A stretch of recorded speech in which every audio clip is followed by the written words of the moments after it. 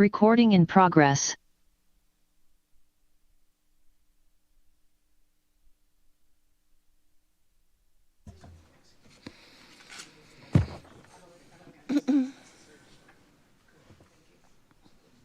All right, welcome everybody. It is Saturday, October 21st. This is our City Council and Commission's Comprehensive Plan Workshop. So calling the meeting to order, and then our City Clerk is going to do a roll call for the Council. Mayor Kaylee Clark. Here. Deputy Mayor Amy Lamb. Councilmember Karen Howe. Here. Councilmember Kent Treen. Councilmember Pamela Stewart. Here. Councilmember Rituja Ndapure. Here. Councilmember Roisin O'Farrell. Here. Back to you, Mayor. Here. Oh. Okay. All right, thank you. I know Deputy Mayor Lamb is accounted for, and maybe we can text Councilmember Treen just to make sure he's on his way. So we are going to do the Pledge of Allegiance. Who wants to do this? Councilmember Stewart, would you like to lead us?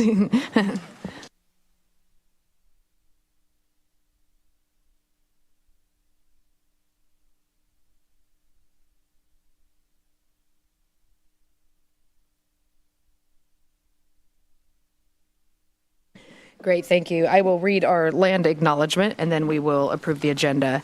We acknowledge that we are on the indigenous land of Coast Salish peoples who have reserved treaty rights to this land, specifically the Snoqualmie Indian tribe. We thank these caretakers of this land who have lived and continue to live here since time immemorial.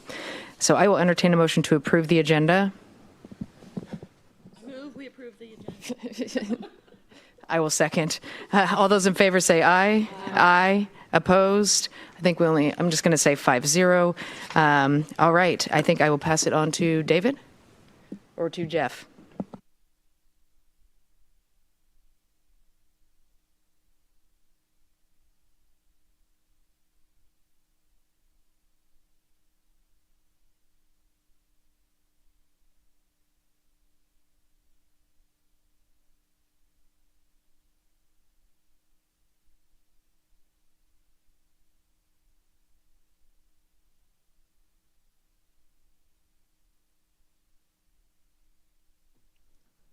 Test. Here. Oh, thank you.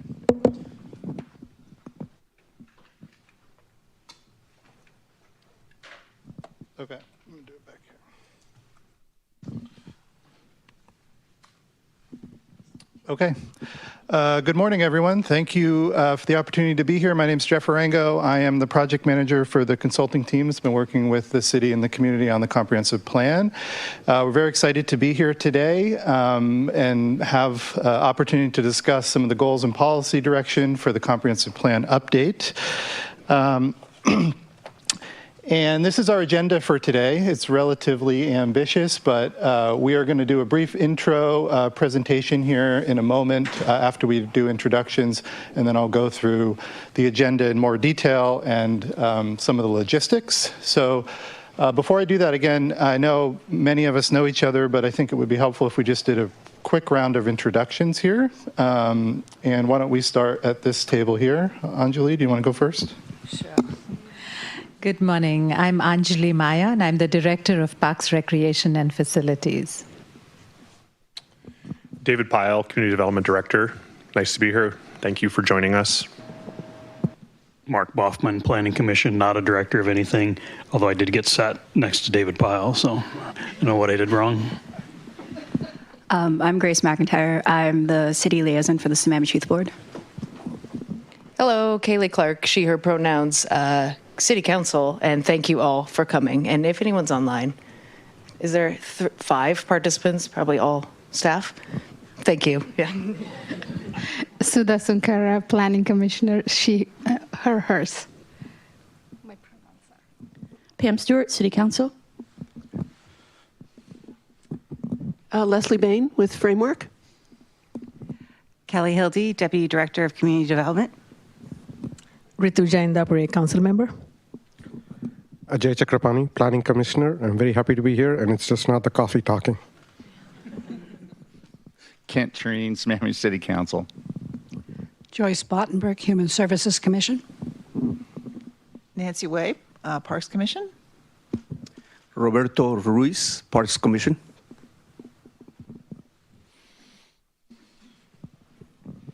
Carrie Bosworth, Planning Commission. Sudeshna Dixit, Arts Commission. Tyler Quinn Smith, Framework. Audrey Sarcy, Public Works Director. Sid Gupta, Parks Commission.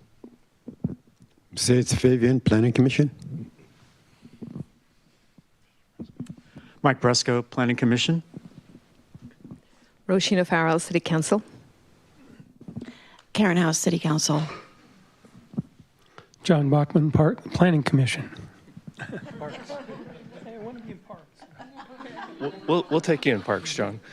Kevin Teague, Deputy Director for Parks, Recreation, and Facilities. Sarah Lickens, Framework. Julie Varness, Human Services Commission.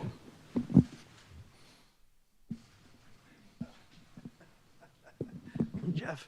Scott McCall, City Manager. Thank you all for joining us this morning. Great, thank you. And appreciate everyone taking their time out of their Saturday to be with us today. It's really important and hopefully will be very useful as we continue on the path towards the comprehensive plan update. So the program today is up on the screen there. We're going to do a brief presentation and then we will launch into the first element, which is land use. Again, this is meant to be a high-level discussion, reviewing kind of the existing goals and policies and setting the path for any changes and priorities we want to emphasize in the plan update. And we can kind of follow the flow of the conversations and, modify the program as needed, but it's fairly ambitious and we plan to go through each of the elements. Some of the content is a little bit varied by topic, depending on where we are in the process and what the issues are. And so here we go. We'll go through the presentation now. So there's a lot of related planning efforts going on in the city, as many of you know. And again, our focus is on the comprehensive plan. And, the outreach that's been conducted for some of these efforts, like the Housing Action Plan, the PROS plan for parks, those provided opportunity for deeper engagement and discussion. So we want to kind of keep it at the comprehensive plan level for our discussions today. And of course, we'll be incorporating the work that's been part of these very important efforts into the comprehensive plan as we move forward. So our purpose today is to review the high-level direction provided by the existing goals and policies. Those are in the workbook that was provided. Thank you for those that have submitted comments in the online version of the workbook. I've been reviewing those. There's some really thoughtful comments, and that'll be available after the workshop as well for any additional thoughts you may have for us. So we want to update and strengthen the existing goals and policies from the 2015 comp plan, make sure they're aligned with the current direction and vision of the community. There's a lot of new requirements from the state and regional and county government and legislation that we need to be mindful of, and we will provide a brief overview of those in a minute. We want to align all the goals and policies with the PSRC, Vision 2050, and King County Planning, which are the regional planning documents. And then finally, we want to consolidate and reorganize to maximize plan efficiency and usability. So we have some questions to guide our discussion today, and we can feel free to deviate from these as needed, but this will help kind of inform the discussion and so that we get kind of a similar level of feedback and input on each of the elements. Those are provided on your table there, and so those can be referred to as we have the discussions on each individual element. So I wanted to just start with the vision. We went through a lengthy process earlier to come up with the new vision. So this has been well vetted, and this is really provides the framework for all of the goals and policies within each of the elements. And I've been doing planning for about 25 years or so, and this update cycle really is unprecedented in many ways. Both in terms of the challenges that communities are facing, but also the resources and the tools that have been provided through the legislature. I think they're giving out $30 million in climate grants. There's other grants for housing. And so just the level of resources and investments in trying to solve some of these really challenging issues is something that I certainly haven't seen in my career. And so it's just a huge opportunity that we all have to really shape the future of our community. So the vision is really built around the concept of planet, people, and prosperity. And we ended up with kind of a fairly short and concise vision statement, which is great. And then we have these 10 kind of framework goals, which will be discussed in each of the elements as applicable, and include specific goals, policies, and actions that will hopefully lead to implementation. So we want to be mindful of the vision and make sure that the plan, through and through is really consistent with it. So the vision strategies are built around kind of the three topics. The first talks about sustaining the natural environment and reducing climate impacts, something that is already, I think, well represented in the existing plan, but will be strengthened through the new climate change element that we've been working on, including the Climate Action Plan. The idea of improving transportation options and multimodal transportation systems is something that's also discussed in the existing plan, but something that we can strengthen. And there are tie-ins between this issue and the climate change element. So one of the requirements in the climate bill is to develop a multimodal level of service, so not just looking at how vehicles can move through the community, but actually considering more holistically how people move through the community in a variety of methods. Building on the fantastic parks and recreation system the city already has, continuing to be a high priority. In terms of the equitable social environment, we want to ensure that we're inclusive, connected, and have safe neighborhoods. Variety of housing choices, and that'll be something we'll dive into in our second element review on housing later this morning. Increasing job opportunities and access to work in Sammamish. So, many people, travel into the community to work. I think it's something like 86%, and many travel outside of the community as well. So, trying to match up housing and employment also helps with transportation and other kind of quality of life issues. Fostering diversity, equity, and inclusion through purposeful engagement and quality human services. Obviously, a lot of engagement effort is part of all of the planning projects in Sammamish, and that's something that needs to continue even through the implementation phase. You're really never done engaging your community. It's continuous and always ongoing. And then finally, we're going to be working on and are working on the first economic development element for the city. And that's to build on the town center plan and really support development in some of the mixed use districts, which we've talked about as some of our land use discussions, supporting local businesses and entrepreneurship, lots of great opportunities to build, expand the business community, using folks that already have roots and connections within Sammamish. And then very important, establishing fiscal sustainability and diversifying revenues. And we have some, I think, pretty interesting economic data from the profile that we're going to share during that segment of the meeting. And then just quickly, each of these strategies are expressed in different ways in the elements. So when we end up writing the final plan, if one of these is a topic you're particularly interested in, you could go to the elements that are highlighted on the right and find more information about how that's going to be implemented. So it all kind of ties together. We're also going to be doing a web-based plan, and so that will allow us to use search functions and stuff. So being able to find and locate specific policies will be much, much easier in the newer format. This is a graphic we've shown previously, but it just shows the very strong state and regional hierarchy. And having started my career on the East Coast in New England, I can say that this is not the case in many states. They don't have as strong of a regional and statewide planning program, so it does provide us, some challenges in terms of meeting all the different requirements, but also more resources and emphasis on how we can all work together to achieve our goals. And just a brief summary of some of the new GMA requirements that we're going to be grappling with, and some of these I mentioned. I'd say the three big topics are housing, climate, and equity. So there's things around consolidating permit review, again, the transportation level of service stuff that I mentioned before, mitigating wildfire risk as well. So some pretty, challenging topics that we need to address as part of this update. Lots of requirements on housing. You have to require or allow 2 ADUs per lot, so that's a change that's required for all cities.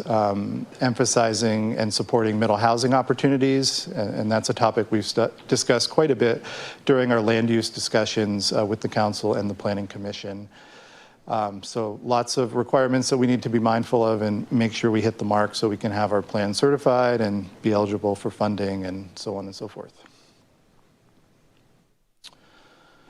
And here's just a few more. The climate change element actually includes a few sub-elements. The greenhouse gas reduction sub-element, and that's something that the city's been working on as part of the CAP. There is also a resilience sub-element that also is required. Sammamish does have until 2029 to complete that because they're in the first comp plan cycle and the climate legislation kind of happened midstream. We have to evaluate tree canopy coverage, and we have to inventory green infrastructure, the last 2 there. So as part of, yeah, sure.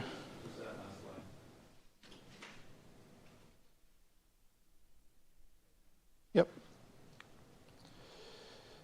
So also as part of our due diligence, we've been doing kind of a more technical policy review, and we just wanted to make you aware of that. So we've been going through every goal and every policy, giving it a rating in terms of whether it should remain as written, be modified, or replaced with something similar. So we are being very methodical, again, to make sure that we're meeting all of the different state and regional requirements. And we're nearing completion of that. And this workshop is really important and will provide a lot of input that we can use to develop the final draft of all of the goals and policies, which will be shared out for further input and review. And then this is a graphic we've used before, but again, just want to highlight that, we're in the green bar. We have a couple of years from start to finish to get this work done, but we have a much longer time to implement it. And I think, a group of us last week were at the APA conference in Spokane, which was a lot of fun. I hadn't attended an in-person conference in like 4 or 5 years. But we heard from a lot of, some of our existing clients in other communities, and they all kind of said the same thing, which is, we have this comp plan, we spend all this time on it, we develop these goals and policies, and we really don't use it in kind of our decision-making process, right? And I think we really want to change that, partially through this effort to make sure it's something that's really usable and can really guide decision-making and bring about the things that the people in the community have given us input that they would like to see, and really hoping to make that happen. So there's a lot of work to be done even after the adoption process. Okay, that is the end of kind of the intro presentation. Are there any questions that anyone has before we go into land use, which will be our first discussion today? Okay, want to do that now? Okay, we're going to break for public comment.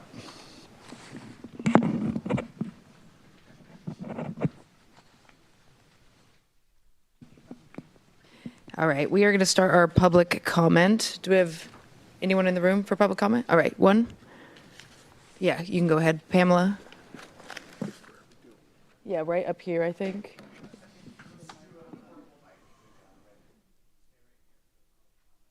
Okay, sorry.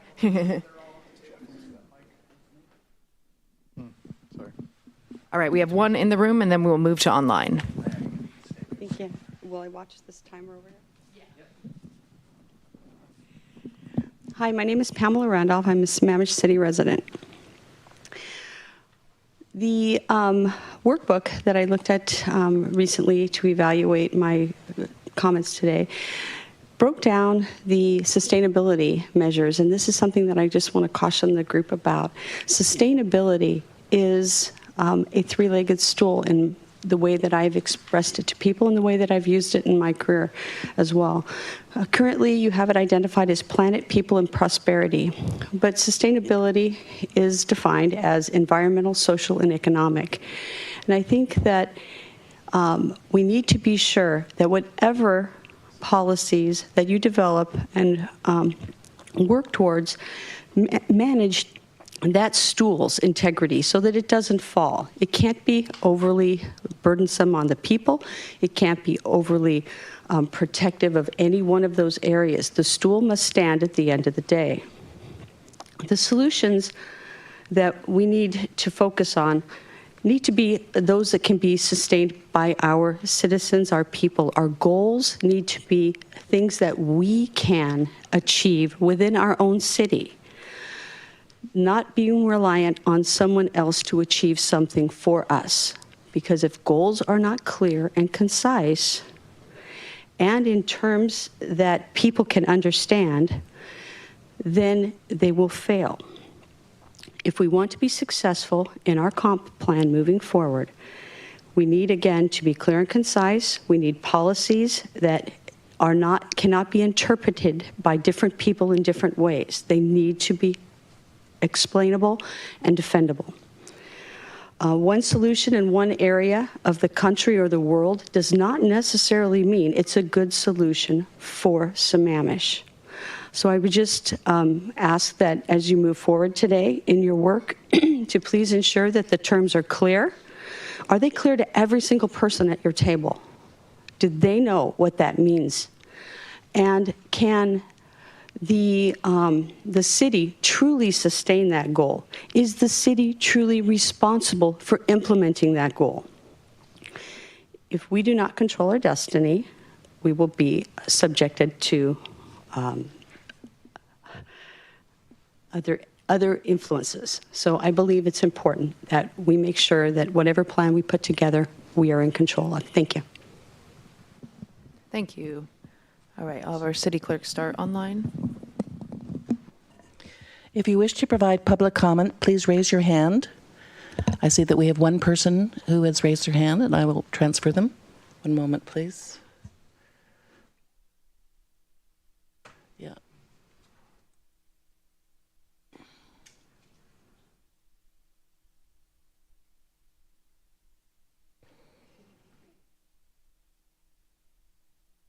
Paul Stickney. Good morning, City Council members. Mary Wichter's in Montana, so I'll probably be the only one today. A couple comments from my last Tuesday comment I made to City Council is that housing supplies in Sammamish haven't been optimized to meet local lifetime or legacy generational needs. Our growth target and housing needs analysis and the toolkit did not use quantified need gap numbers and the consequences of meeting those or not. In Sammamish today, there are three major areas of housing need that have been identified. Market rate housing from roughly 500,000 to 1,200,000 is the largest. Next is affordable housing from 175,000 to roughly 500,000. And lower, but still there, is housing over 1.2 million for different types of housing for upper income folks that may not want single family housing. So how does the city organically catch up long-standing, significant local housing shortages in these areas? A critical concept first. You've probably all heard about Goldilocks and the three bears. Goldilocks comes upon a porridge that's too hot, too cold, or just right. Let's switch this analogy to the solar system. What is the just right Goldilocks zone around a star? That is where a planet can exist that has water in liquid form to make it habitable. So what is the Goldilocks zone for housing in Sammamish? What's the range of housing supply numbers that are just right to meet lifetime and legacy housing needs, enable added enrichments with appropriate benefits? The takeaway from this is realizing favorable effects of Goldilocks housing are far more important than the numbers themselves. The way to figure out the numbers is quantify housing gaps and consequence comparisons to illuminate and reveal housing supply needs in Sammamish. I suggest the council put placeholders in the comprehensive plan to organically catch up short, mid, and long-term Goldilocks housing supply numbers to enrich all Sammamish. And take a look at a starting point at the 3 emails I turned in to the Fiscal Sustainability Task Force. Have a good meeting. I'll enjoy watching. And thanks for the opportunity. Thank you. That completes public comment for today. Thank you. Back to you, Mayor.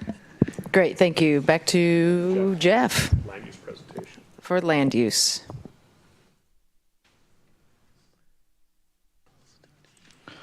Okay.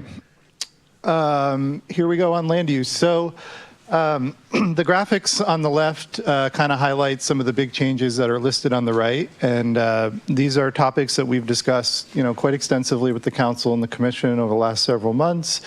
But just want to highlight them. One of the big strategies is emphasizing infill and redevelopment in the town center, but also some of the other mixed-use centers.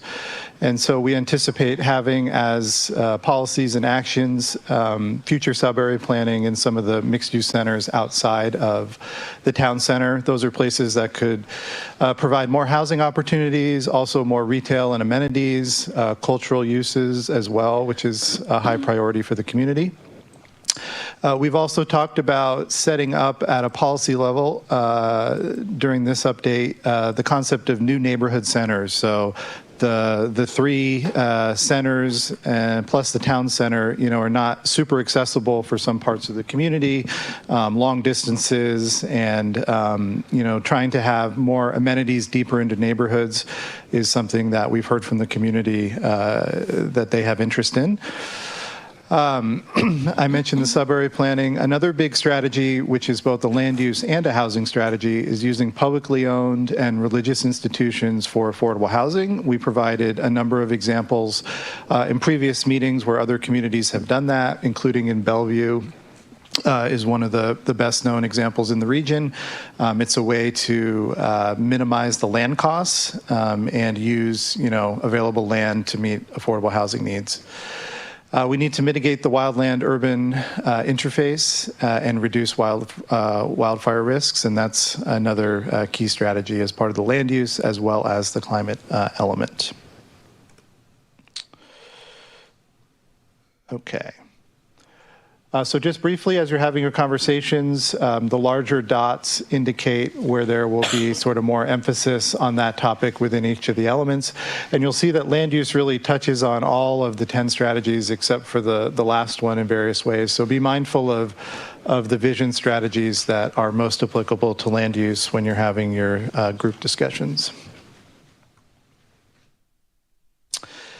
These are the existing goals from the comprehensive plan. They're in your workbook. I won't go through them all in detail, but they are available for you to refer to. And again, the online version of the workbook does allow you to leave direct comments on those, and we're collecting and we'll fold those into the updated elements.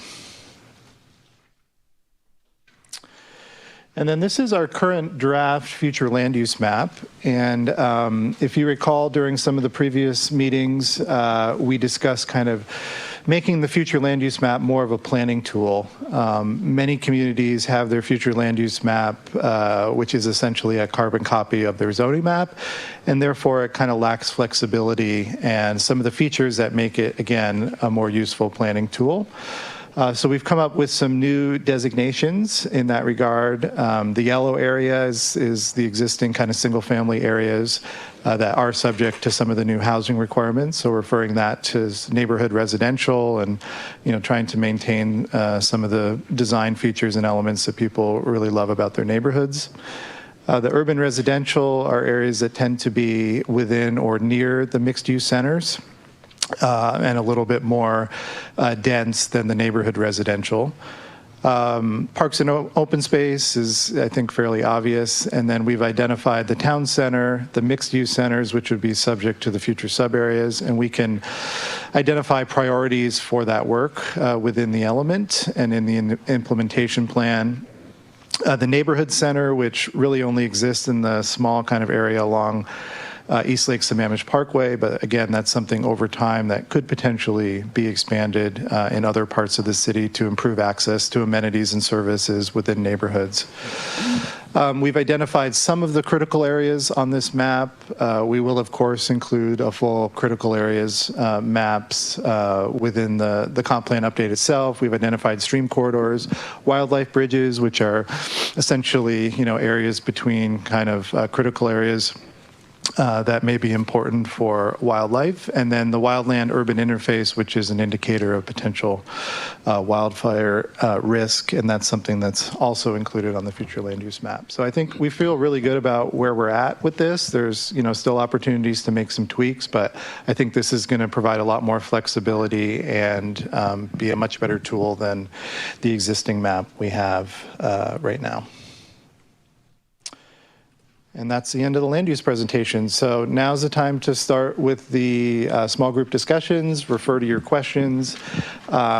We have note takers, which are going to take the notes on the big sticky boards. We also have folks that'll be typing notes into their computers. And then we'll need a reporter at the end. We'll just do a quick round robin and hit some of the highlights of your discussions. And, that reporter can rotate from topic to topic.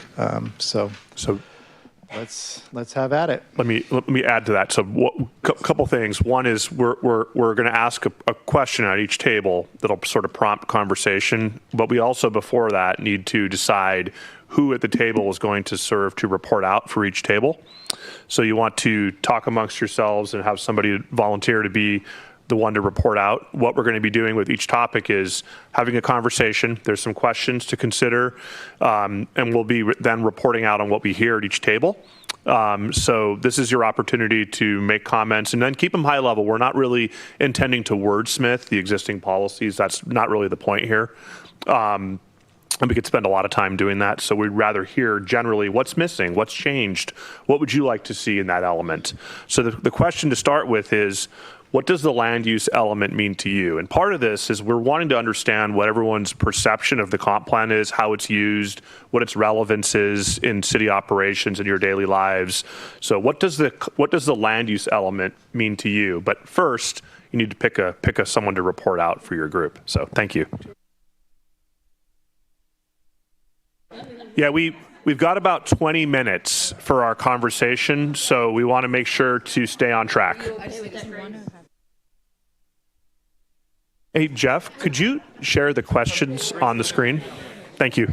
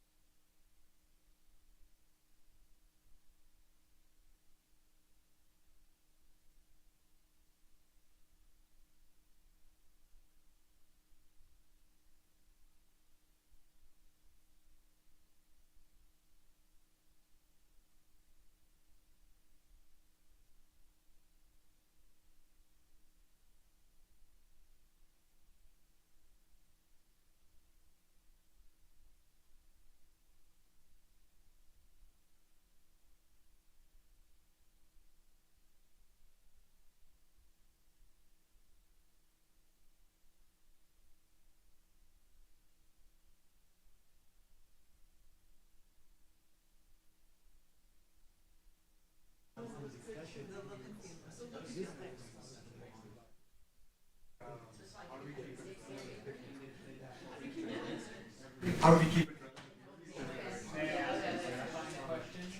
So, are you thinking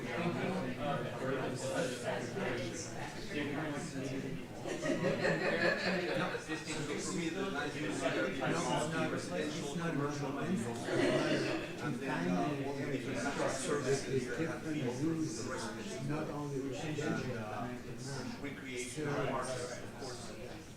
it's said somewhat, well, to be able to accommodate all these elements of the land use into a situation in which we don't overcrowd, we don't create traffic conditions which are unacceptable. So as we do the land use, we have to take into consideration not only to accommodate all these elements, but also to make sure that we try to eliminate problems associated with traffic. The urban studies, some area and what you do is basically you divide the city certain areas and you call it sub-areas. The good reason for that is each of those sub-areas, they may have some characteristics that they're different from one to the other.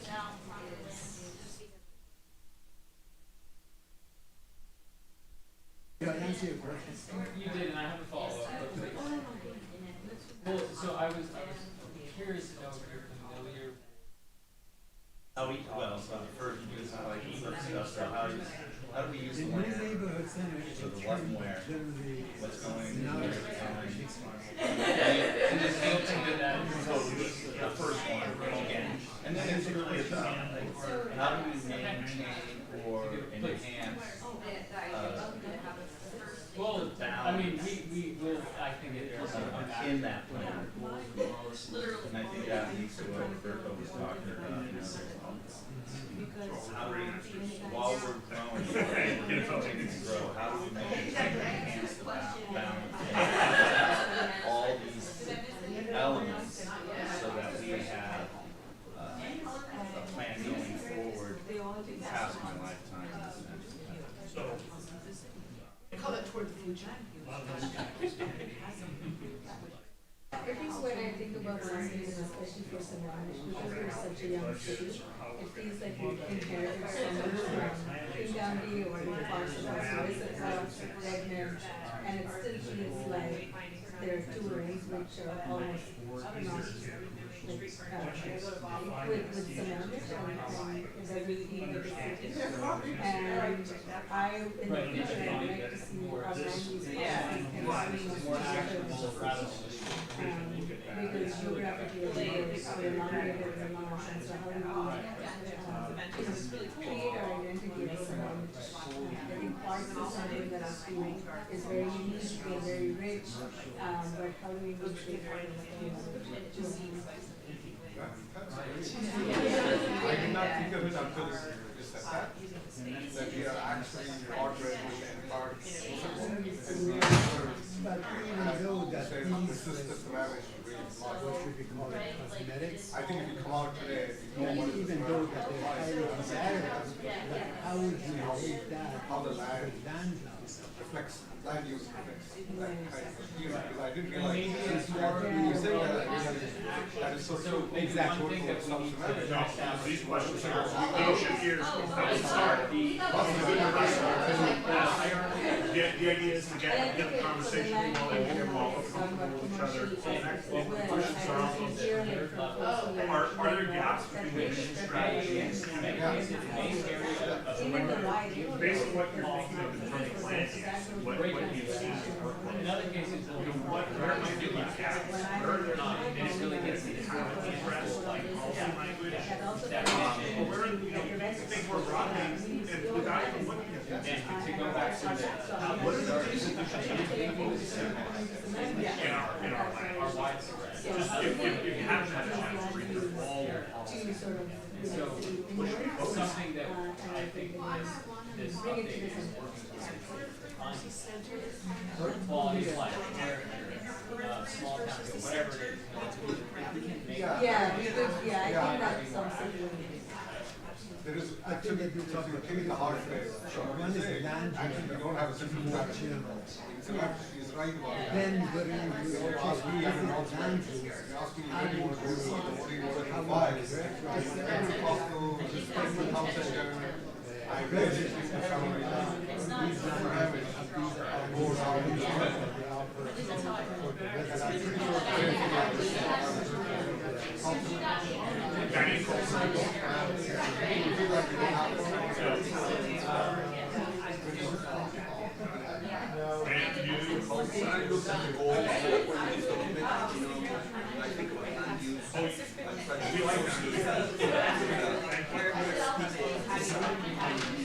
That's one of the reasons why we did it. We also did the online video and everything was area. We did that years ago, right? And new cul-de-sacs. There's certain things that you look at for the city. And I think that the goals have addressed a lot of those issues, but I think there's two issues with development that have not and one of them is the school system. We want to make sure that land use properly addresses school. What else? And then the other one is the safety of the community as well, right? So we got to make sure that we provide land use to have a proper safety mechanism to protect the community. Everything else that you look at for the community, I think is pretty well addressed. Right. Follow up. I concur with that. What the people that feel cities. So you're absolutely right. That you have to do that. What do you know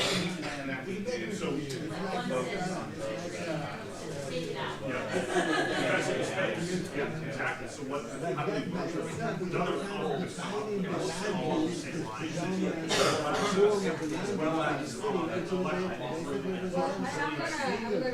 Let's discuss that a little bit, right? Because I think, and Joyce has been like that for many years now, is that yes, we have to push it, but I think right now, as we start aging, there is no place for there's nothing to do with that.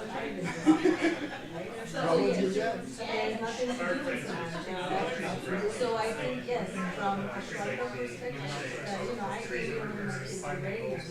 4 years old, my daughter is 4 years old, and now she's 24. And you know, I don't know what else is going to be here. I love my house, I can't find it. But you know, if we had a community, I think people would be inspired. And I think that is something, again, looking into the land use, how do we continue also make this for our lifestyle, right? Lifestyle for our kids, and how do we continue to That's very much something that would happen every middle or high school for a long time. And every time there's a new bond issue. But we don't have to stop there. I mean, are there other Well, you know, that's because it makes you think. But then every time I think about it, I think to myself, ultimately having better schools, my community is going to help relationships. I would think it's going to help my value of property, it's going to help the value of the whole community, it's going to attract younger people. So that's something I think that any community in the United States or a country that's in the minority. So, how do you see that in the land use? Saying that we need to leave more land for schools, or make sure, like, because we don't do anything in schools. Like, school district and administration, budgeting, everything, planning is all up to the school district. Like, it's not, city can't do anything. So that's why I'm curious. Well, the way I addressed that, I said we gotta have better coordination within the city and the school district to be able to address the needs of the school district as well, so that we can support the school district in that regard. Now, there's other aspects. Right, and so you're referring to how the land future use can help the schools as well, and help the That's community. great. That's And great. one of them that is a big pet peeve of mine is that the traffic that it creates every time. But we, so They bring this their kids to particular school one and is people for come to wildlife. So as a land use strategy, Right, we so are like, contemplating we have what is it that we critical areas of map, we have within wildlife the city corridors. There's also they're not always perfectly aligned, like, obviously the wildlife tend to be, so, you know, that's just another example. combined with critical areas because of best habitat. That's obviously not the whole extent of where they come. And you're absolutely right. And like this could be a tool so that you have a variety to use that into the building. And there should And be be part working with well, maybe if there's no like facial criticism in there, how what other That's right, so that all dovetails, so that is coordinated. So I think that's really Still listen to left to desire. I think that's the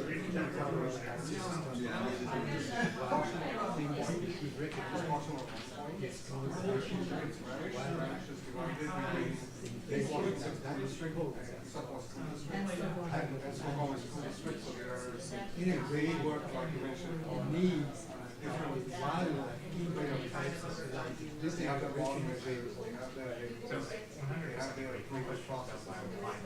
But if you're working on it, to what extent reach for that at the same time? Well, let's kind of expand that a little bit beyond say natural disaster limitation, natural disaster limitations that would impose on the land.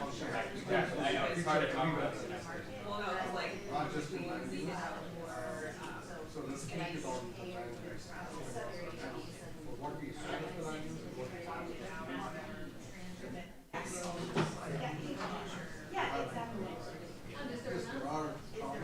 But if you say the integration doesn't mean inclusion. See, there are terms that need refinement,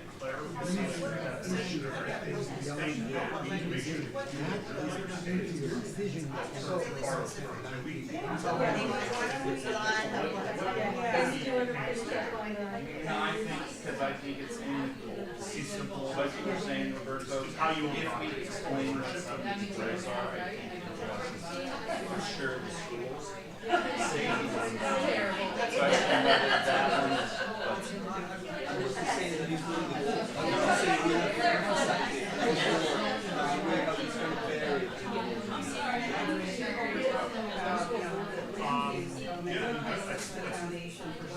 things like that. We use this. I mean, this is the issue all maybe it's great to but that's exactly right.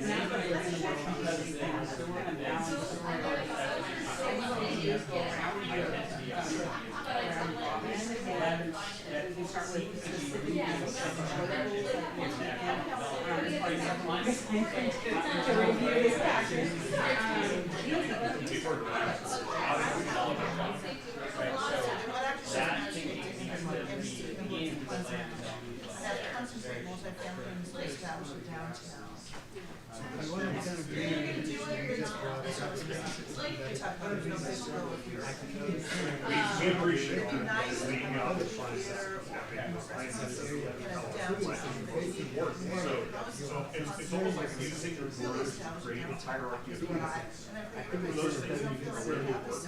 Those recognize those things that these have in the background sort of inform us.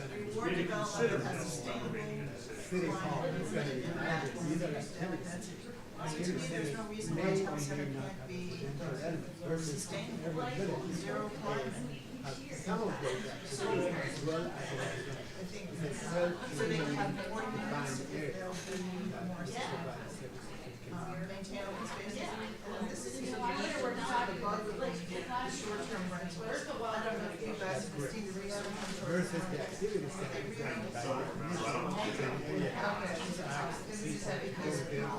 It's a new thing that we're really basically. There's need to see city hall, post office. You want people that need affordable housing. That is not. Urban village. That's really new.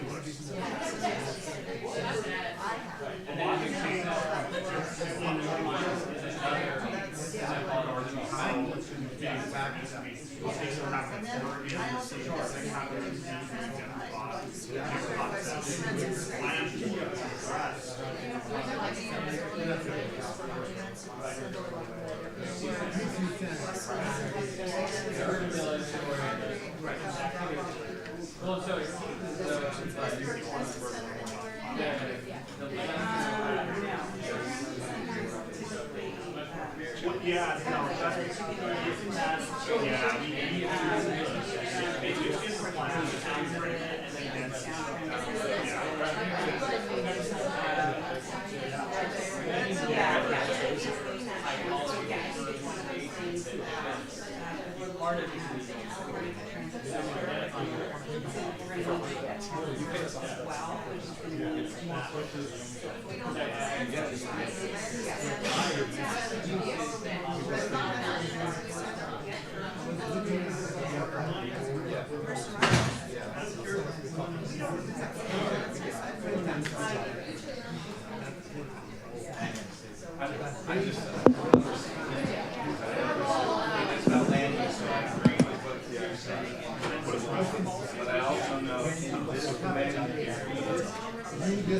Check, check.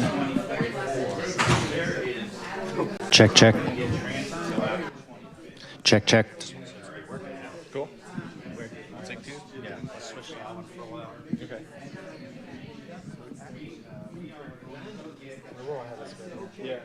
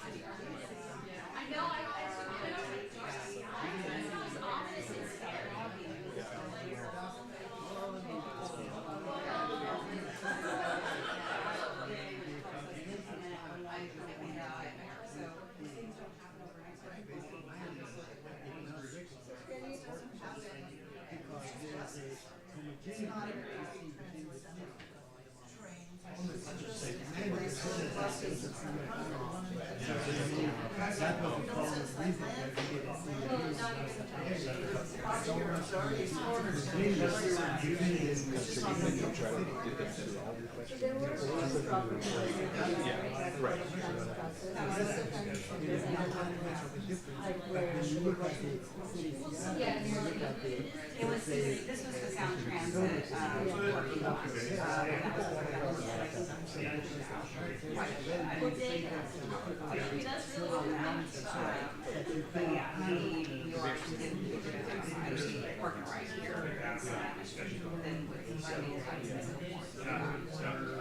Laura project.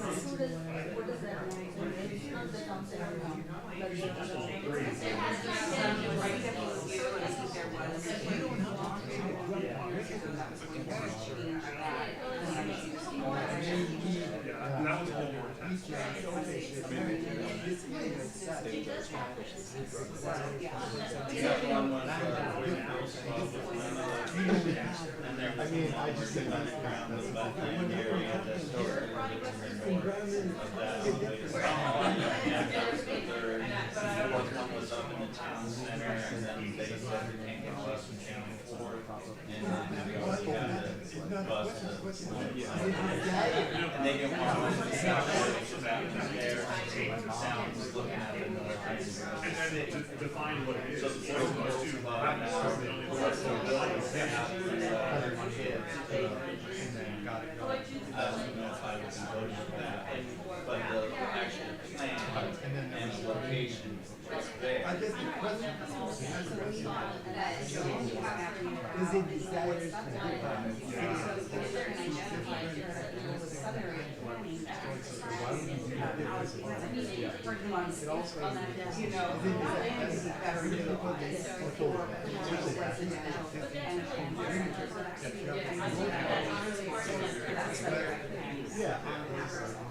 One of the things that's really difficult for me to provide some feedback is that I think they have a map trying to understand how much space areas are being used for less areas. But there's some discussion in the future with expanding the city limits, right?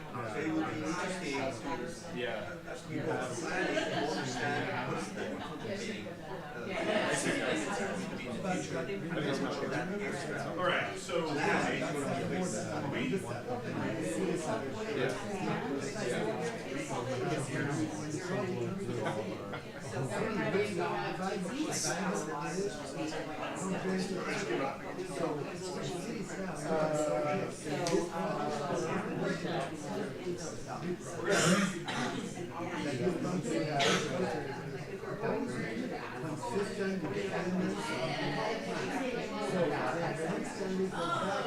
we're going to go ahead and give a 2-minute warning. We're going to, or excuse me, 5-minute warning. We're going to want to wrap up and get ready to report out on what your table is saying. So take any steps you need to wrap up your exercise. Thank you.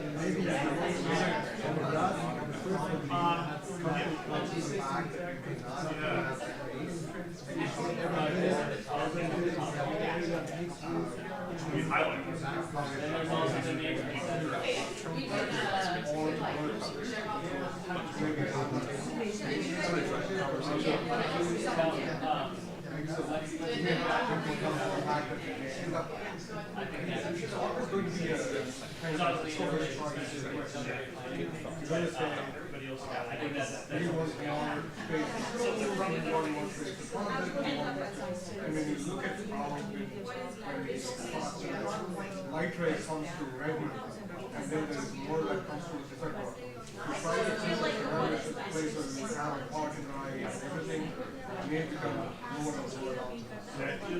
This is what we put our This is for the groups, all the people here. Yeah.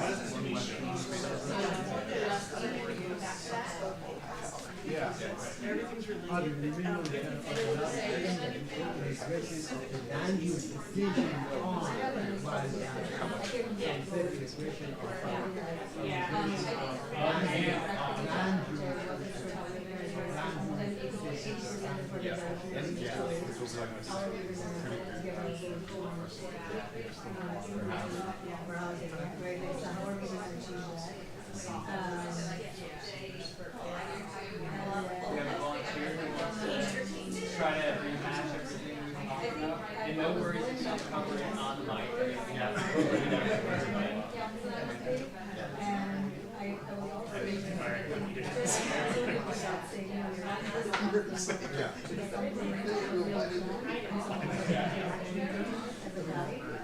And I was wondering what were the results of the 2015 update that we did, and we'll be able to use in the next and so we can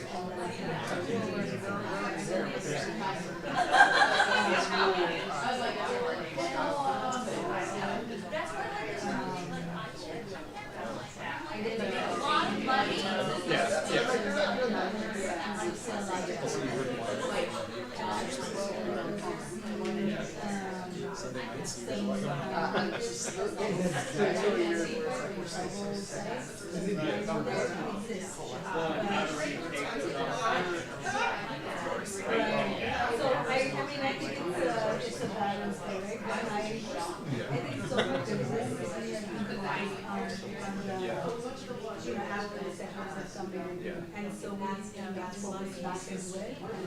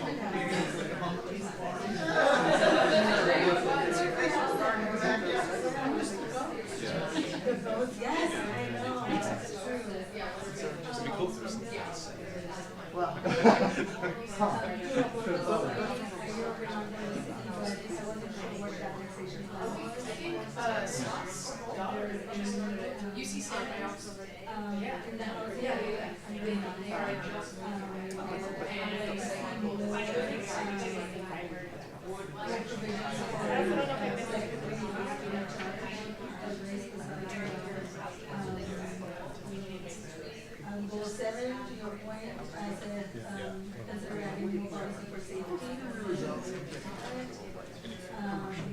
Goal 6, which you know, adding consideration. The one that's in relate that to no, it's totally can do that, but you have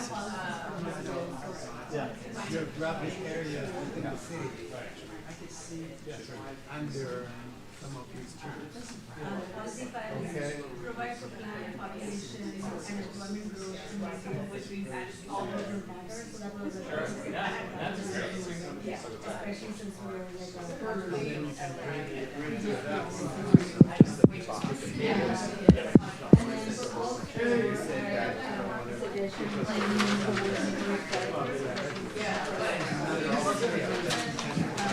I think it's good. Oh, sorry. Okay, I think we're ready to start the report outs. So we'll give another 30 seconds.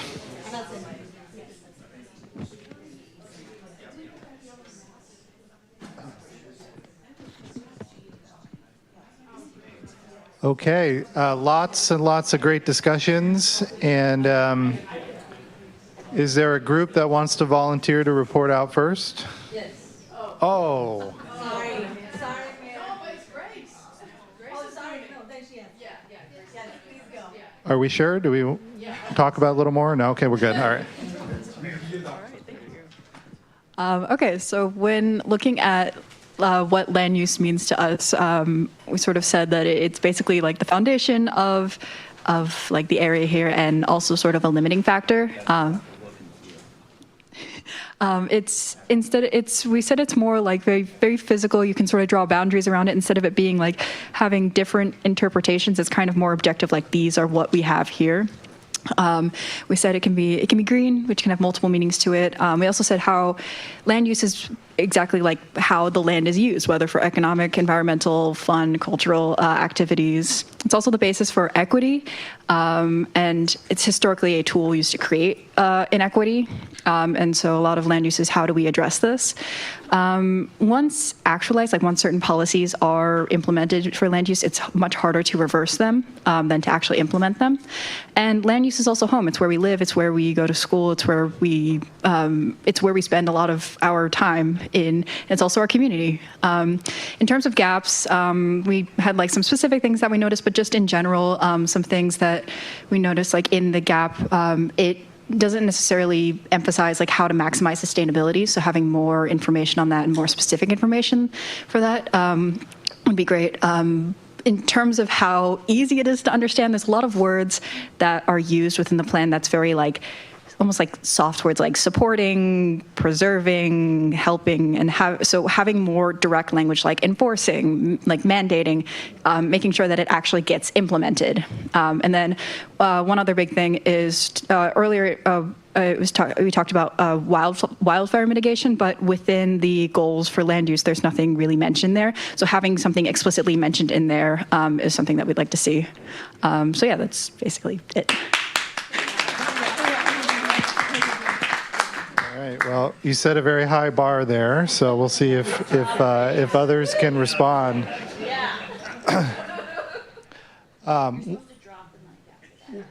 One thing that I will say is that a lot of these things are pretty easy to address in your land use plan and your code. The challenge is always getting everyone to agree on what the solutions are. But assuming we get there, there's a lot of opportunity.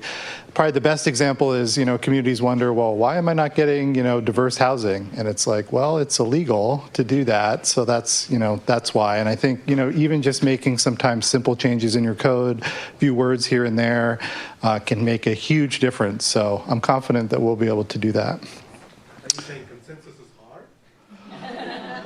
It can be. I'm hopeful though. All right, here you go. Great job, Grace. Thank you.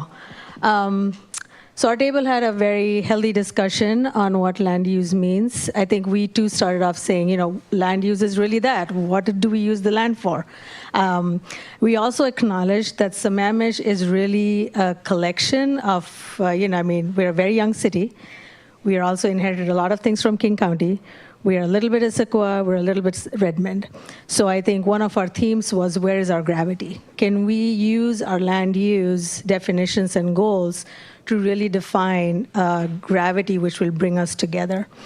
We also had other discussions around safety and actually schools, because many of us come here because of the safety in schools.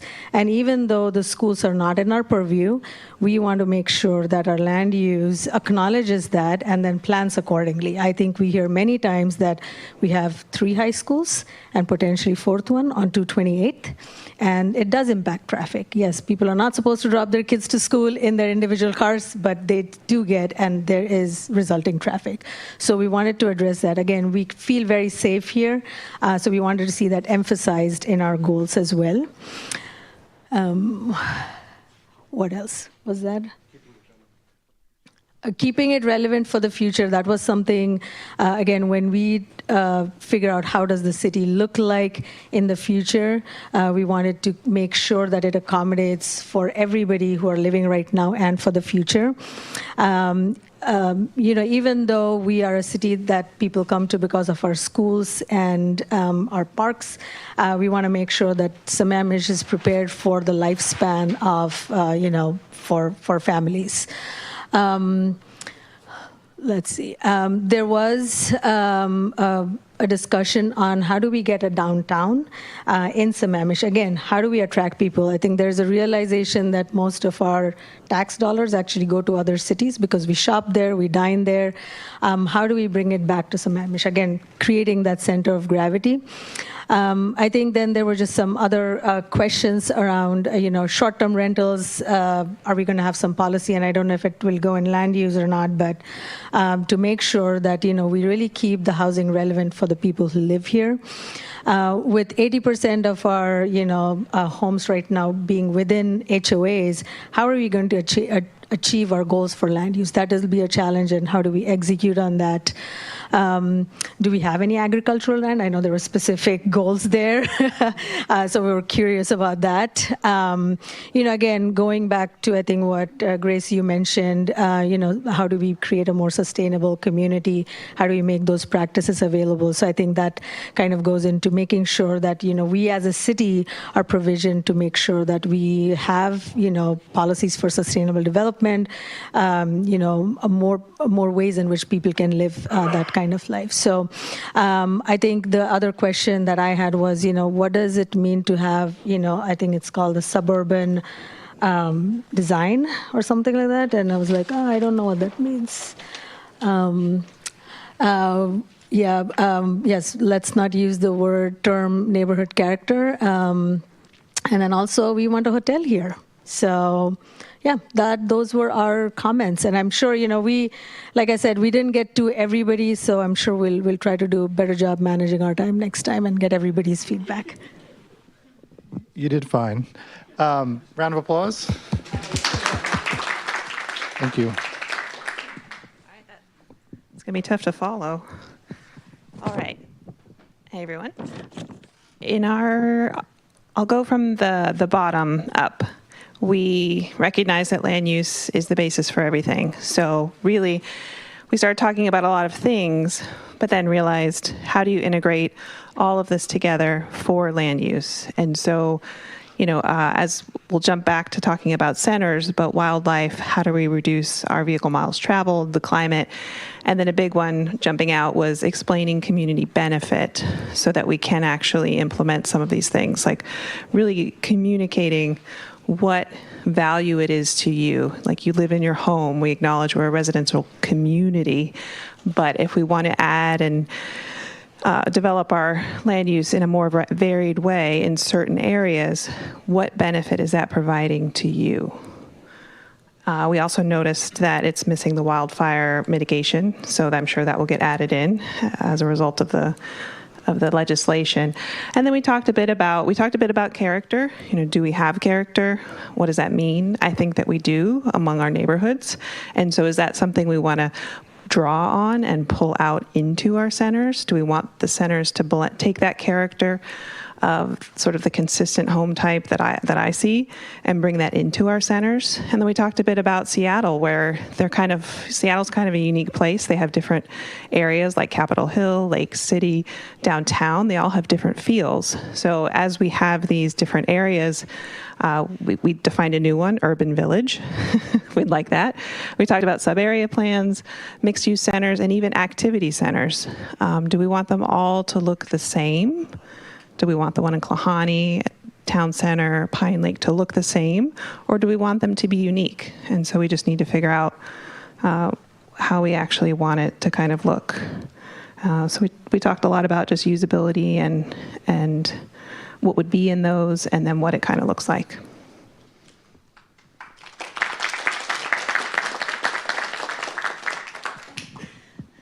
Well, so we started off with, I think my table has English majors here. So what they did is they noticed that there were some things just about the framework of the plan that were repetitive. DEIB, sustainability, and so forth. That could be a header, collapsed into a header that's in advance of the rest of the document so that we don't find that repetition over and over and over, and it keeps it consistent. So that was just something that we just sort of, thank you, Mr. Brusco, for noticing that, and others as well. We started to go through just things like growth and infrastructure. So growth never keeps pace with infrastructure. It's always out of sync. But how do we do a better job of keeping it closer to in sync? And how do we do a better job of explaining it to the residents of what's going on? And I think some of this kind of goes down to a little bit of what I've heard at some of the other tables, human-centered design, so that it makes it understandable and relatable to humans and just how they fit in their architecture, in their environment. So it's this push-pull of dev and growth, and how do we explain it in such a way that it makes sense? And how do we know when it doesn't make sense so that we can protect ourselves from it? So we were talking about sub-areas. What does a sub-area mean? Is it a way to work around a code? Is it a way to actually enhance something or in fact deplete? So how do we create a guardrail around language, or using language to create this guardrail rather around sub areas, for example, so it's not a workaround code, so that it does adhere to our values and our standards for what we envision for our growth and for adding people here, for example, and then moving them around. So it was getting some clarity around that, because we did find there was some mushy language when we were looking at things like, we'll promote sustainable development. Well, what does that mean? It means nothing. It means absolutely nothing. So, looking for tighter language that helps us define what that might be, and then have the argument about it. Let's discuss this. Let's repel off each other to a certain extent to determine, okay, where should we land on this? Where can we land, and how do we see ourselves like becoming over time? Because a lot of the things that we talked about with land use, to us that translated to a map. Land use is a map with a legend, and those legends can flex. So for right now, this is where the wildlife corridor is. For right now, this is where this type of housing is. For right now, this is what this looks like. But what could we envision for future? How do we want to preserve something? How do we want to strengthen and grow something else or different? There was another point that you, it was a sub-area. No, it wasn't. It was actually about the embedding of different, like, small businesses in different places around the city. That's not clearly defined as it is, as it stands right now. It's not clear how these centers, other co-centers, would develop. Thank you. Language, such an important tool. If only I had that. So how do those neighborhood centers exist? How do they flourish? How do they not violate the neighborhood around them? Or how do they enhance it? How do we make this balance and work? And then where do we put things like an emerald necklace, for example? Where does that belong? And how do we elevate that, promote it, and work through those problems of HOAs that won't allow a path, for example? And frankly, the one thing that isn't on here too is also just how do we work with HOAs? How do we work with HOAs? Because they are an inhibitor and a blocker at times, or they could be an enormous enabler. So how do we convert something that's in our path to something that could enable us to actually achieve what we want to? And now I need other people to correct everything I just said. So what did I miss? That was very comprehensive.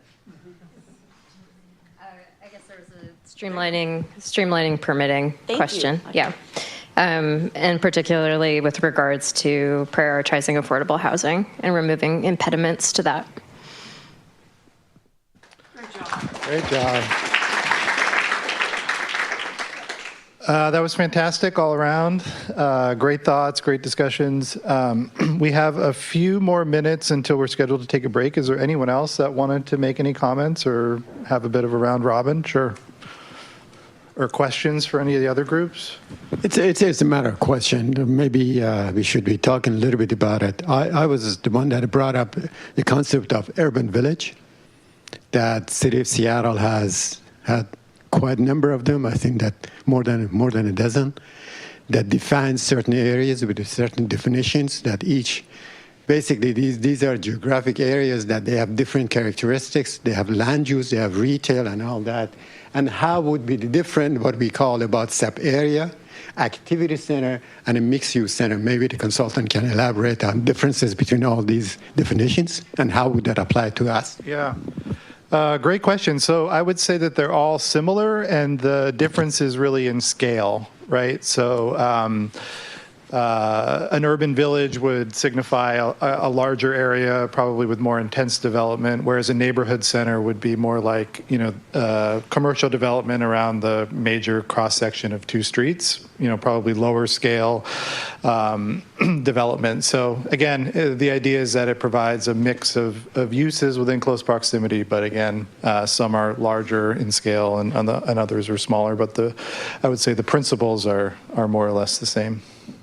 Land use characteristics of all of them are the same? Well, many of them do allow mixed-use development, but again, in the urban villages, they might allow, taller buildings up to 10, 12 stories, something like that, whereas others may be, more low-scale, 3 to 4 stories. So again, I think it's a matter of scale, but the principles are pretty similar. Anyone else? Land use? Final call? Yes, sir. There's some cities that I visited before where sometimes they just close the traffic at certain streets, and then you have a pedestrian-only access in these areas that become commercial areas with restaurants, with shops and entertainment and other things. So, I was just thinking about this, that maybe having some area in Sammamish that allows us to do that, where you have absolutely no traffic and it's perfectly okay for pedestrians just to move around, that may not be a bad idea, and that's consistent with what Nancy was talking about earlier about having a downtown area in Sammamish, where we could potentially do a downtown area where it's pedestrian only, and then that would promote more commerce as well. And then a second item is that a lot of communities have this community gardening as well. And if we could allocate some of the land use to do community gardening, may also be beneficial. Yeah, great comment. I think it's a good reminder that a lot of the issues that are addressed in the specific elements really start with land use and get solved there. So if you want a walkable community, it requires you to have land use, strategies that support that, so on and so forth, climate change, economic development, so the productivity of land, which is something we'll talk about in a few moments, really important for fiscal sustainability for the city and for the community, and be able to fund, services and amenities that people would like to see in their community. There you go. Thank you. Just one thing that I think about when I think of land use and when I'm walking around Sammamish is how our individual neighborhoods are connected to each other. So that either, and not necessarily by a road, but by a trail, by a footpath, by somehow that we can walk between neighborhoods. Sometimes you would have an existing neighborhood and then a new neighborhood goes in next to it. And then if only we could have just put a little path between this and that, we could have them connected. And then they could then walk to Met Market or walk to Pine Lake Park or whatever the nearest amenity would be. But it seems like we put like a little wooden fence with the county stripe red lines through it, and then we leave it there. And obviously, I don't understand what happened in the interim and why that came to be. But then when that stays there and it's there for over 5 years, now it's kind of an amenity that we can't even touch any longer. So I would like to see that going forward, when we have development that's proposed next to an already established neighborhood, that we consider how are we going to connect these neighborhoods together? What's happening with that little strip of land? How can we make sure that those kinds of issues don't keep arising? Because they have all kinds of knock-on effects to our emergency planning, safe routes out and in and out of the city. So if you walk around Sammamish, you'll see all these kind of head-scratching situations. You wonder, why did that come to be? And I'd like to see that we kind of mitigate for that going forward.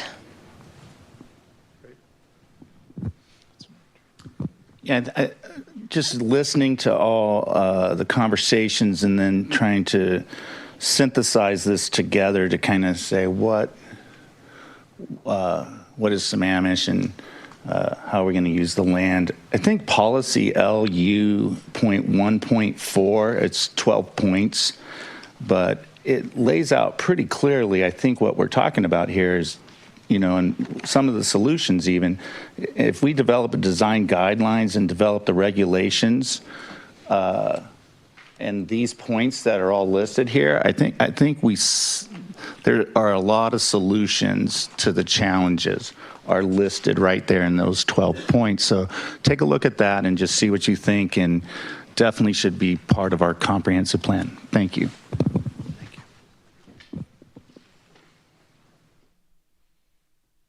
Okay, last call.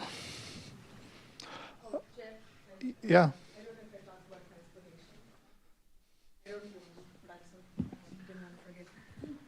I think what we also wanted to talk about at our table was ensuring that our land use accommodates for like a transit center in the future. And I know we've had a couple locations identified for sound transit, but I think we again wanted to emphasize that is really, really important. So transportation is also a big part of land use. Thank you.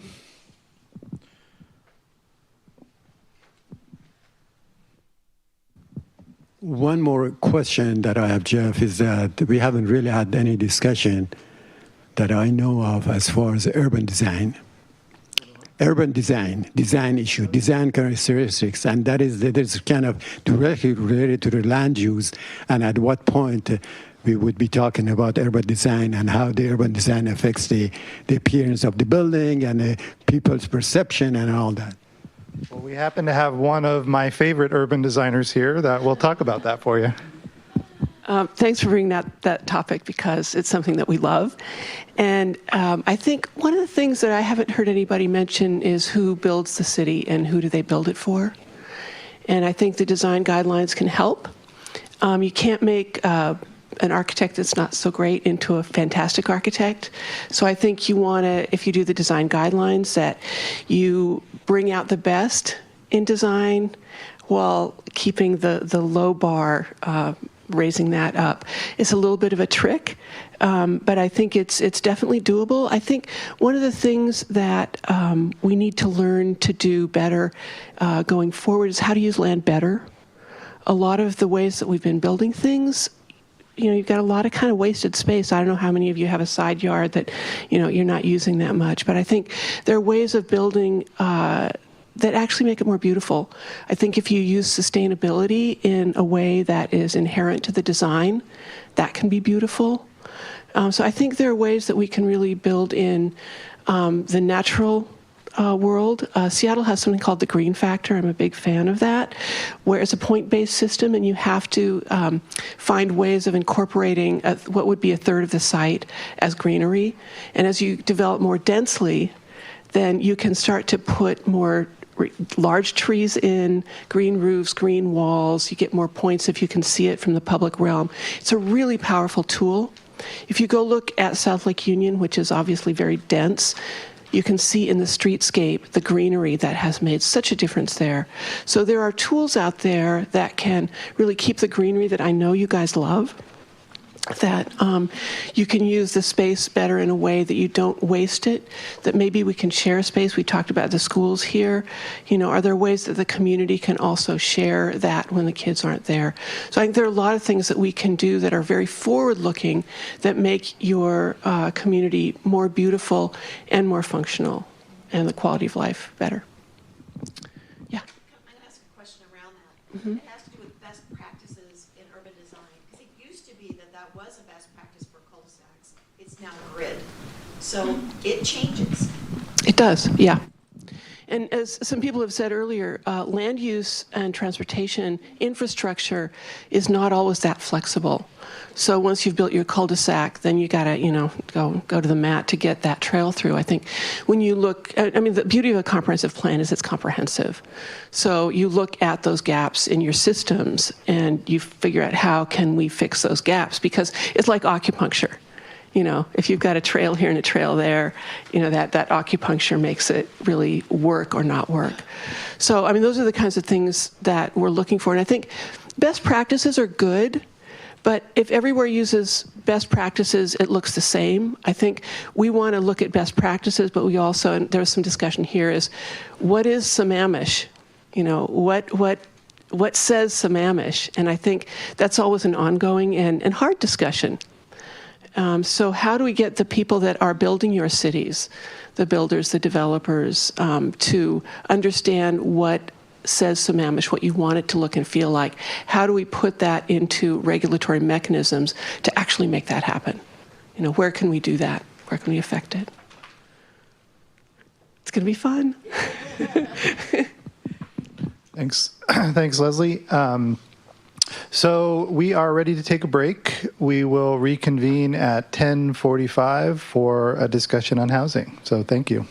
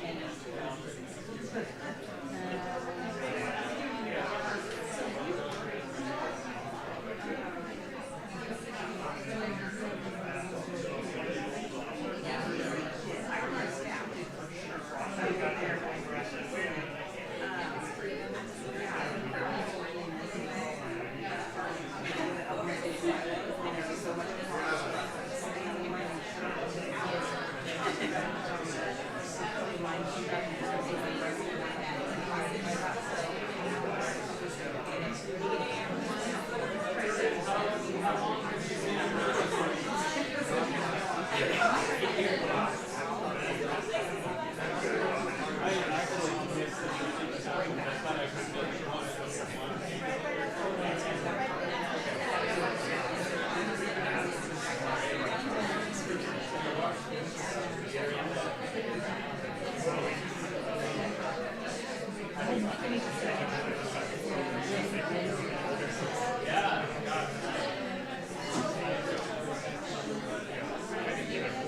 Thank you.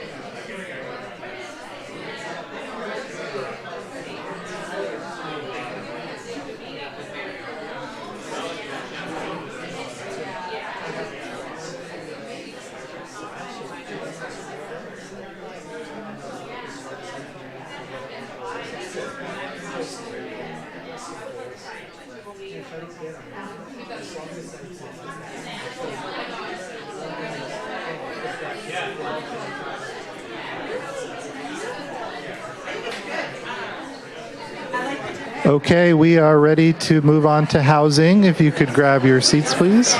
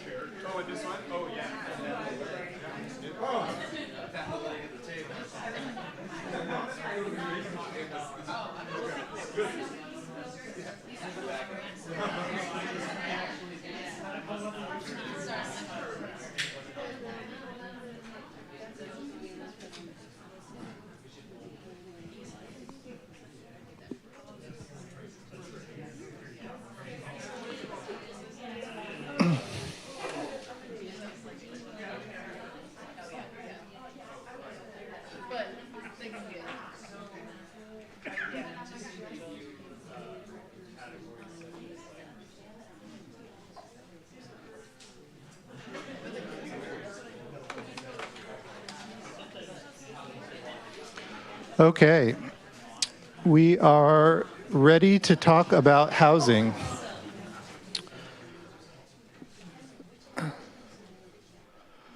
So housing has been a big topic of discussion across the state, and Sammamish is no exception to that. The city recently completed its housing action plan, now called the Housing Diversification Toolkit, and that's something we're looking to build upon for the housing element. There's also been a number of big changes at the legislative level. HB 1220 last year changed the Growth Management Act and requires cities to now plan for and accommodate housing at a variety of income levels. Our growth target is not only a total number, but is broken down by affordability. So some of the big changes for this update, as we talked in the land use discussion, providing residential areas with access to jobs, services, and amenities, being able to address things like more people working at home and a desire for more access to services and amenities within residential neighborhoods. This was brought up earlier, but clarifying and enhancing the physical characteristics that make the Sammamish neighborhoods unique. We do want to, as Leslie said, follow best practices, but we want to do it in the Sammamish way and adapt it to what we want to see specifically in our community. We want to expand options for housing types, and that's really the implementation of HB 1110. So looking at middle housing types, which we've reviewed quite extensively with the council and the commission, expanding opportunities for people of various income, ages, abilities, and household types to be able to live in Sammamish, and then monitoring and adjusting implementation efforts is really important. We want to be able to see how we're doing, be able to measure that success or where we're not meeting our goals, and then be able to adapt. So developing something like a housing dashboard and things that can be communicated internally and externally about our housing efforts will be really important going forward, and is also something we're required to do under the new state laws. So in 5 years, we'll be submitting that first report on how we're doing to address our housing needs. Just quickly, these are the vision strategies that are expressed in the housing element. You can see 2 of them in particular have kind of the larger dots, and those are the ones that are more specifically about housing within Sammamish. So that's helpful to refer to during your discussions. These are the existing goals and in the housing element, and some of these terms were discussed earlier in the land use section, but it's fairly concise, and there may be some updates that we want to make here to align with some of the current thinking and goals of the community. So be mindful of those as you're having your discussions. And we thought it would be interesting to just take a quick look on Zillow and see what the housing market looks like currently in Sammamish as a way to kind of quantify the challenge that we're faced. So if you were looking to purchase a home in Sammamish right now, there's one unit just under $500,000. That's a 1-bedroom, 800 square foot unit. And there are obviously different types of mortgages, but if you go with the standard 20% down and you're looking at about just under $90,000 and a mortgage payment of around $3,300 a month, again, for a 1-bedroom. If you're looking for a single family, there's one option just under $1 million, and that will require $200,000 and close to $7,000 a month. So that is really the order of magnitude problem, and it affects, I think, just about everyone. And I think in particular, being mindful of the next generation. I experienced some of this, as I started my career to this point, but it's gotten so much more challenging in terms of the barrier to entry to being able to afford a home in the community. So we thought that would be just a little bit of helpful context. These are some of the middle housing typologies that we've discussed, and I think as I was talking with one of the groups earlier, one of our next steps on this as we go to implement the bill will be to look at how we can fit some of these housing types specifically into neighborhoods. So we've worked with a number of communities recently to identify specific parts of the community that have different characteristics of tree cover and lot sizes and transportation, and really getting into the nitty-gritty of how we can do that in a way that really combines all of the values that are important in Sammamish so that we can produce housing that contributes positively to the community. So these are some of the types that we'll be looking to integrate as part of our implementation of House Bill 1110. So these are specifically the 6 of 9 housing types that are required, and we have gone through and kind of selected, I think, the first 6 in terms of order of intensity that we would be looking to provide opportunities for housing as a way of meeting HB 1110. And then finally, this is our housing growth target. And these are broken down by income level. I think many of you are very familiar with this. It's been a long point of discussion. And so you can see that, we do have some challenges in terms of being able to produce these units. It will require partnerships. It will require strategies to reduce the land costs, which is really the biggest barrier. And I think, looking at partnerships with affordable housing developers will be key. Many communities typically rely on more of a market-based inclusionary program where a small percent of those units are affordable, but usually at the higher income levels. So this will definitely require some new thinking and new strategies, and we do have to identify a wide range of strategies to reduce barriers for these. So this will be a key focus of the housing element. Okay, that's the last slide. We're ready to move into the discussions, and we have until 11:15, I believe. or 11:30, sorry. And if we're feeling like we're wrapping up some of the discussions, we can kind of accelerate our program as needed, so we can kind of see how the discussion goes, and let's have at it. Yeah, sure. Sorry about that. Planners love acronyms. GMA is the Growth Management Act. PSH is permanently supportive housing. Non-PSH is non-permanently supportive housing. And that the distinction is that the supportive housing has wraparound services associated with it. Emergency housing is, as you would expect, short-term emergency housing. AMI is just, median income, area median income. Thank you. And did I get them all? I think I did. NA, not applicable. Even more explanation. Oh, okay, sure. So area median income is exactly as you would expect, but it's basically the metrics with which you identify or align affordable units. That's not explaining what this means. Oh. Give us, what does this mean? Okay, sure. We need to, Back up. growth manager is telling us we need to have, what does it say? Yeah, sure. Okay, let me back up for a little bit. So under the Growth Management Act, the state level, the Department of Commerce, and the Office of Financial Management do a statewide projection of housing needs. Okay, and roughly they say we need 1 million new homes over the next 20 years. Those numbers then get sliced and diced and get distributed to the counties. So in our case, King County got a number of housing units that it needs to provide. And King County and the cities go through a process to allocate that total amount of growth to each of the cities. And some of that is based on the category of city that you're within. And in previous years, cities would only get a total number of units. It was not broken down by affordability.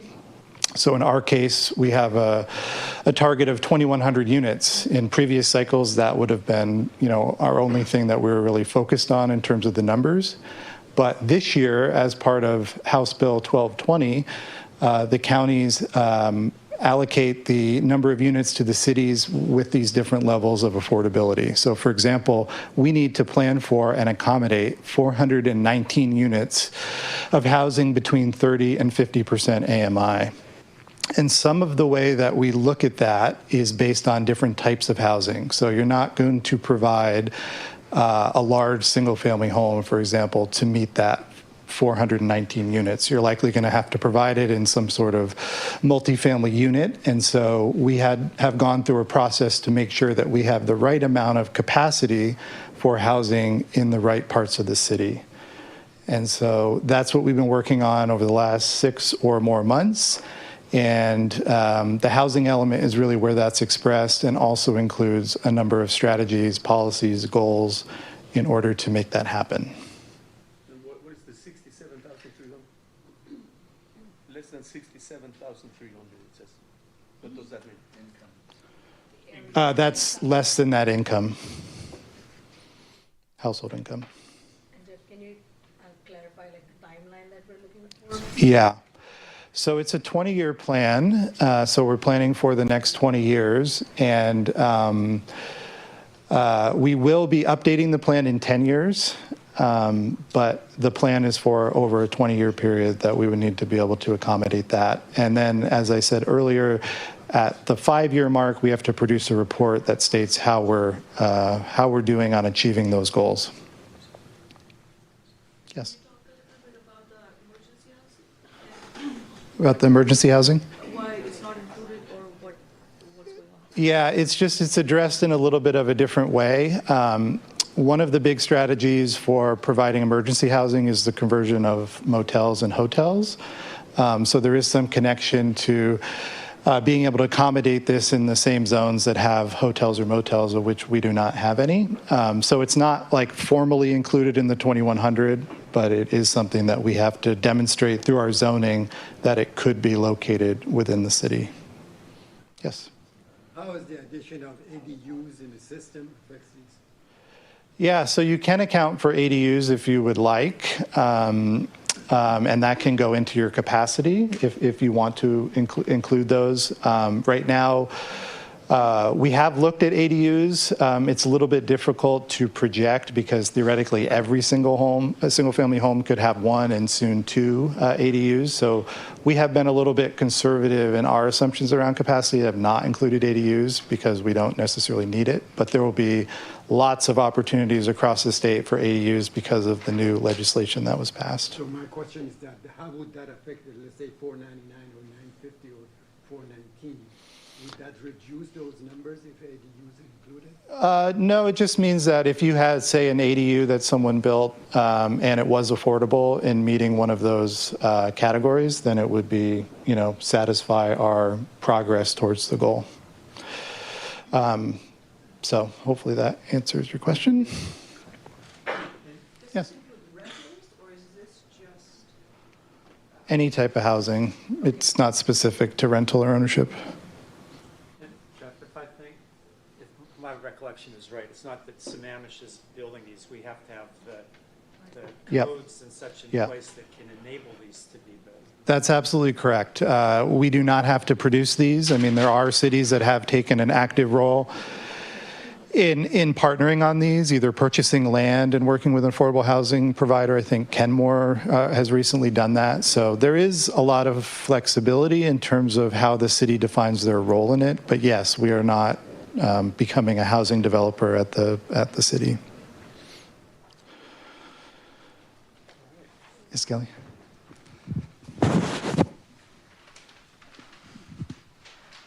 Another way to think about this is we also have to do an audit of our code to make sure we're removing barriers to this type of housing as well. So just wanted to add that point. Thank you. Any other questions? Okay. What are the penalties if we don't meet this in 20 years?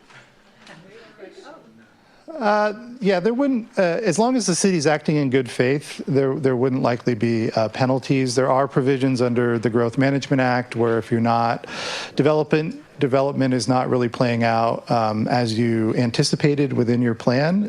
There's a measure called Reasonable Measures, which is a program to kind of go back and revisit it and potentially make some changes. So, it is possible to have your plan be determined to be out of compliance, but it wouldn't be based on a good faith effort, even if some of these units didn't produce. So I don't think that's going to be a concern for the city based on our current trajectory. They can sanction us if there's not good faith. Excuse me? The governor can sanction us if we don't have good faith. Yes. There are penalties. Yes, if it's not good faith efforts and we don't, plan for and accommodate these units, there absolutely is potential sanctions, which would be our plan would be invalidated. We might lose some revenue sources, and we'd have some hearings with the Growth Management Hearings Board. Sorry, yes. So, how do you define a good faith effort? Does that mean we have to show real concrete plans that this is where this comes up, this is where it doesn't come up? Yep. And if we do it that way, aren't we, and we don't follow up by building that same kind of housing right away, aren't we just holding off land for it? No. How do we find a balance between that? Yeah, exactly. And I think some of those lines are getting blurred now because cities are taking a bigger role in providing affordable housing than maybe they haven't. But the first thing is you have to have a land use plan that you demonstrate empirically that you have the capacity in the right locations. And I think we've largely, done that. Then there's the whole thing about reducing barriers. Are you giving potential fee reductions? Are there opportunities for partnerships, as I said earlier, with affordable housing organizations? And so, that is really the primary role of the city. And from there, I think, again, some cities are taking more of an aggressive approach. But I think based on the direction that we're going in Sammamish, I don't anticipate that there will be any major compliance issues. Yeah. Yeah. And of course, the town center is a big, piece of that strategy in terms of providing affordable housing. So. A follow-up question, and maybe that's part of the discussion, but all this work, all this planning, all this allocation that we do, even if we don't build on it, will all translate into work for the city hall. Right? That's extra work for the city hall. Isn't it? We have to plan for it because we have to have the processes ready in case we have to build on it and all of those things. Is that also part of this housing, or is that a totally different animal that you all just have to manage it outside of what we are thinking? Yeah, I mean, it's an ongoing process over the course of the 20 years in order for the city to implement its plan. But, you know, the state is providing a lot of resources for this work, so there's more funding than ever. And, you know...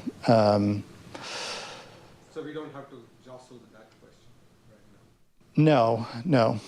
Nope. I think the idea, again, put forth the best strategy you can, but be flexible, monitor your success, and adapt. You know, it kind of goes back to making the plan useful. We don't just want to adopt this and then check in 10 years later. You know, we want to every year be kind of focused on, you know, are we achieving our goals?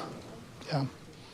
Great questions. I appreciate that. We've talked about some of these issues so much, I kind of forget to go back to the basics. So I appreciate that reminder. And let's go into our small group discussions, and we'll have the report out at the conclusion of that.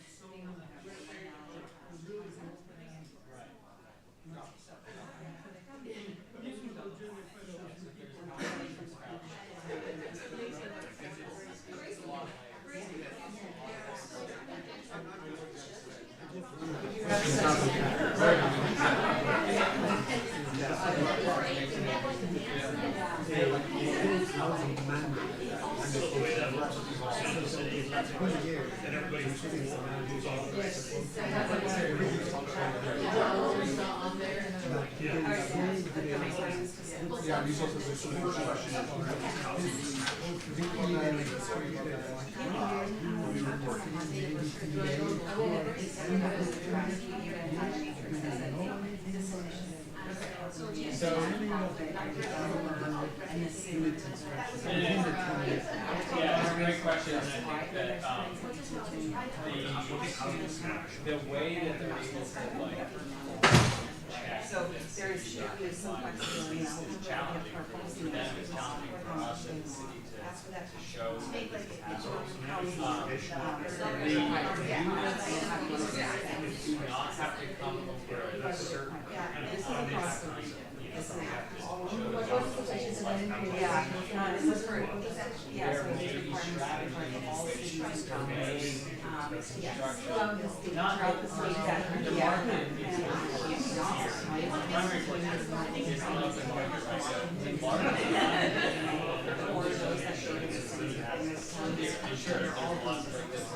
tools that we use.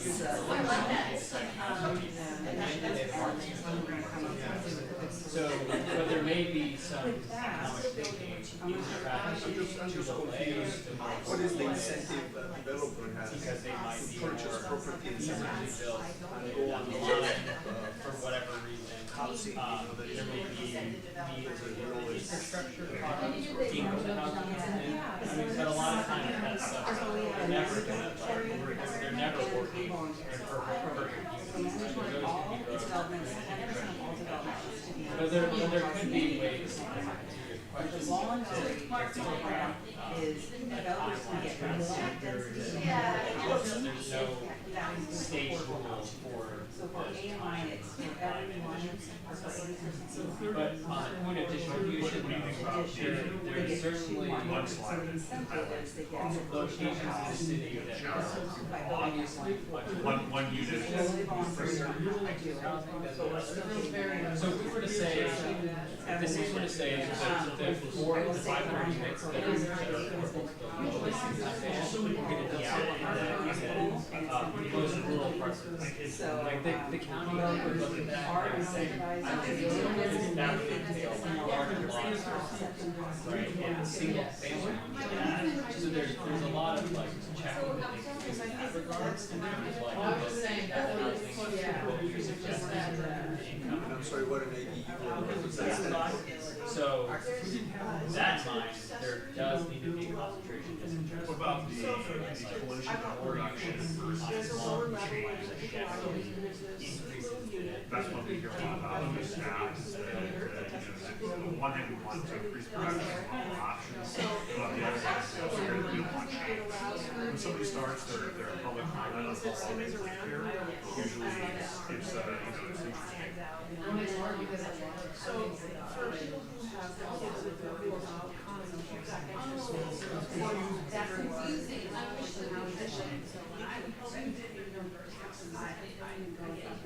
So I would say if not a lot of people are taking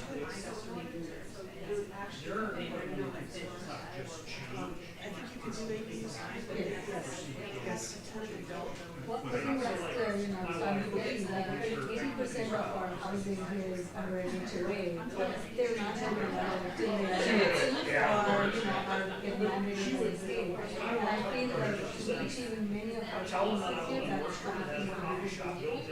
And to your point, you know, when we might have all these big ideas here, but then I think it's the same way we have to start at the construction or just, you know, asking mandate that forward, because the mandate is really mainly just these buckets. And it feels burdensome for those who are not in HOA to take up all that impact or even they use, right? Like some people might be very happy, some might not. City basically provides regulations, guidelines, and the right to create plans. But beyond that, what the city can do to make sure that these mandates are actually implemented. We also have an affordable housing market, a 20-year Market right now is because the rate is so low. Right. But the city is not going to go ahead and build those quarters. As long as it's in the road that's fine.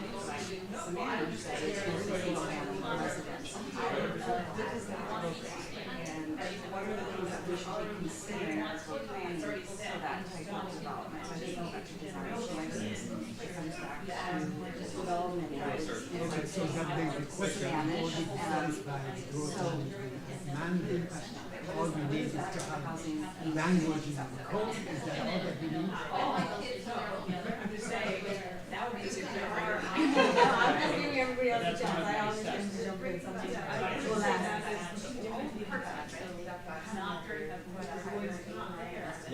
So the first one is I know, clearly, that's kind of a low-hanging fruit, and it's already there, actually counting in our goals, So, our regulations, and we, are no, allowed already. it's still like,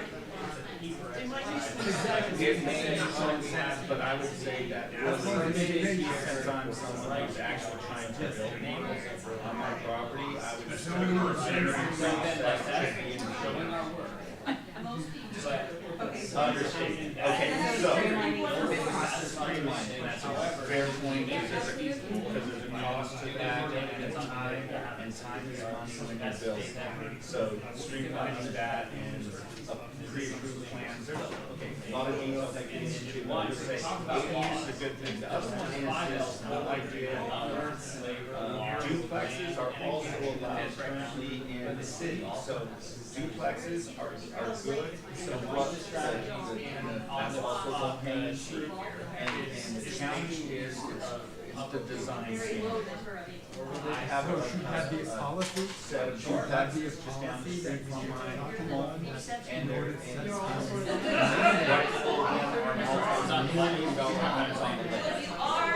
they're a very nice addition to the community because those two duplexes look like two large houses, even though there's 4 families living in there. So it's about design standards within and the city still needs to do. They can move to triplexes, 4plexes, 5plexes, 6plexes. We start looking for those strategies that we should have included, so that's the next level. Is it should be with close to the business center. You're talking about city. That's my idea. Right. Can I have it down by the 7-Eleven? Can I have it at the town center? Can we have it at Saffron would be kind of a good example. It always has a balance right behind that Saffron and that quality triplex. Right behind Safeway, there's that apartment building, so they might on, if there be a duplex or a triplex. 5x5, 6x6. On 212, we already have one, and it seems to work fine in that neighborhood. So that's the next location. So Audrey is ready to write down. So how are we going to translate what we discussed?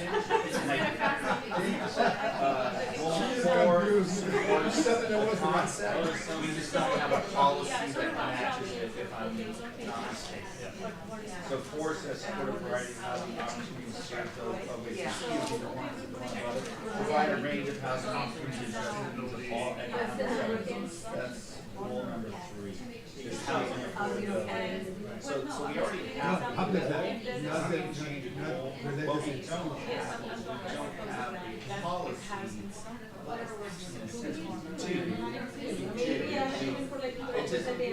yeah. We just haven't created like the incentives for folks to. So it's actually in our strategy. It is, yeah, that's why it's really not, because it really is not obligation, we don't have either this. So, Katie and I think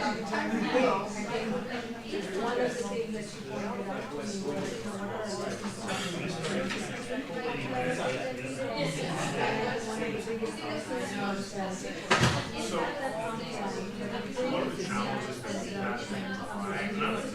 maybe one question would be that should the city purpose the priority attention market outside, and then you don't like, and then nothing got put into. But then after that, once you start. Well, identifies already identified, that's why none of them And because of that, now it's really hard to do. When we say it's more or less identified, good part of it is the content, right? And so. There's the city of Landon is where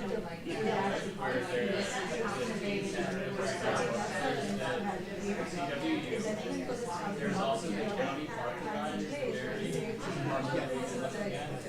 So obviously on How do we incentivize them by disincentivizing? That's one of our last links. and then religious institutions are less, but it's also We're still gonna get them. So in many cases, we saw so the city has done some remnants of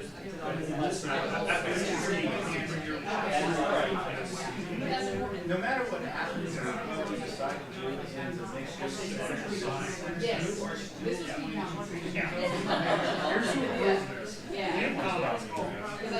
huge fight, a lot of expensive. Why would you do that?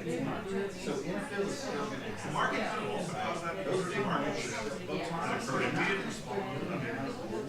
That is like what goes back to Now, for the bigger chapels, I think yes, and I think that's what we can have is that that's we're not going to be less. But the developers you mentioned so they continue to have the ours. So how many years are typical of what we call in our business? More or less like urban village that you're talking about. So that's like a shopping center, that's a recreational facility, right? So the question is that do we want to kind of look at the housing development is going to allow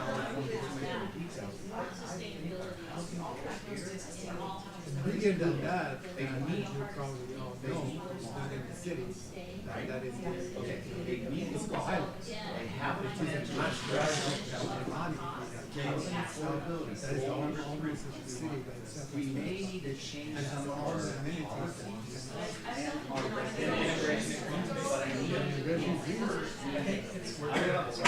First, I think it's noting that's 2024, right? Following, what we have to think about it is, we're already just satisfactory, really satisfactory to do a regulation so that if we just do it on the council's already really diligent in setting these policies so that it doesn't happen. Thank you, staff. so that we can do work. So if you find a way to say, hey, so Yeah, I've had very little to add except saying, hey, there's this one thing that's already there. If we don't make anybody more lawful specific, right? And the only challenge is how to actually get those over time. Because in 5 years, we're going to be affordable housing that's So when they were building, you also be regulated. It's going to come in. The amount of square footage is high. So therefore, we don't understand so that the neighborhoods, when they are attacking more stuff, they can sell at the market rate. But now that we've ratcheted down on that, you can't get as much square footage in those areas. They're not interested in so that's that give and take, right? And so what we want to do is we want to promote that square footage in areas with access to transit, proximity, water, so that those areas will develop, but areas that are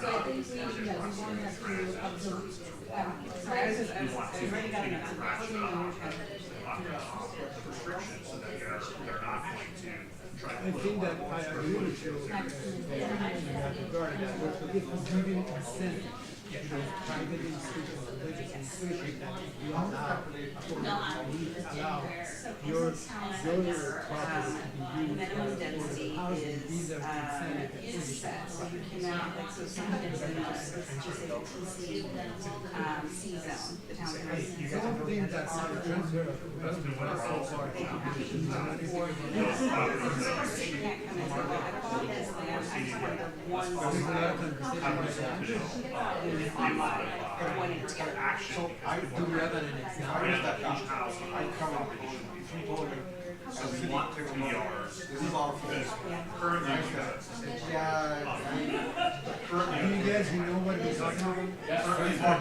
I just know more confidence. We're going to be having hearing code interpretation on There's like we do ours really become use of those properties.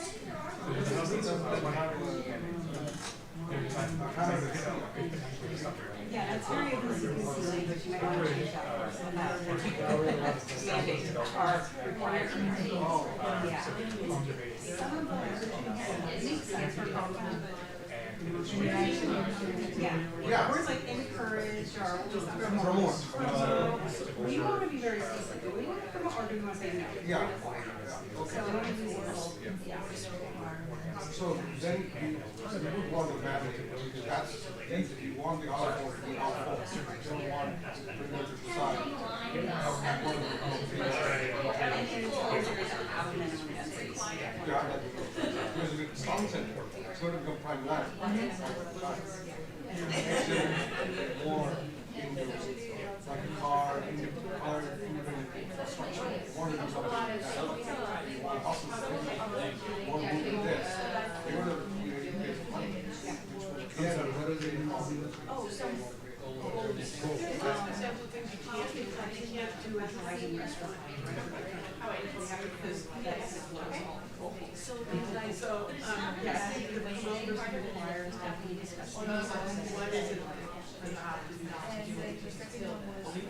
Put up there to support or adopt. We have a lot of support residential we should look for what other board would some of them, it's stuff we have adopted or we could adopt. Yes. We could probably just do it right. Partnership. So what you supported was having revolving some of the thing, maybe getting people to take the whole board, something like that slide, or something that we have to support. Here's what we're maybe here's do that. There's other things to support. And holding ourselves accountable. Yes, dashboard. Yes. It's Jason said, not So I'd like to hear again about because that's that. Everybody needs to get here. Investment advisors came around and they see, and then they turn into rentals, and so that defeats the purpose of those. Actually take off the market. So we need to. So you can't sell it. You don't have to sell it. So I brought. Drive by me.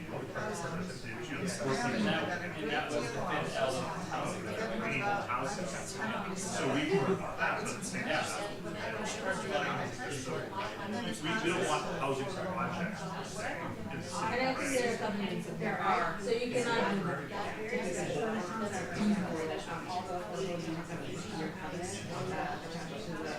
So it cannot be bought by someone who's separate and then sold to a market or something. One school.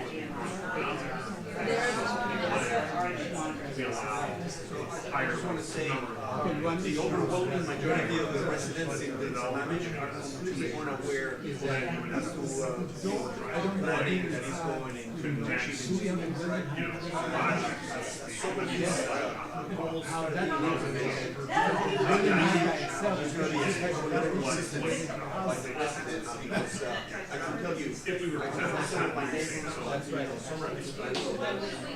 fully understanding myself exactly what it was, but just talking about the fact that there's this idea of trying to establish some low-income housing and the level of concern by the different problems because people say, oh, now you're going to be building an apartment complexes and we have situations like Danny where the We're going to do the report outs in 1 minute, so please wrap up.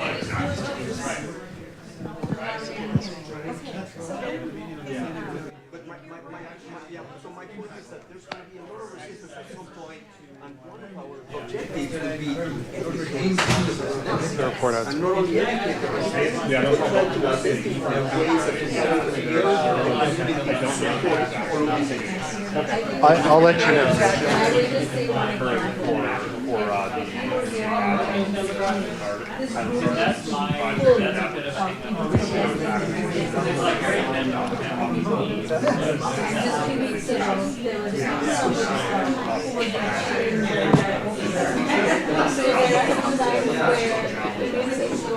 Well, that's what I'm saying. So we gotta have some kind of educational process, not only to promote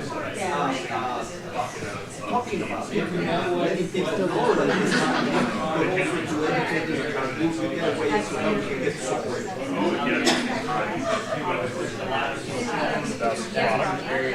So the amount of money that's going into care, maintenance.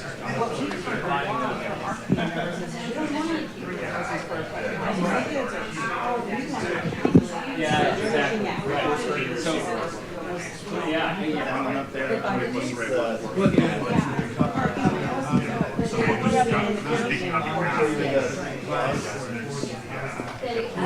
above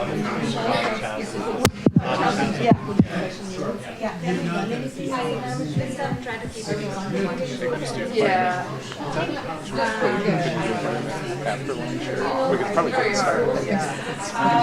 Yeah.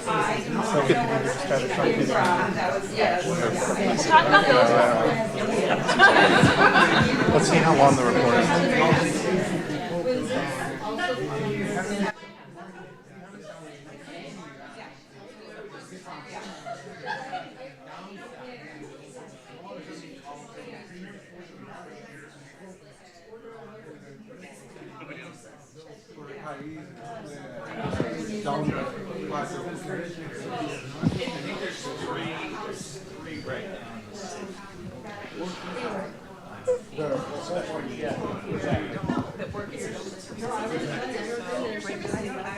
Okay, we are ready for the report outs.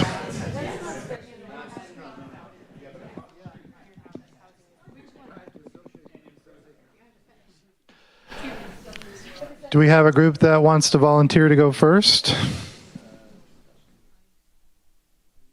Otherwise, we can select.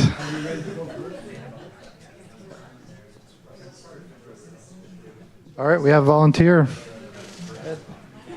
Okay, so we had a lot of discussions on a number of issues related to the housing. One was the consideration of the issues related to the city-owned properties and city-owned land, and should be that as a policy as far as the land use, should the city focus on taking advantage of that and actually encouraging developers, because those lands belong to the city and there's so many advantages economically to the developer to build those part of the affordable housing in the city-owned land.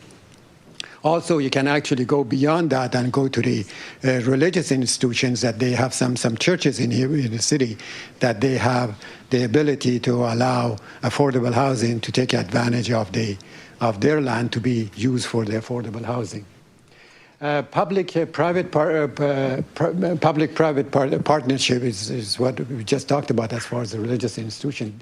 Did we have anything else as far as private-public that we discussed? Or that was it? That was it. The other one that we talked about as far as the public housing, we will make sure that we integrate the green spaces in affordable housing, so you're not going to end up with a bunch of buildings that hardly has any open space and is not really attractive to be marketed. Transfer of development rights is another issue that is subject of discussion in a lot of cities these days, that how we can take advantage of these privileges available to the developers with the help of the city to address the housing shortage. Funding, I don't remember what we discussed on the funding. What was the reason that we did? Funding in general. Right. Also, we talked about potential that as far as providing an incentive for the developers, like for instance, if the developer is willing to address some of these shortages as far as affordable housing, what the city can do to actually give them incentive. Maybe an example that maybe has financial consideration is the impact fees, reduce impact fees, or reduce fees as far as reviewing their plans and all that. That would give them an incentive to address the shortage of the affordable housing. Goals needs to be addressed. One is the infrastructure to support housing, because housing by itself, if you don't have enough infrastructure, like proper transportation connections and so forth, that would not be really a way to go, because that's not going to be successful. Climate was an issue that again related to the open space and clean area for the tenants that they're going to be moving into affordable housing areas. Housing. Typology. Sorry, can't read my writing. Don't know why we brought that one up. I don't remember. Yes, different types of housing. Action item strategies. One is the communication dashboard, of course, communication with the people. I think what we talked about. It's a highly complex topic, and if we can continue to communicate that and unpack these complicated issues, that would be better, and to, of course, monitor our success toward these goals with the dashboard. The other thing that we talked about is that making sure that we take all the advantage of potential grants that would be available to allow these affordable housing to actually take place.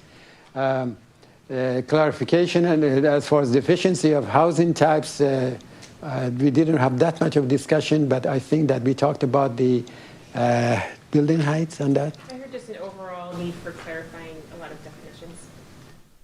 One thing that I brought up is the building heights, that I think that we should really take into consideration and pay attention to it, because building heights actually in overall makes a lot of difference. That dictates where you're going to have the affordable housing, because affordable housing realistically is going to be former apartment and mostly is going to be apartments and condos, and the building heights becomes an issue that it would determine where these kind of affordable housing takes place. Thank you.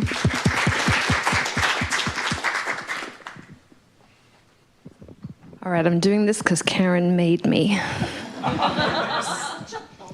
You are Karen, so you get what whatever you're going to get. Okay, so housing, the big question.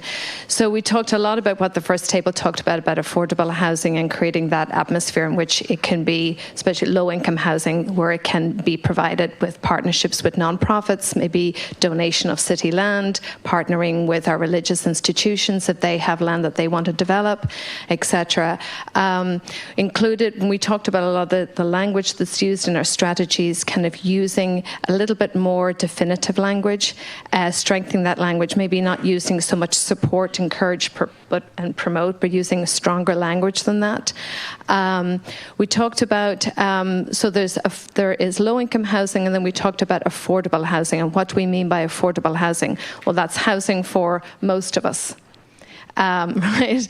So, and what does that look like? And that then, for me, begs the question, well, who are we as a city?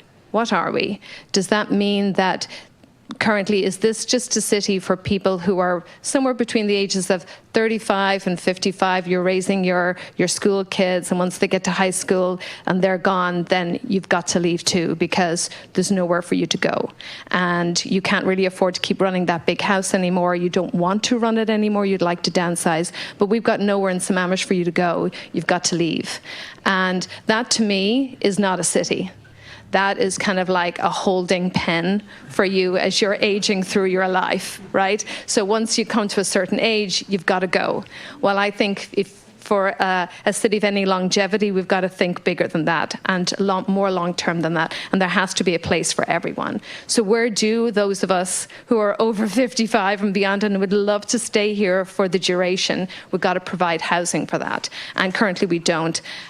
So helping people with that kind of downsizing aspect of their life that hopefully we will all get to if we're lucky enough.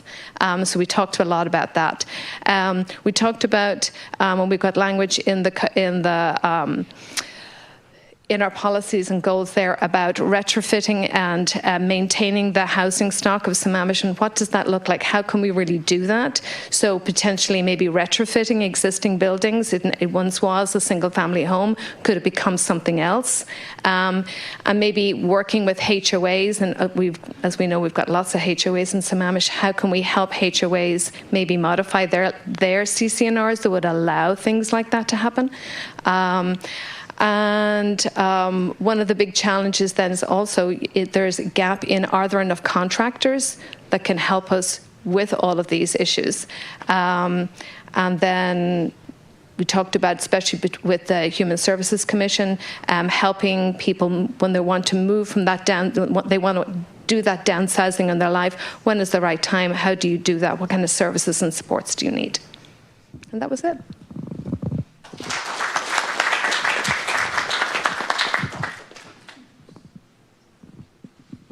I feel like I should probably stand up this time. So what we talked about with housing is we sort of looked at, like, initially what comes to mind, home, equity, inclusion are sort of the three big words. I mean, Sammamish has historically been an area that people live in. It's a residential area, and it's what people come here for. And you see that a lot of the buildings here are mostly residential buildings. It's also a place of a lot of opportunity, where people come to move here for things like tech companies and other opportunities like that. It's not just housing as well. It also includes the general community and heart of the city as well, because we live here, but we also go to school here. We also, kind of similar to the land use point that we made, it's where we live. It's the things that we do here. We also said that looking at like the housing costs that were mentioned earlier, it's almost like a very exclusive or almost like hopeless outlook. I mean, looking at like how will people be able to afford housing in the future? Like we talked about the demographics. The age bracket of 18 to 39 is the lowest in numbers in Sammamish, and so how is that going to look in the future if these housing prices are still super high or continue to increase? And another thing is looking at the the different impacts of these change with housing and how that can impact areas like sustainability, implementing more housing, but does that come at the cost of sustainability?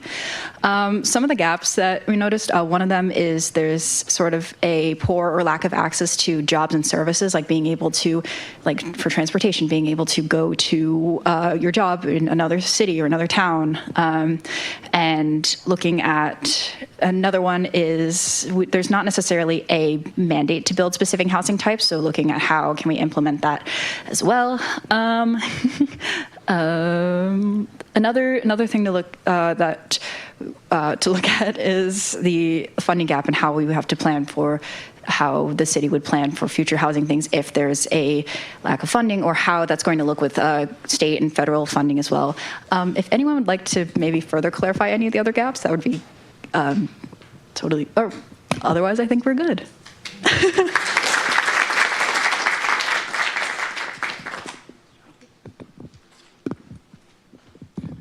Yeah, we talked about, hi, Kent Treen, talked about housing as far as we think the plan actually right now, currently as it sits, is pretty good. Because we already allow ADUs in the city, we did have some caution or concerns about permitting and streamlining that process. We also have the ability already to put duplexes in, and maybe just adding in the fact that we need to have some design standards around that would beef that up a little bit better. And then the addition of cottage type housing would be something that we'd like to add. And then because of the new the state law, 3 plexes, 4 plexes, 5 plexes, the plexes, right? How many of those can we have? And here's the nice thing, the council's already worked really hard to put those into place already. So those are will be available and are available. If you haven't seen, Saffron's a good example of it. And actually on 228, there's a 4-plex. I think there's 2 of them sitting there. So those are just some good examples of where they already exist in the city. And so doing some more of those. We did talk about how we could actually put some of these plexes close to those centers that we already have there, because multi-use is already available for those centers to be being built on. And so that would be addressing a lot of our affordable housing needs, what we currently have already in the plans, regulations, and goals. And then one of the things that I mentioned in the group is really we're going to adopt a comprehensive plan. And once we adopt that comprehensive plan, what Frameworks is going to do for us, because it's already paid for too, funded, is they're going to set the regulations. And so the one thing that we are a little bit behind schedule on, in my opinion, would be the design standards. We have some of them have been added in the last 4 years, but we need to definitely do that. We did think about talked about the language in the comp plan, though, needs some changes and adjustments, like in promote or required. What does support really mean? What is adopt? Or because several groups talked about the funding, and so that was one of the things that the lady from Frameworks, I forgot your name already. Leslie said is that, part of that support is funding, to get affordable housing. And so how is the city and the residents of Sammamish, and how much are they willing to help fund this kind of activity? We talked about, and I think it was this group over here was talking about how to communicate. Most people in Sammamish are unaware of the planning, that they don't understand what we're even doing here today. And what has been done. And so we need to educate the people and support them in getting them to understand what does this really mean to them specifically, but then for the city as a whole. So the big I'll mention this because it's a small detail, but it's definitely something that we're concerned about. There's 2 issues really here. One is the short-term rentals. and the impact that those could have on and that problem, that you're actually, if you allow short-term rentals, what you're doing is taking affordable housing out of the market. And so that's a negative. So how do you pass policies that would make it so that that's not happening? And then continue to have those areas in our plans to help the special needs, people with special needs, and young adults and adults. So how do they move out of their mom and dad's house and into their own place and have the supports that they need so they can do that? We do have some in the city, but to make sure that we don't have any barriers for that. I think that's it. Yeah, I think that's pretty covered. Any questions about that and things?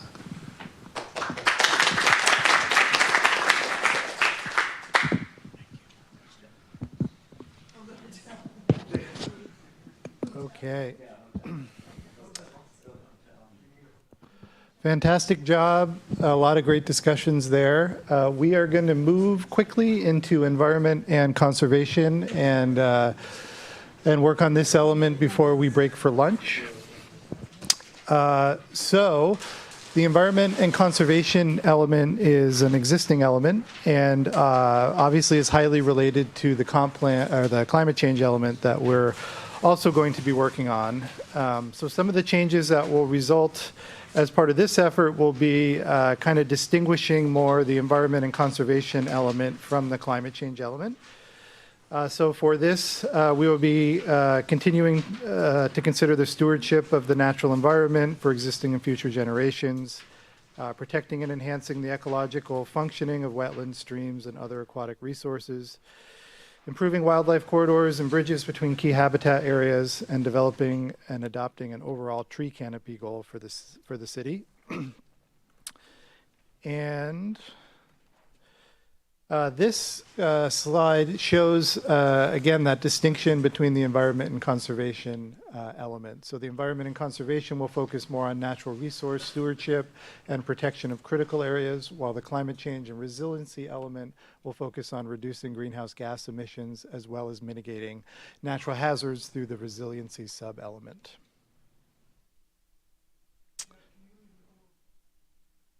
Yep. Thank you. Again, just quickly, these are the vision strategies that will be addressed in the environment and conservation element. So keep those in mind in your discussions. And these are the existing goals from the current 2015 plan. Again, I see some language in here that has been brought up previously. It says Sammamish is a sustainable city. Okay, but what does that mean and how do we actualize that? I think is a big piece of this effort. So appreciate everyone highlighting those issues. And with that, we can go into our discussions, and we are going to try to wrap up for lunch by 12:15. So a few minutes before that, we'll do our report outs.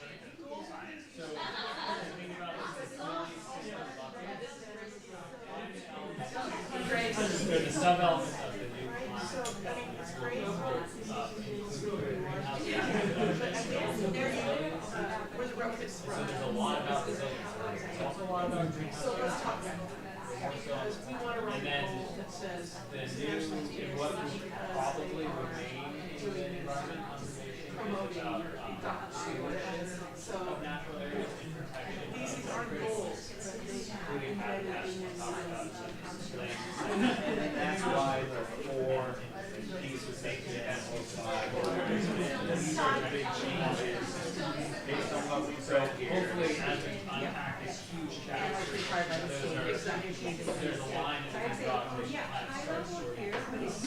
Don't you think that the other issue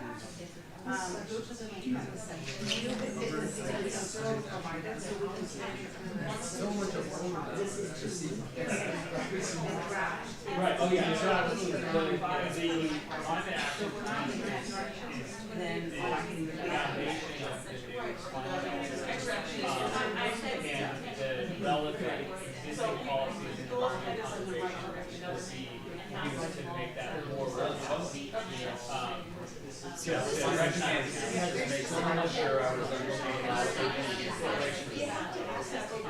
I also think that I would be surprised if the work on the cap, which is done under parallel projects, hasn't taken into consideration the policy. On the other hand, lakes, wetlands,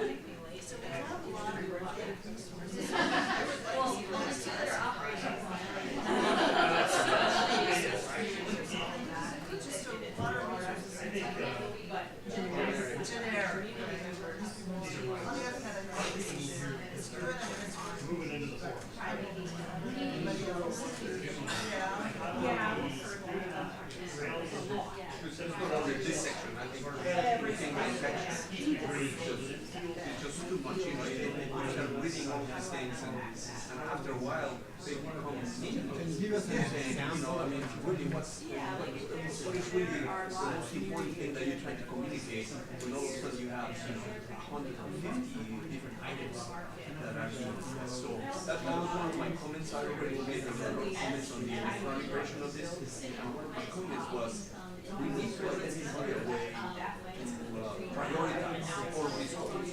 So as you prioritize all these goals, you also have to identify what is the economic impact of trying to implement all of these things. And that should help with the priorities. That's how you go about prioritizing things. And I'll bring up another parallel, the critical areas. So there are rules with the CAO and urban zoning and also regulations that seek to mitigate the impacts on these really fragile ecosystems, right? In places that people have personally stewarded. But personally protected, even if not a project. It's kind of like the case of, they've always looked after the trail that winds down the street, and, whatever they help with, whatever way they can, there are evolutions and help ecosystems. Rules are in place for new development to mitigate the impact, but it seems like some of these things are so secret that there may be ways to take them out of the top. So not everybody well, I think it's also how they understand even the staff. I mean, yes, you say the these are the basic open space. Without that designation, for so many years, the community has seen this as an open space and enjoyed it, and all of a sudden it was discovered as another development. And that opens space becomes, that's what it is.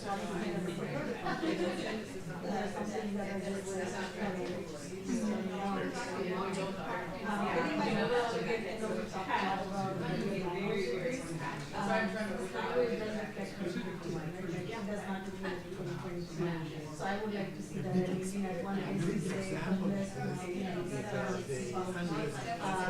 older people are put in especially, I don't think so. All the way to the 202, and now we see beautiful trees, and it looks like as you go to the national park, it becomes, get that cool, all those trees are gone. think that's changed. So again, I might not be, coming back to the examples, but I think that's very important to One specific item that is when you contemplate environmental conservation along with the growth of the city and some of the things that we talked about, we're going to start encroaching even more on wildlife. So it's not unusual right now that we hear about people having bears in their backyards or bobcats, coyotes, all different kinds of things. So we have to identify a way how we can not only protect these animals and avoid the encroaching in their natural environment, but also how do we protect the residents from getting into situations where it could become dangerous not only for them but also for their pets. two coyotes and I was like, oh my gosh, never saw that, or my doctor went there, yes. But he never saw that. Just 7 days. Yeah. I don't know how you can prevent it from protecting, but we ought to have some way to try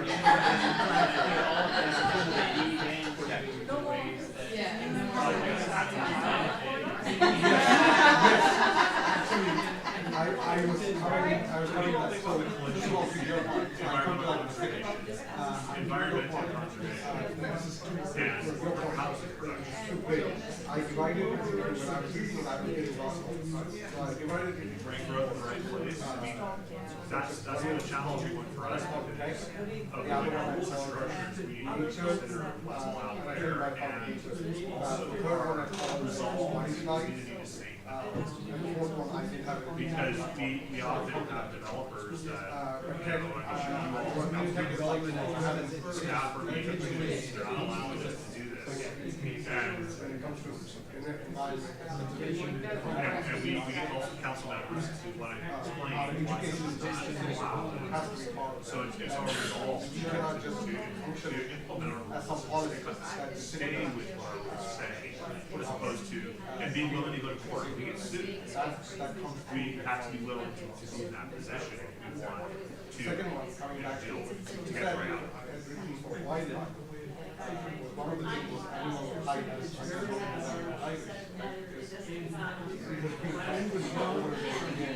Community or the neighborhood level, the wildlife. Further safeguard and also make sure that there is water on their block. along with that. So we talk about communication, education over them, and if you want to go out to the goal, all you have to do is go down to communication, so much.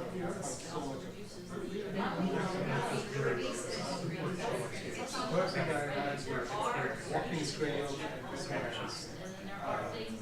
Have volunteer coordinators, they have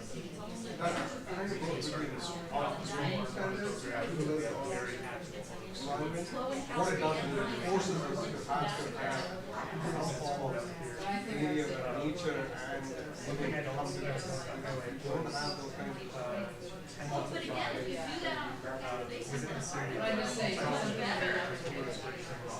when I talk about something, when I read that talk about forest, you will always say, oh yeah, we're making sure that we are on that for whatever tree we cut, we plant a tree. Where you planting a tree, you don't get sort of clear answer on that. That's probably because we never thought about increasing the forest cover. We have only thought about balancing the next thing I found out as I started reading about trees, I did not have the was how the size already is and there is no information how size is really you can then maybe we can do it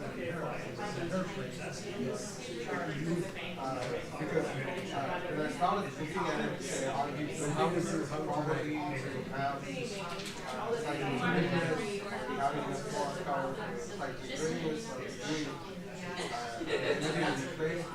the standards, yes, all those standards are valid for those ones, but I have no way to actually set up. What about potential to be New development to be some kind of promotion, like say 10 years ago, or 30 years ago, when the whole rush was for retention of existing trees versus replacement with a design. And on that, if I may add on that, we're talking also about in time increasing the density, so you will also experience more droughts. Yes. So there's a fire risk also associated. There's got to be some kind of prevention. The activity, since I do not know if that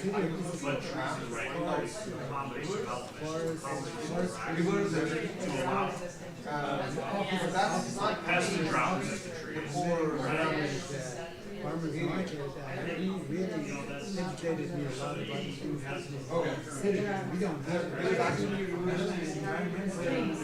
Streets, okay, so not streets, but streets, yeah. So streets that we don't have that. We don't have Samaras River or Falls River, everything seems to be around the periphery. We have like some officer, well, I mean like flowing river parts.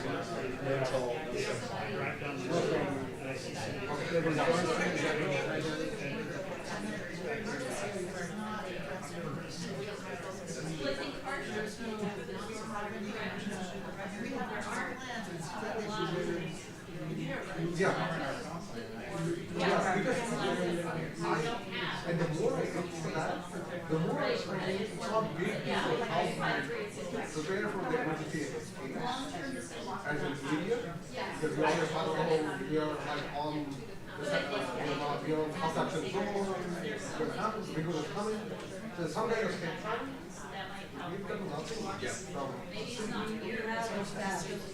One of the challenges is that the examples we have of well-forested Close County, So I think a big part. if you walk around there, that is not, that's contrary to some other elements. So there's that tension in the plan. If we're trying to push a tree farm, well, you can't shoot a tree farm because we need to produce housing. So how do you find that balance?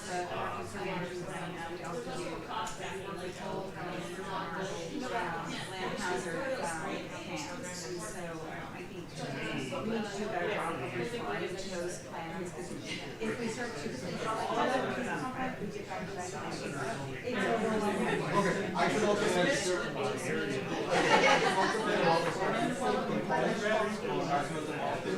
I've always had this book that is 2 weeks to exam, so I need to prepare. That's why I'm so maybe I take this No, I think it's but it's like, even in your depressed moment, you couldn't find the right resources, that's a problem. Like, if you couldn't find the right resources, I think actually very much have been working on it. I couldn't do it. If you couldn't find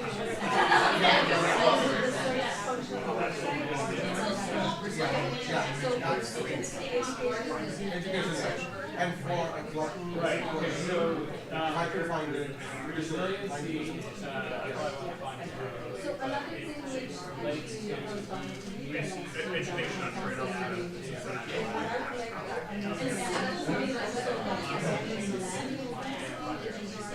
just resilience is the ability to kind of reset, adapt, and change. And so in the climate element, the board direct policy,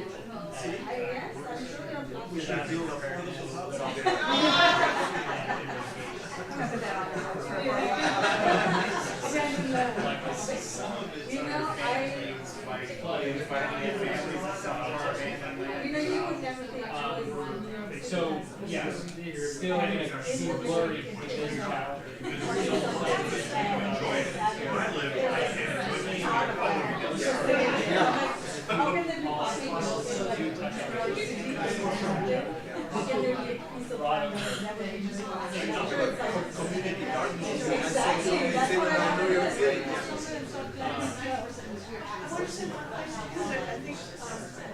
trying to recognize this is in terms of is there used to be web version, is that all so that your plan could be here rather than, that's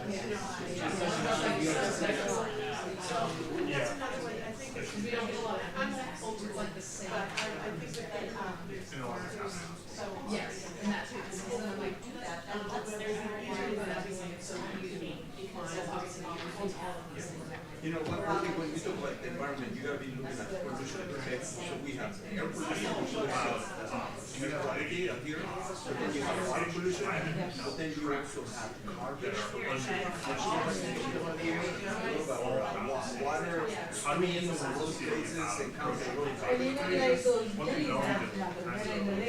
Yeah, and then you have state pollution in the water streams. There's opportunity for example, it's undesirable, and so one thing, we can take a look at that one side. One thing that we haven't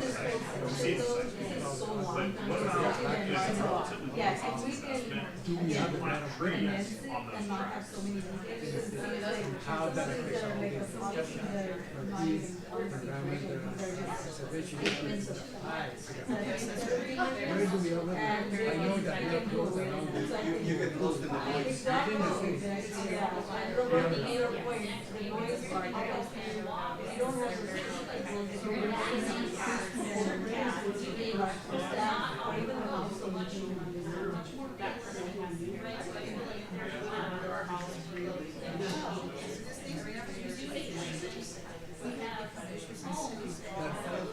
Monday from Wetland Road.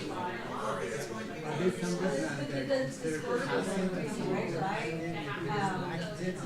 parents have been back to the land and my dad was saying, I think it was how there was no garbage, because there was no plastic, but everything that we say, the food, like the animals are food,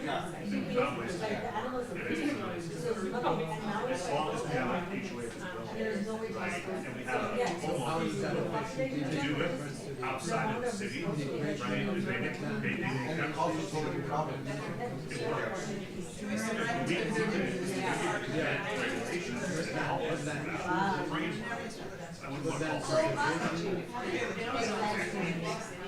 Because there's people who take new plans who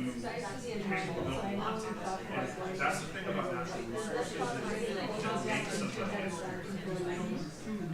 And so we have people that are stewards, maybe it's a short so I think that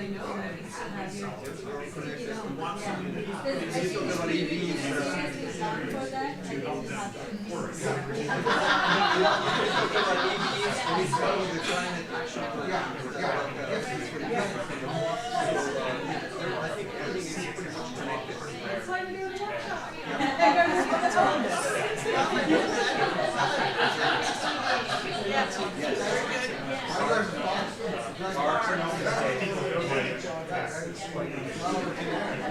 It also can be tracked, I think, as part of your walking trails.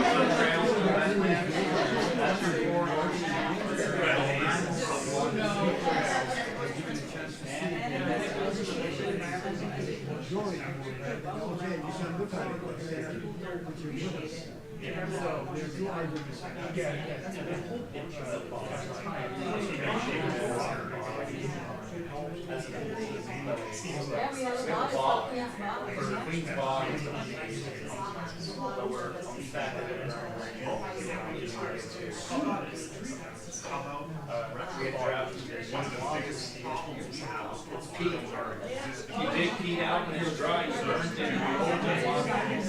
So you can fire with it was pretty cool. I like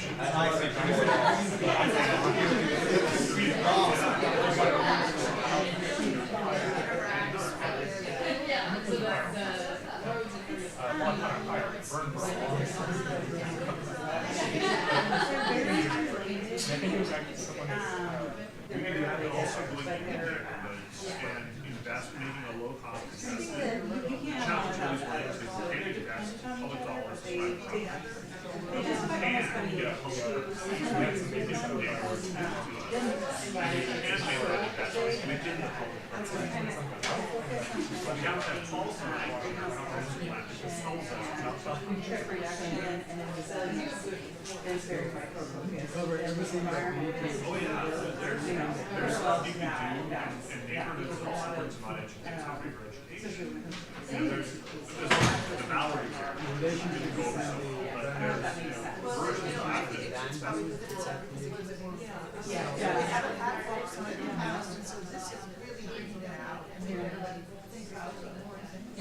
When I think about environment, I also think about a lot of discussion about beautify the scene, right? So it's not only the trees and the canopies, but can we take these colors? We will do the report outs in 2 minutes. Or trees that give you beautiful colors in the fall, you know, and how do we do see all in the stormwater rule update. You're basically going to stormwater that we went through. We had a really robust conversation about what it means to enforce and how we help people make the right choices. And that's a real, we could include policy around, the sale of products. Do we sell them? Well, should we be working with vendors that sell them? What about on Amazon? Glyphosate on Amazon delivered to your house. So how do we address the sale outdoor versus alternative what needs of leaf? Give them a 2-minute warning. Oh, nice. For lunch. The mayor was sort of like, it'd be nice if we could do 15 minutes and then kind of come back and do like a working lunch. I don't know. What are your thoughts? I'm totally fine. Speed it up as fast as possible. Yeah, Scott was sort of like, half hour is nice and people can have time to interact, but yeah, he's going to leave it up to us. Think about it. The other thing is I could do the economic development presentation during the lunch. Like the last 15 minutes. Because like that one we have way more. Yeah, but then they'll want to talk about that right away, probably, right? Well, they could ask questions about it. Yeah, I don't know. But I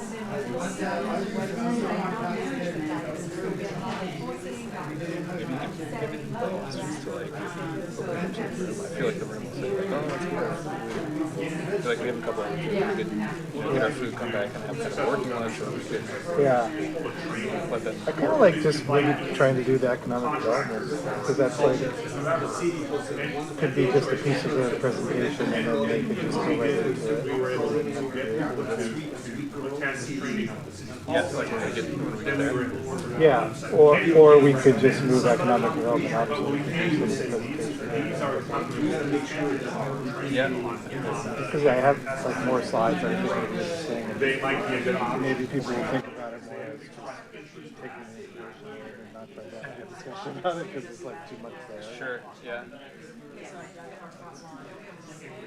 Okay, well, let's get through this and then we can decide. Okay, we're ready to start the report outs.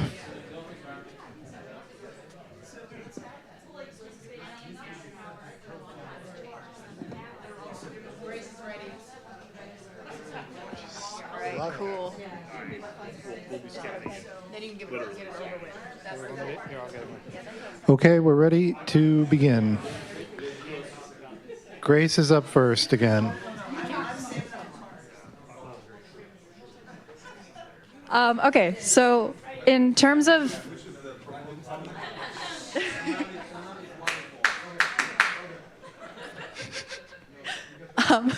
okay, so in terms of environment and conversation, what our group was looking at is this issue is something that really impacts the future and future generations. So you don't want to like pass all the bad thing that's going on and that's going to get worse to the next generation. And one huge thing that we emphasize is really important is looking at educating youth on how to advocate for change in policy. Like for me in high school, I've only learned about like getting involved with the legislative process through getting involved with the city government, and I had to do that myself. And there weren't many classes that like taught me how to do that, or people who came into the school being like, "Hey, this is how you can propose legislation changes. This is how you can get involved with city government to promote like legislation that's going to impact our city and its sustainability." So there's a huge emphasis on getting youth involved and just just by getting them more involved with the legislative process and how to advocate for things that's going to directly impact them in the future. We also talked about why people move here. Why people move to the Pacific Northwest, to Sammamish, to see the mountains, the forest, the evergreen trees, everything like that. And how do we preserve that? How do we preserve that Pacific Northwest nature feel? While still meeting goals with stuff like housing and other areas that the city has to work on as well, like looking at sustainable housing affordability and its infrastructure, and how, if we do one thing, how is that going to impact another thing? If you do one thing with housing, how is that going to impact the environment? We also looking at looking at public projects and how to get involved with that, fish passage projects, or becoming a quote unquote tree city. We talked a lot about trees. There's a lot of tree stuff here. Talking about tree farms and its implications and how possible that is. And in talking, our groups just realized hey, we talked a lot about trees. What about other things that are in the environment? It's not just talking about environment and conservation. It's not just planting trees and looking at deforestation. I mean, that's part of it, but that's not all of it. It also talks about stormwater usage, looking at pest management policies, and how we can work on that, because trees are one part of the city, but that's one of many big parts of environmental conservation. We also talked about sort of the connecting with things like the HOAs and connecting neighborhoods, and just being able to inform people, it's mentioned here somewhere, informing folks in a way that's easy for them to understand. If people just get a bunch of numbers, they're not going to necessarily make sense of these numbers, and they won't really know what to really do about it. But if you give it in simple graphics, looking lots of images, using things like Canva, I know I used a lot of that in high school, but that just really gets people more involved with knowing what they're doing in the environment and how to what's going to actually be happening in their city. I think that's essentially what we talked about. So yeah, thank you. Thank you.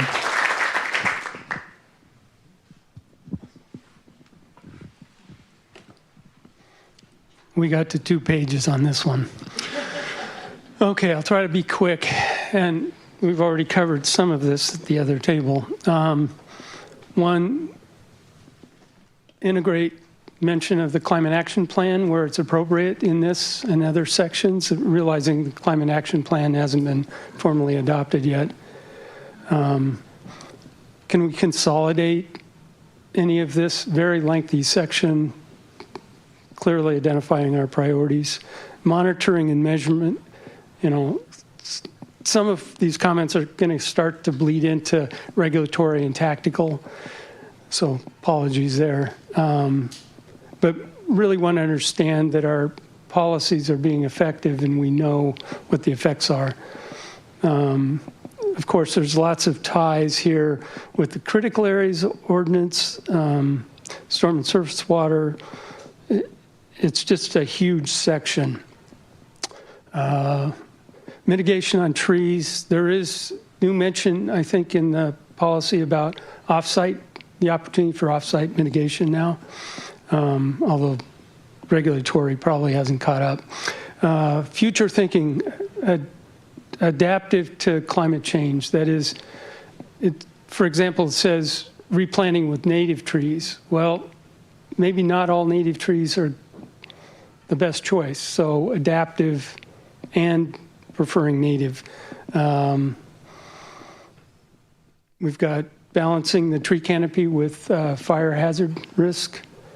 A lot of discussion again about trees and the need for active management, and discussion about on-site or on-staff arborists rather than paying a bunch of money to Tree City USA. That was our table's consensus around that sort of tactical issue. Drought tolerant landscape standards. Lawns. Recognizing that there's a big hurdle here with the number of HOAs we've got in our community. creating green spots so that other areas can go dry to protect our water sources and our aquifers. I mean, there's so many cross-pollinating issues here. Water conservation, of course. HOAs being stuck in the past, that their language was written by a developer 25 years ago, has never been changed. You know, I'm not advocating everybody, the HOA say everybody's front door's got to be pink, but, you know, there are some changes that could be made. Pollinator pathways, rewilding, as opposed to hyper manicured. Homes as habitat certification, corridors, hostile architecture for wildlife, the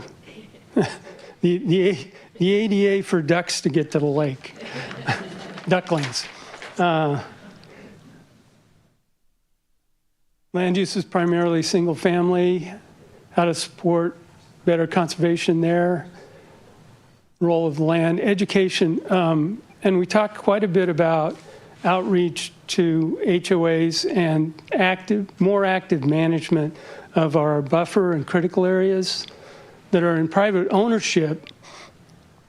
But, you know, we've got wildfire issues, understory, health, overpopulation, dog hair trees that need to be thinned out.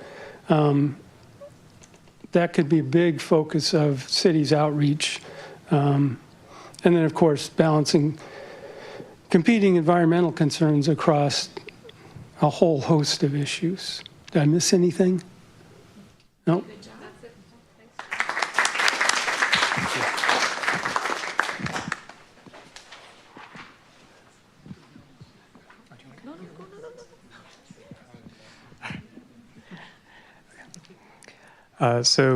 We covered a lot of the same things as the first two tables. I think there's one thing we really focused on was how much interface there is between the environment and conservation section and kind of everything else.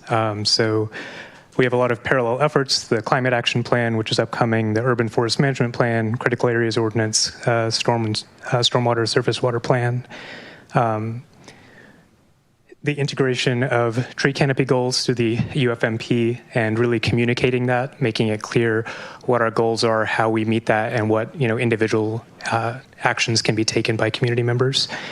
We talked about community banking, so mitigation, replanting efforts. If you're on a quarter-acre lot and you need to take down a hazard tree, you're required to replace with a certain number of trees. But I live in Klahani. If the problem is the tree is too big and it's taking up pavement and you're required to put in 5 more trees on that space, that might not be the best way to go. So looking at other ways to allow people to take down trees that need to be taken down and still enhance our city's tree canopy.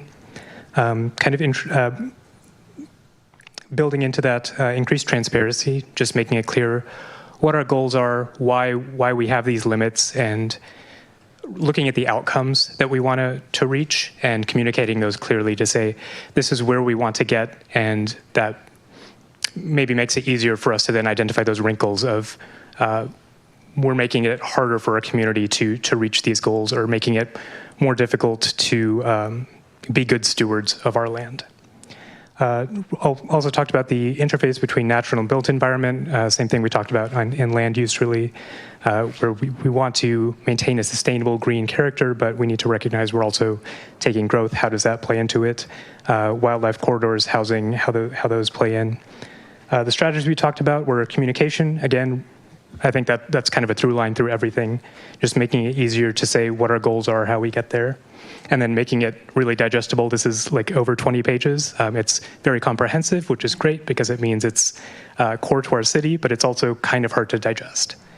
Talked about incentives, really giving our community that buy-in. We have the Adopt a Stormwater program, which is excellent. I think Sammamish does a really good job of supporting its volunteers, but continuing to advertise those opportunities and making it really making it clear what these benefits are. Why should I adopt a stormwater? Sure, you have these tools, but what does that do for my community? And education, I think, is another big piece, specifically regarding wetlands. We talked about Queen's Bog, and when we master planned that project, there was an idea of putting a boardwalk there. To let people know, hey, this is a really cool feature. The downside is that pristine area then gets degraded. So maybe lower functioning wetlands, we can really make an effort to say, hey, this is a riparian area. This is what it does, and those more pristine areas we keep pristine. And community benefits. Just talking about this is why it's important to have a tree canopy goal, and this is why it's important to have native plantings and drought tolerant plantings and climate resilient plantings. And also community gardens, how those play in. It doesn't all have to be tree canopy in our environment. Also, giving people healthy food, giving people connection to their agriculture.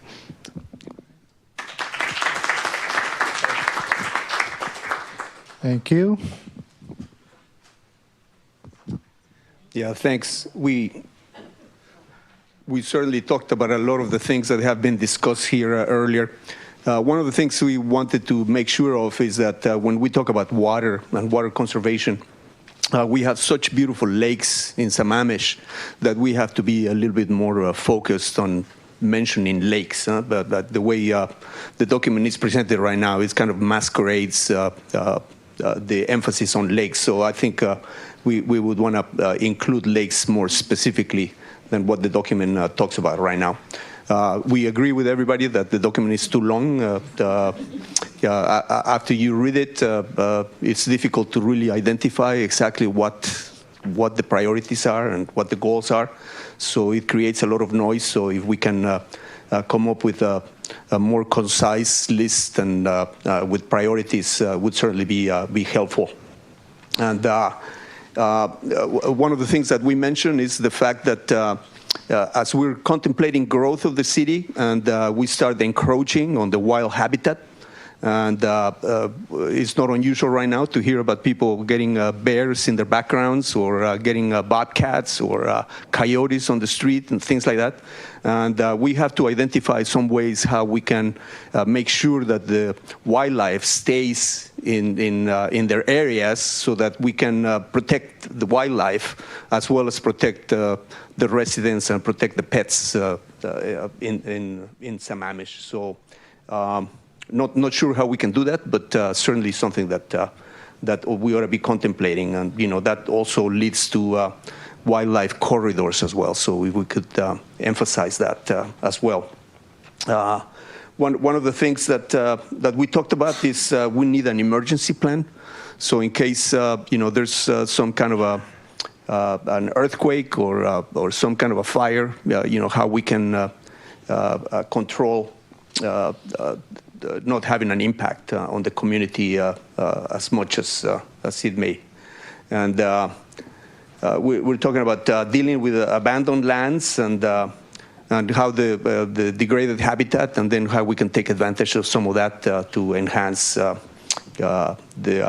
environment and the conservation as well. We talked about pollution. So of course, when we talk about the environment, we're talking about air, water, pollution, as well as climate change. And so we agree with the other groups that there's a lot of similarities between climate change and what we want to do about pollution.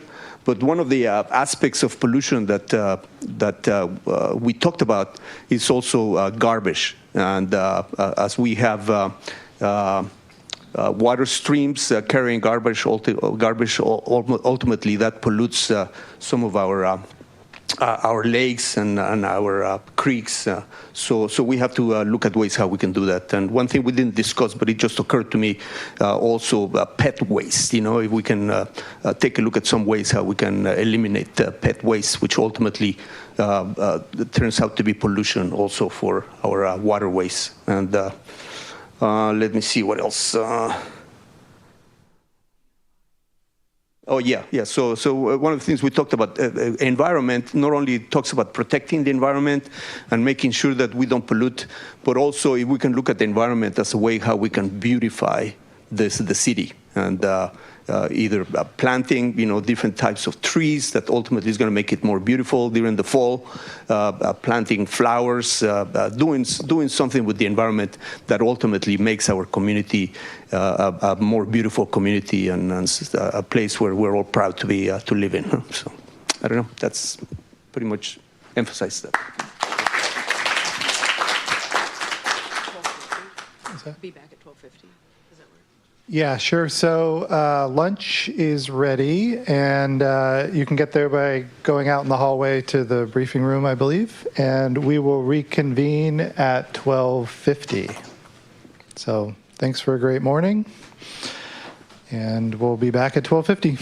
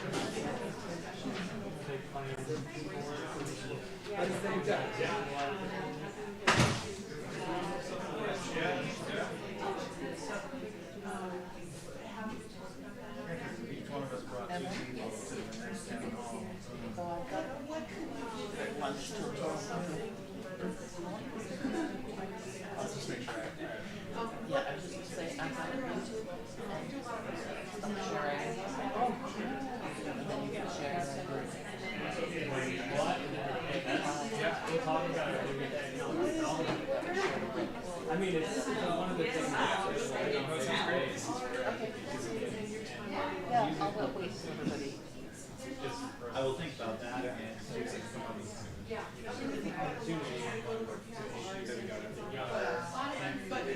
I don't really. From where?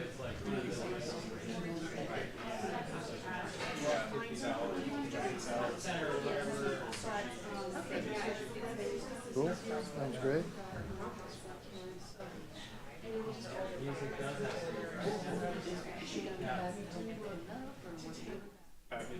You got enough people on staff. We can figure it out. Make sure it's not going out. No. Yeah, don't you just put everything in the should be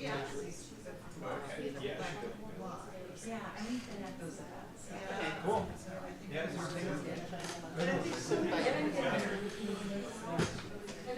Would you mind Right. making a picture of our? Very cool. All right. Well, I won't. We should get the money. But that's so. Are we all standing up?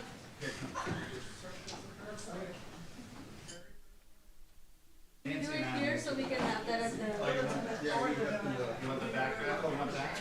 Yeah. Closer to each other. As we're, as I had, also for innovations and policy implementation.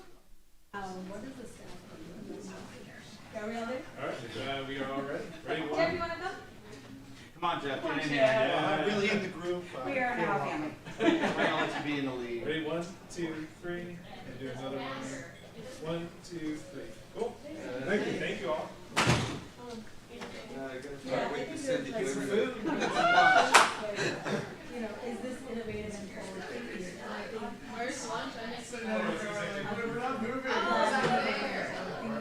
We need to have more discussion at this table, or maybe another iteration, because I think right now our vision is so much like we gotta fix what's broken, fix what's broken. It's not, we're not very innovative. Yeah.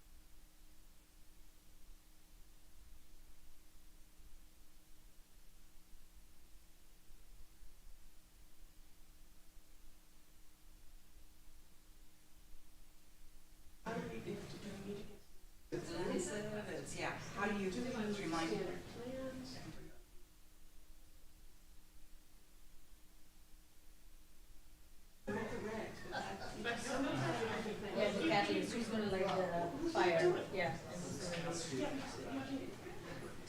You want a hotel? Great, the city's not gonna do a hotel. No. What can you? Just remember in the morning, you guys gotta break it and get some lunch while we're still. Okay, yeah, we're gonna Sorry, get, let's get a plan. It's been an absolute pleasure. Thank you so much. Thank so you, much let's for see you listening. around. Yes, see you around. Thank you.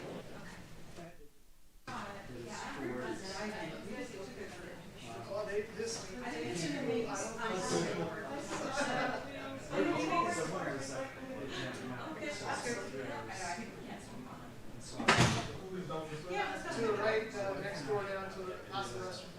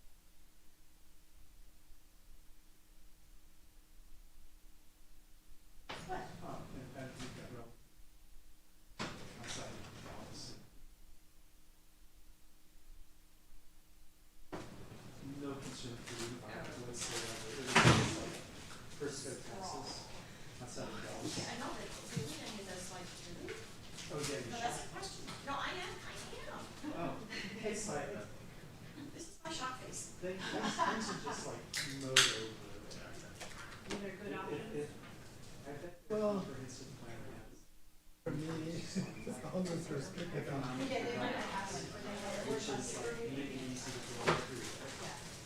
What is interesting about your travel. Yeah, I'm Haley. Yeah. I don't know if I'm Oh, sure. Yeah, I know Jeff is the Yes. mostly down to the Yeah. We're with Jeff behind the scenes. No, that's awesome. Yeah, thank you for being here. Yeah, you bet. Thank you for being I'm here. gonna stand outside so I can.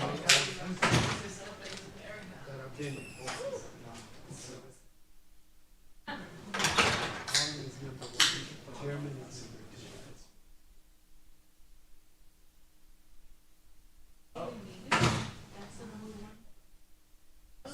No, no, people and options. No, no, no, I'm talking about this thing here, sorry. Oh, absolutely. Yeah. India is number one in the world, no question.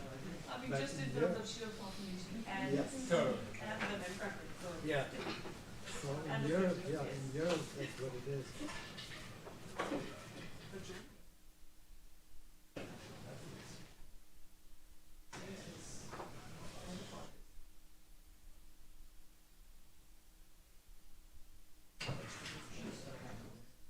Very nice.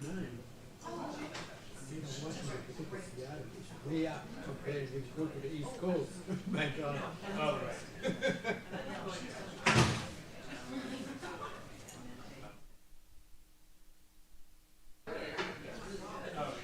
So are you vegetarian? I'm vegan.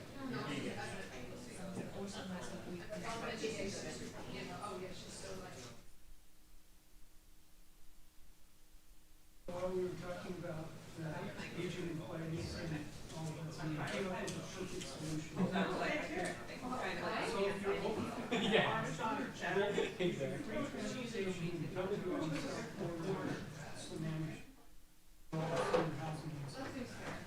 Send you this.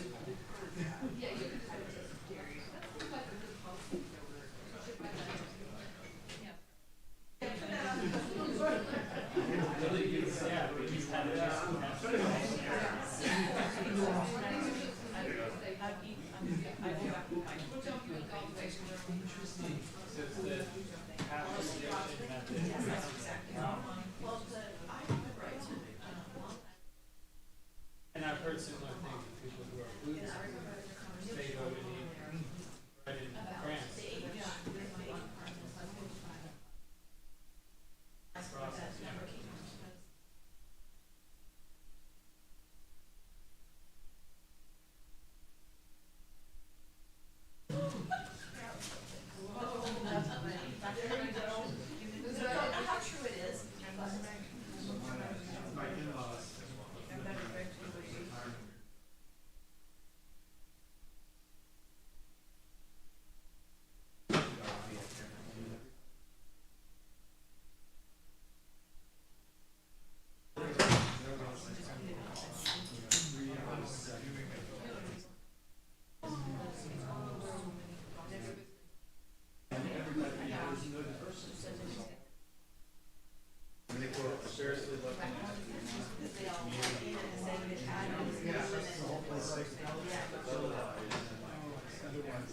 completely separate them and then back, and so probably way back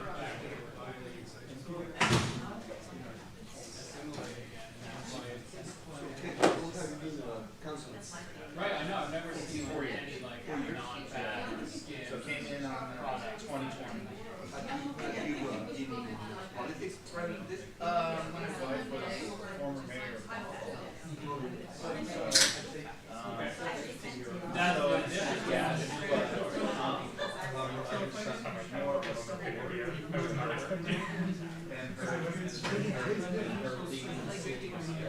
No, it's not strange. It's like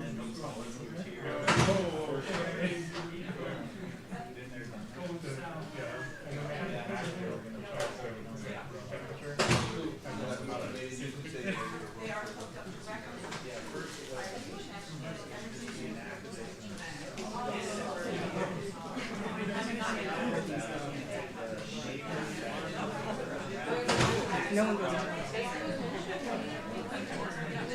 Oh, yeah,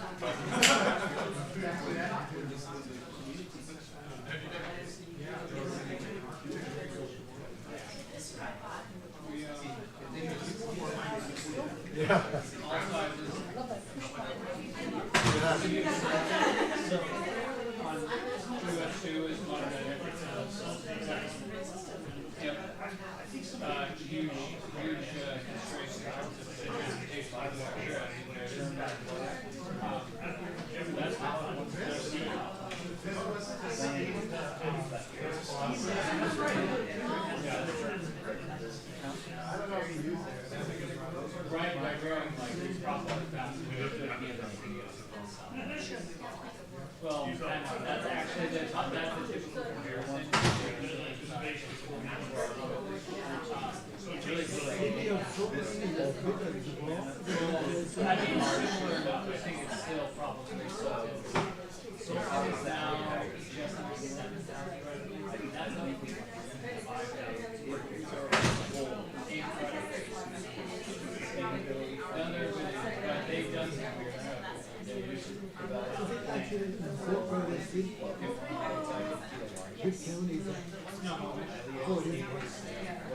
And then Duvall, I think is probably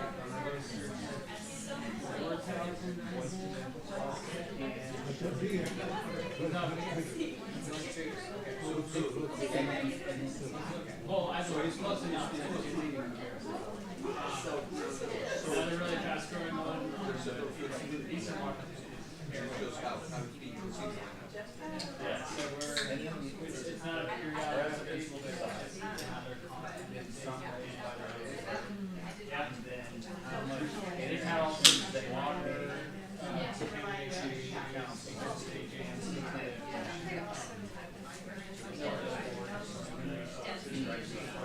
there's some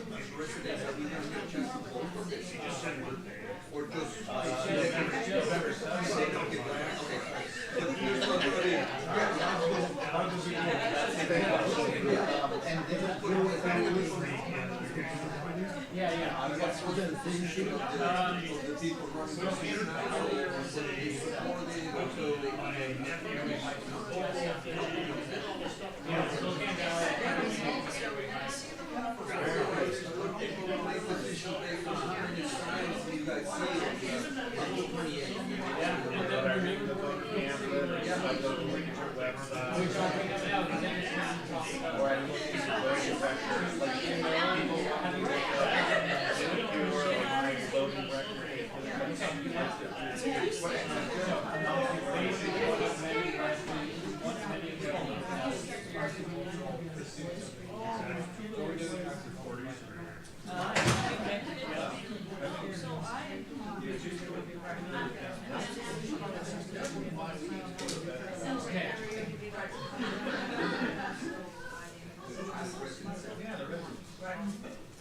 Right.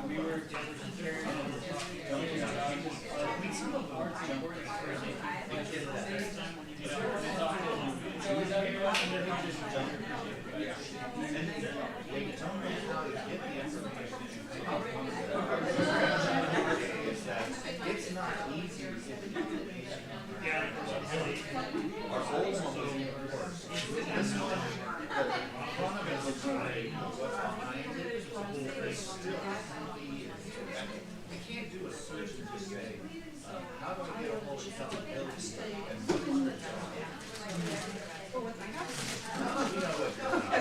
Okay. But it's not so I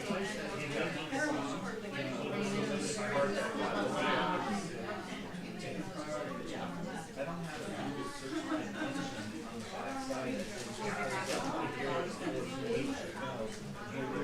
on the backside.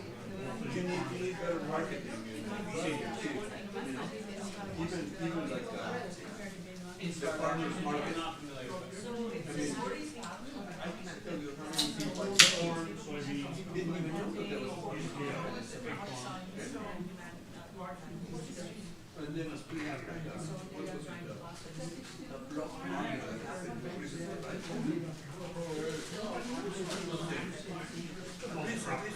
The people in my community that I talk to, you know. And that was well attended. Really are aware.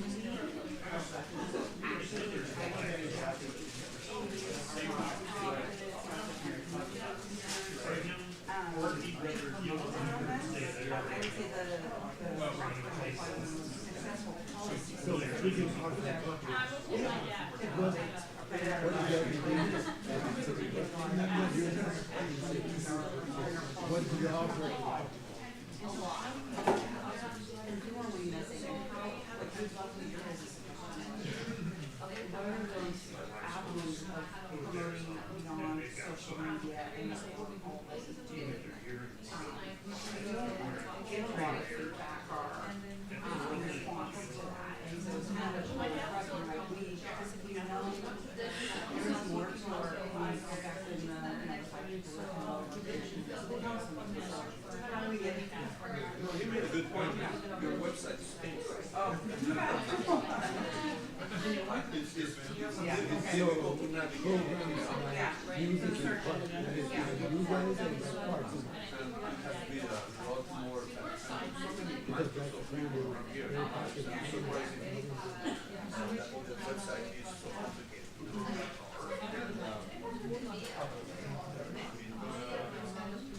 Sending flyers, you know. I remember my HOA. I've never heard in the last 8 years that I've been to the HOA. I've never heard that the CPA. You know, I brought it up last time that we had to go. You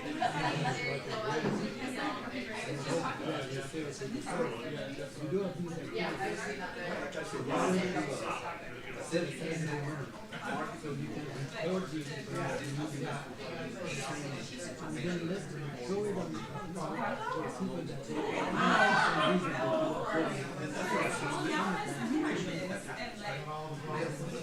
the same thing with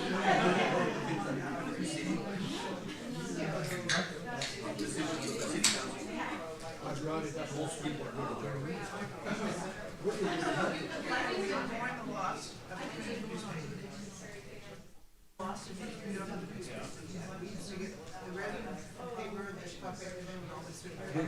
they counted days.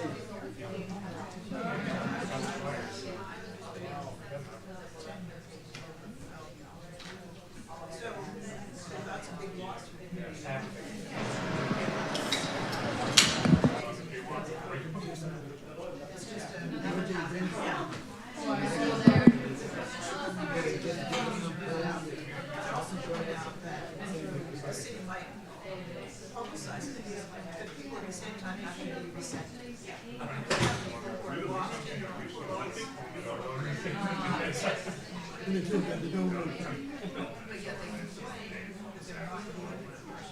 So they need to open up. We need to access.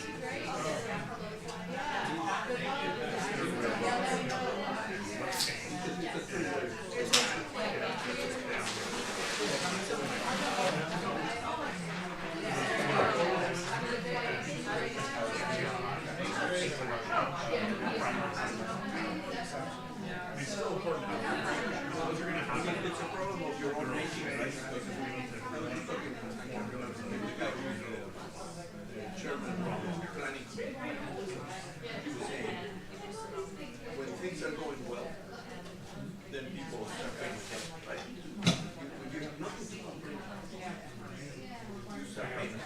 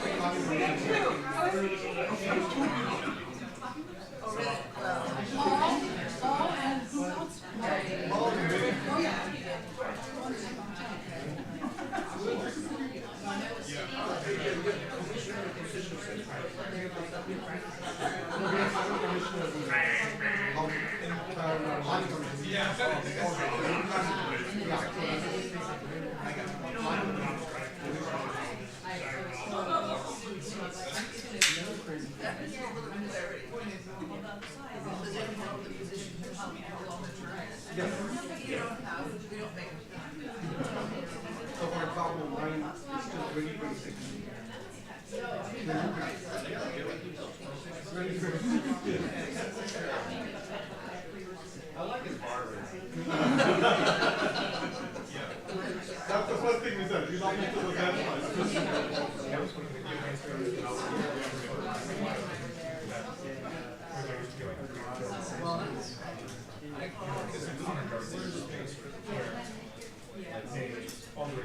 You know, it's like.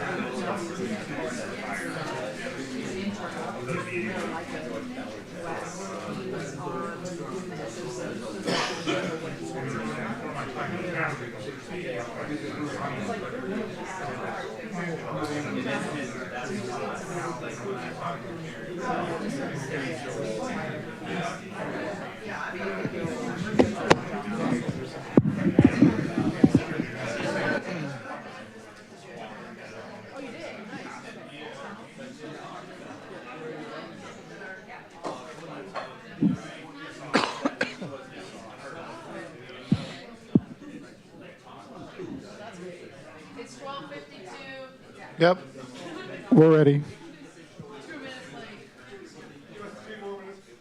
Yeah, yep, yeah, take care of your lunch materials.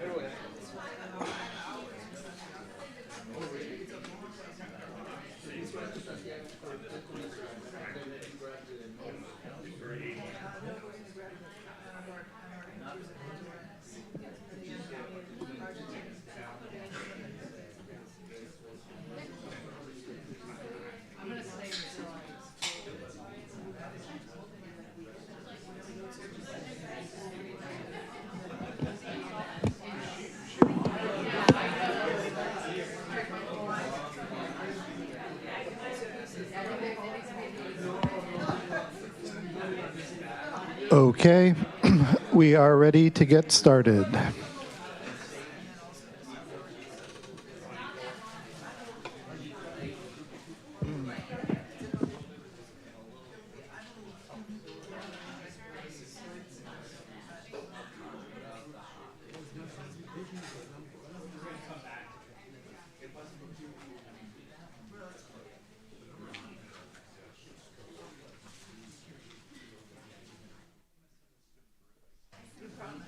There we go. Yeah. Okay, so we're going to make a slight adjustment to our schedule here. We are trying to get the bulk of the content done before 3 o'clock if we can. And one of the changes we're going to make is we're going to move up economic development. It's a new topic, it's a new element, and we have some additional data that we want to share with you that we've recently summarized for the economic development profile. And so we thought it'd be a kind of a good topic to cover right out of lunch. So this will be, ready? Okay. So this will be the Sammamish's first economic development. Can you hear me okay? Seems like the mic's fading. Okay. This will be Sammamish's first economic development element, which is really exciting. And there's a lot of, I think, community goals that kind of come together in the economic development element. And some of the big changes, in addition to it being the first economic development element, some of the things we want to include are more variety in retail, restaurant, and entertainment experiences in joyful places around the city. Much of that will be in the town center and the mixed-use centers. We want to promote and grow uses, activities, and events that emphasize arts and culture. We've heard a lot about that from the engagement that we've been conducting, and that seems to be relatively universal throughout the community. So there's very strong support for that going forward. We want to expand economic opportunities that retain youth in Sammamish. So can you grow up in Sammamish and have economic opportunity that will allow you to stay here should you desire to do so? And then encouraging neighborhood serving services and amenities, which is one of the land use strategies that we discussed earlier.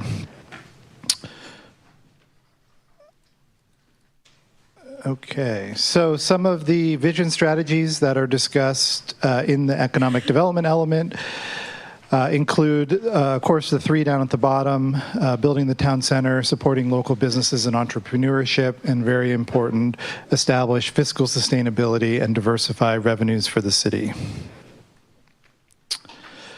We are going to present just a very preliminary draft of goals and strategies. These have been vetted with the technical advisory group that we've been meeting with, as well as some of the focus group meetings, and they touch on these kind of 5 topics here: fiscal sustainability, diversifying revenues, establishing and expanding community activities and destinations, business development, support and retention, and expanding economic opportunities for youth. So there will be changes and update to this, and we'll be rolling in all the feedback we get today and from future engagement efforts.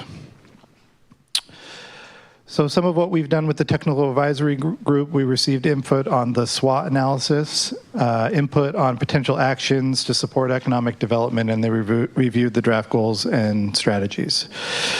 We also heard about economic development at our Planning Summit event last November. We did an economic development survey, outreach at the farmers market and community events, and then reviewing the draft economic development profile at both the City Council and Planning Commission meetings. And we have the last piece of that we're going to present here today.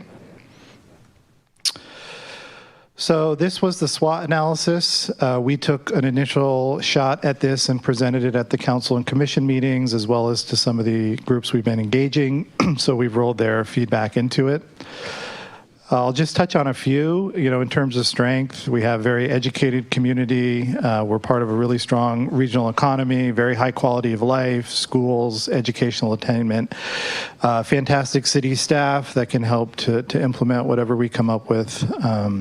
Some of the challenges, limited land for commercial activity. Most of the land is zoned for residential development. We don't have the same transit service that some of the surrounding communities do. And of course, the high housing costs that we highlighted earlier in our housing discussion.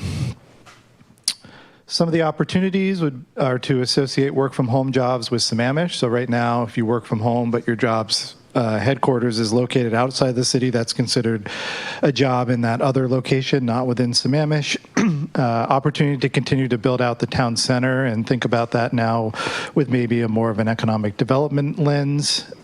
Sub-area plans, which we've talked about quite a bit, and the idea of bringing more services into neighborhoods.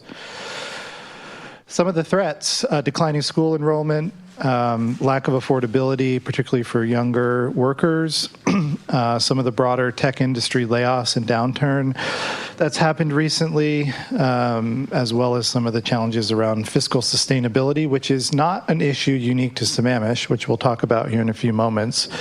And then you can see the other threats listed there. So now we're going to go through a series of really interesting charts, and this is data that we obtained from the state of Washington, and it took quite a while for us to be able to attain it, so that's why it's coming as part of the last piece of the economic development profile. So this looks at per capita revenue by category, and you can see that Sammamish is higher than University Place, but lower than the rest of the cities listed there. And then the colored bars indicate different types of revenues. So property tax is the largest revenue source for the city. You can see also charges for goods and services is that top kind of red bar. And you can see compared to some of the other nearby communities that Sammamish is getting less in specific categories, but also less overall than the majority of the communities with the exception of University Place. And we picked these communities as sort of peer communities because we thought they are somewhat similar in that they are primarily residential communities, fairly affluent, and have some similar land use patterns as Sammamish, so that's why those were selected. This is probably my favorite slide because of what it conveys. Has anyone here ever owned property or lived in the Northeast? Paid taxes? Mid-Atlantic. Okay. I'm not sure how it works everywhere, but I had the opportunity to become the planning director for my hometown back in 2002 or so. And that required me to, manage a budget and attend annual meeting, which is kind of a folksy thing that we do in New England. But it also caused me to really understand kind of how the tax system works there. And, not presenting this to advocate for higher or lower taxes, but just really talk about the structures that we work with within Washington compared to some of the other communities. So what this is representing, and this is something that I have raised with people, within a few years of having moved here, because it seemed really obvious what's sort of impacting the fiscal sustainability of cities. And it goes back to the ballot initiative. I'm sure many of you are familiar with Tim Eyman, but some of those initiatives that basically cap the overall taxes that cities can collect through property taxes. It caps it unless you go out and do a vote within the community, and you can raise it 1% without doing a vote. And so what this is representing is a declining tax rate. And the reason the rate is declining is because the home values have gone up and property values have gone up. And so in order to maintain the same level of revenue, which is limited by state law, the tax rate continues to go down so that the revenue is somewhat equal overall. So again, while property values have increased tremendously, creating lots of wealth, the portion of that is paying into the city continues to decline. The other thing that's happened is that inflation has, increased the cost of things well beyond the 1% that cities are able to increase their taxes by. There's been some recent information I've been reading online from Dow Constantine, the King County executive, basically saying without a legislative fix, the city or the county is essentially going broke.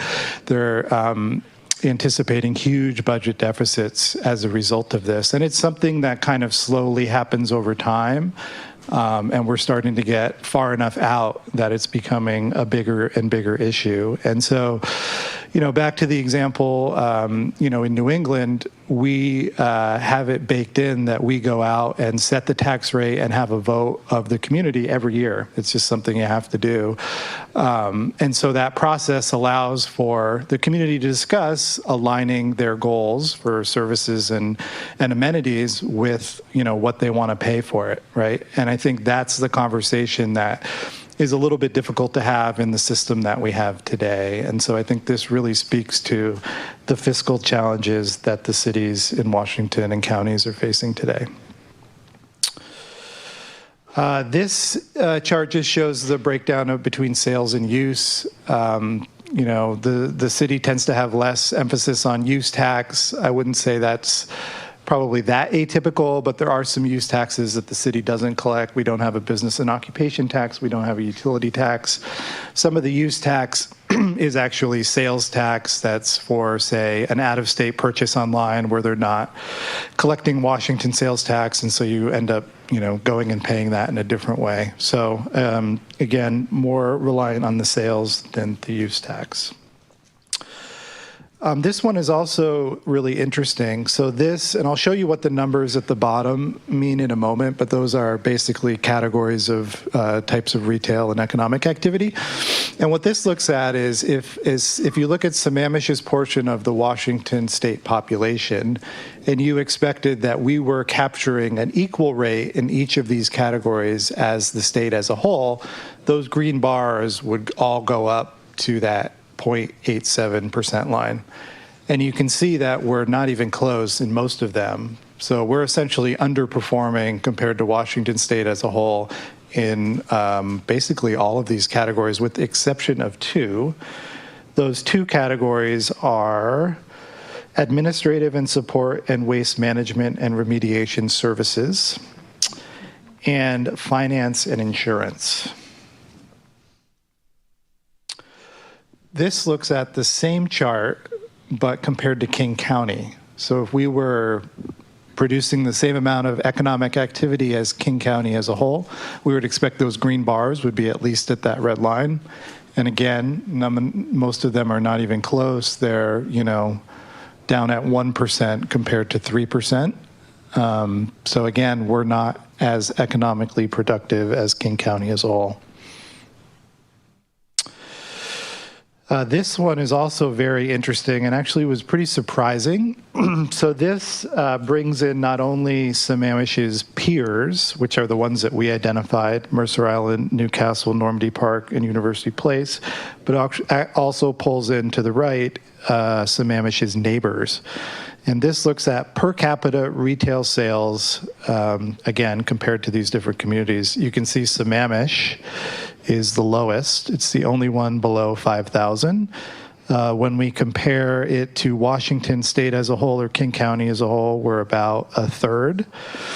And then when you go and start looking at communities like Bellevue, which I think is not really an apt comparison, but it's really interesting to look at, particularly Woodinville, collecting $26,000 per person. So again, that signifies a lot more resources from economic development activities, probably a less reliant on residents to pay portions of taxes within the city. And there are some advantages that definitely come with that. Is there any city that you found that earns less than us? I'm sure there may be, but not from what we looked at. So we have the highest median income, but the lowest capture. Yep. Maybe like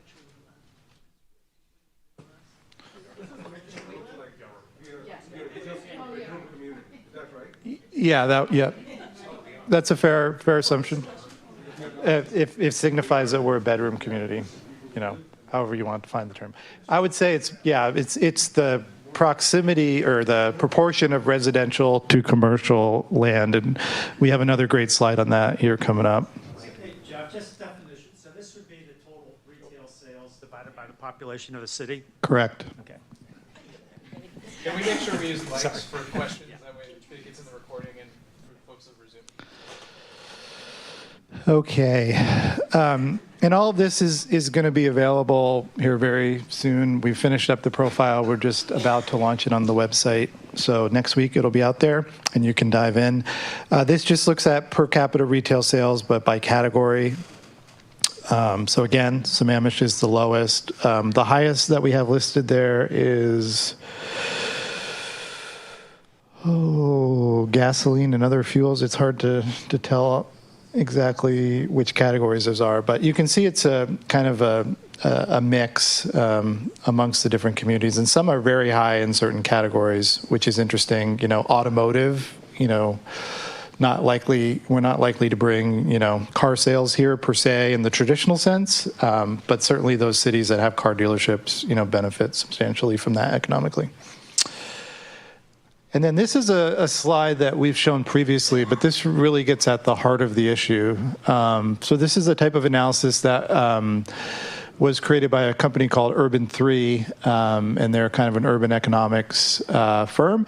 But they've done this type of analysis to really get at the productivity of land. And, you know, cities previously had sort of looked at the total value of a property. So if you went into, say, a Walmart and you said, wow, you're producing a lot of retail sales, a lot of taxes, isn't this great? But when you actually go in and look at the productivity on a land value per acre basis, you actually find that the big box stores are really not that productive when you compare it to more urban places. So what this does is it separates the red, which is the commercial or mixed use areas, from the green areas. It's typically known that residential areas don't often pay for themselves, that there's some subsidy that's happening from commercial development. And then the spikes indicate the land value per acre, which is how productive they are. And that is also signifies the cost to provide services to those areas. So in high productivity areas, yes, they're going to require a lot of services because it's dense and more urban, but they have the productivity in terms of economic activity that will help pay for that. So the cities that are more green and less spiky are the ones that are likely to have more challenges in providing levels of service and funding that.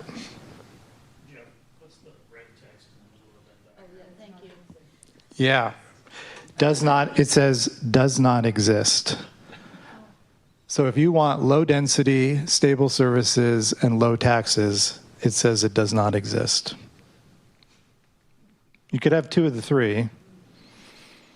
But, you know, we also have data in here on just, you know, property taxes. If you have $1 million home, you're paying about $975 to the city. So, by way of reference. Any other questions on that? I mean, I think a lot of it, to me, kind of verified our assumptions. Which is, I guess, good in a way. But I think, you know, now we do have the data that I think really highlights, you know, some of the challenges that we're facing here, and hopefully can lead us to some great options going forward. So any other questions on that? Can we go back like 5 slides? Yes. No, the next one. Yeah, sorry. So here, this is per capita retail sales compared to Washington as a whole. We don't have any retail other than our groceries and other basic things, right? How is this a fair comparison? We cannot compare to anything in the city. We cannot compare to Mercer Island. We can't compare to Normandy Park. And that's probably because of the function of where we are. We're part Redmond, part Issaquah, right? We have so much development out of Redmond and Issaquah that there is no need for businesses to come in and set up something over here. Yeah. Because we can service ourselves from those places. Isn't that a fair assumption? And that we may not even reach that line? Well, it is, but I think the big factor, though, is how productive are the lands that you do have, right? So we have one-story retail buildings with large surface parking lots. If that was a mixed-use environment with housing and retail and civic uses, it would be much more productive on a per acre basis than what we have now. So part of it is the overall land, but if you just get more land and build more low density retail, you're just going to continue the same direction. I think one good example is looking at downtown Redmond. I mean, downtown Redmond was very low scale just 15 years ago. They've invested immense amount of money in the Redmond Central Connector, the decoupling of the streets, the downtown Redmond Park. I mean, this has been a long-term concerted effort, and you can see from the spikiness of their downtown that they are reaping, those benefits economically. So need a. Well, and I think it gets to intentionality. I mean, if we look at, say, Woodinville as a point where, gee, it's not fair, they have wineries. Well, they didn't always. Now, they leveraged where they were because they had agriculture right there that fed into it. However, that was an economic engine that is created and is powerful.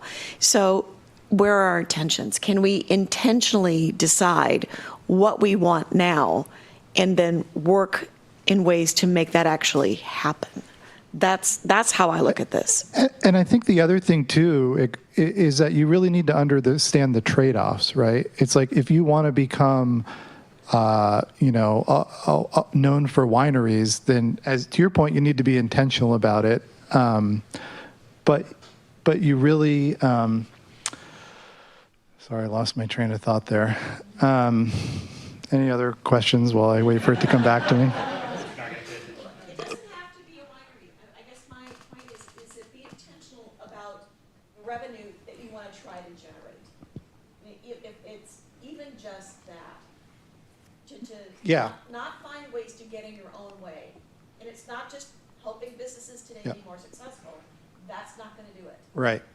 But so I remember what I was going to say is the trade-offs that come with it, right? Like Redmond or Woodinville has had some really interesting developments. So you guys familiar with the schoolhouse development that was done? I mean, that's all about the wine culture and the alleys and whatnot, and yet it has big, dense apartments, right?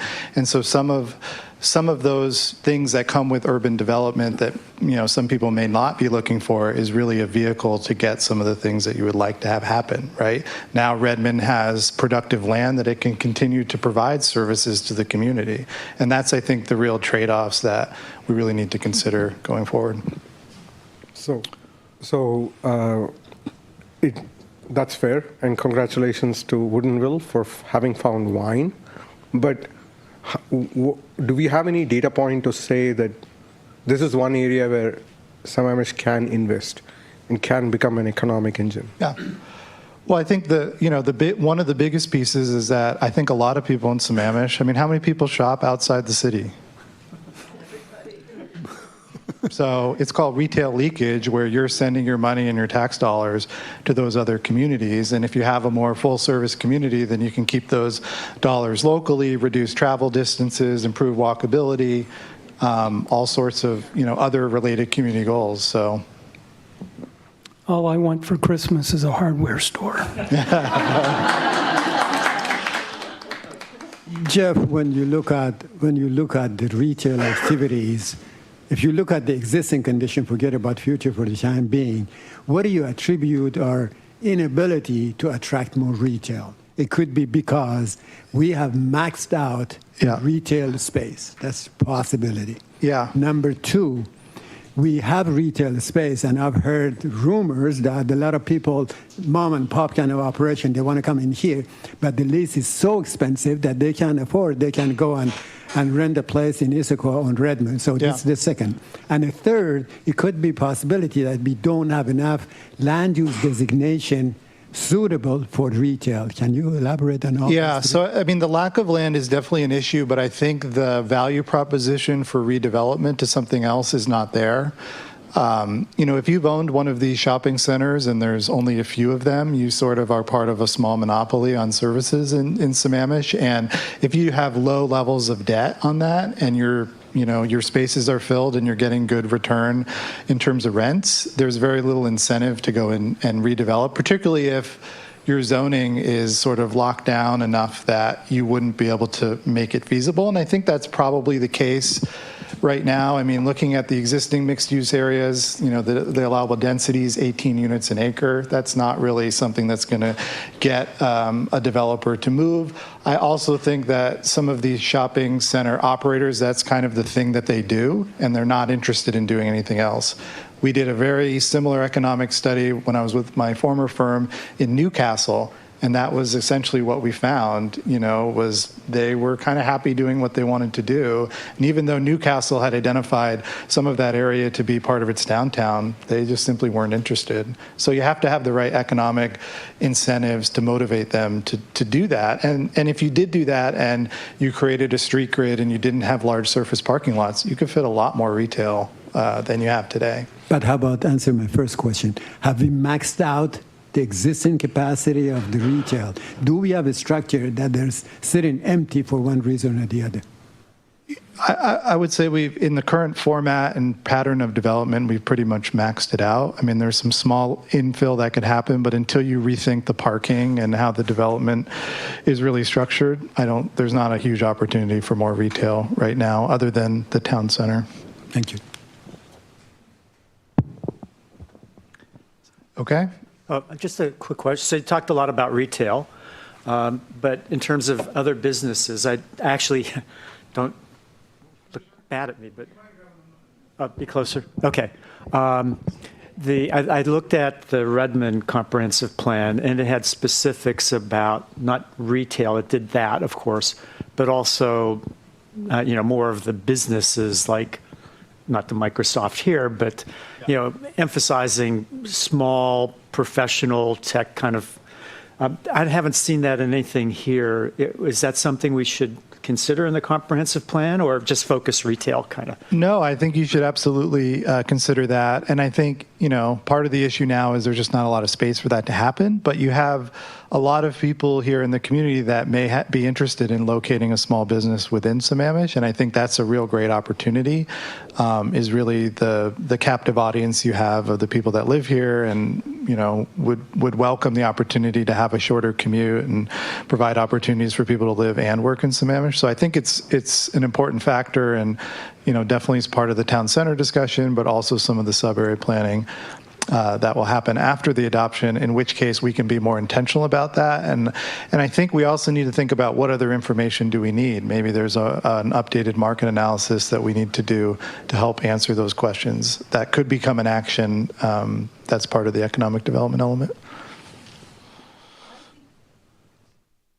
I think we need to think everyone else has got retail. And, Woodinville's got its wineries. We need to think different. What can we have here that nobody else has? Performing arts. Nobody else on the east side has performing arts. Would that collect a tax base?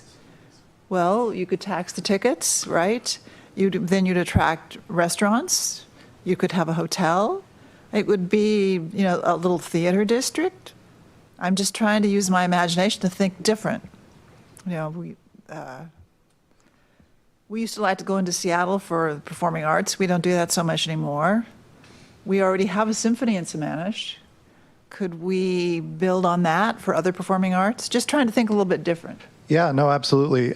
Leslie's had to leave because she's actually headed to an international conference on arts and culture and bringing that into cities. So, but she is on our team specifically to help with that issue, and she's done some really amazing things in that regard. And I think that's absolutely an economic development strategy, is bringing that to the community, and we need to be intentional about it in the plan if that's what we want to do, and be strategic in how we deliver it. So not mentioned in the plan is home occupation, and it's kind of a two-edged sword. Is that something that we want to call out? I kind of look at David over here. We have a lot of people working from home, but home occ is where you actually are running a business out of your home. There's restrictions on how many employees and traffic and that sort of thing, but that would be one thing that could be introduced, but it is also can be a real pain in the butt to manage. Yeah, absolutely. Something we need to consider, both work from home and home occupations. And some of the thinking around home occupations has changed a little bit during COVID. People have done some more interesting things. So I think we need to fold that into the discussion. If there aren't any other questions, I think we can go into our smaller group discussions, and we'll come back when it's time to wrap up.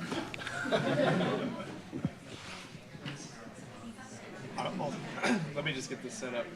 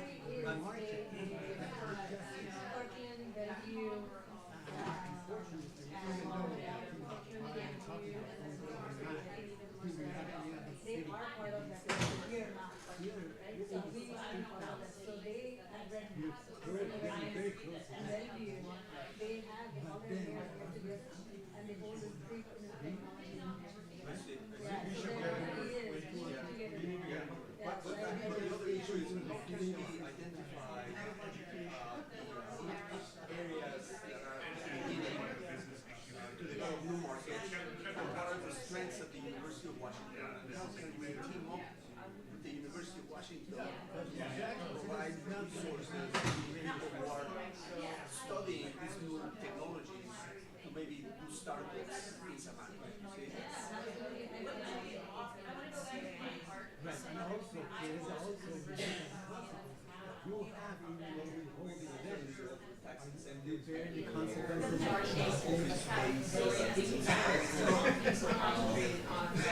in fact,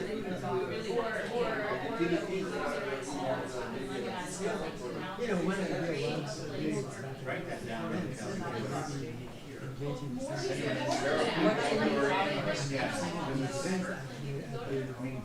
I worry those individuals in the same kind of situation we're sitting in right now today. Exactly, that is in this, And the branch, and the branch here, this is there, but what they put in first was a community college. Adjacent to it, and benefited from that.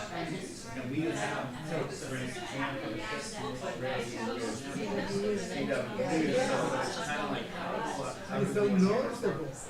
flip the switch or find energy, put the two together. I think Nancy, to your question, I just think I think it's one. I just think we very environmental studies.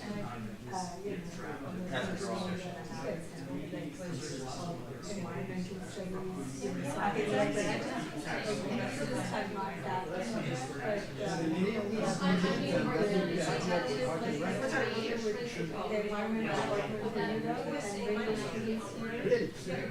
I remember when I was working in City Hall, we actually engaged with that discussion of bicycle and came with an agreement that Cincinnati Metro would run those parking lots in the daytime and take advantage of it and then return the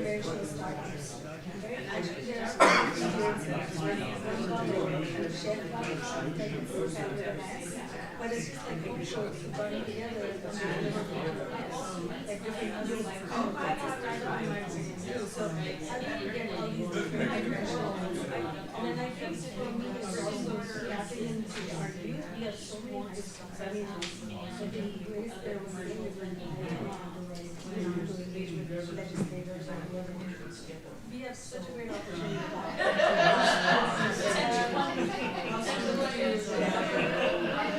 Basically, and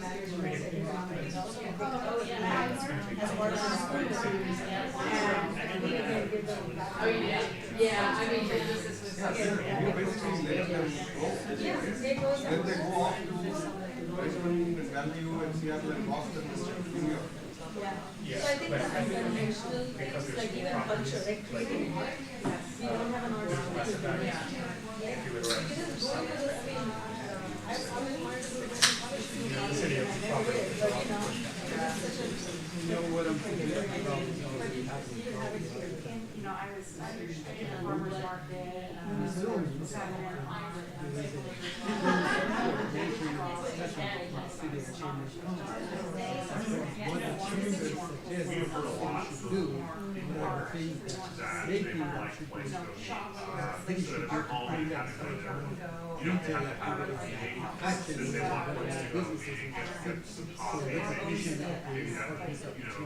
The problem is that not meeting spaces doesn't coffee shop.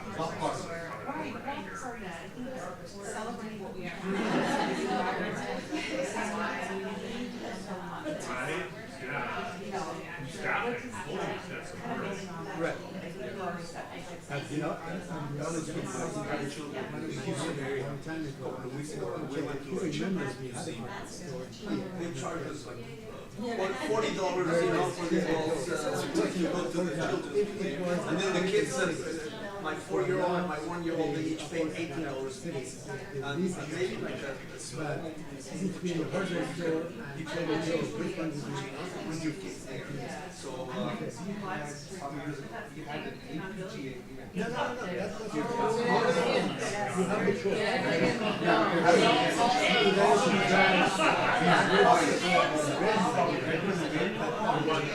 Which was very customers, very spectators. And they would fill it back. And I used to see, they would go back, and they get out, and they have to get to this. And what is around town center, Electric car storefronts, what they wouldn't even mobility stores where they're selling. One day we The market where's the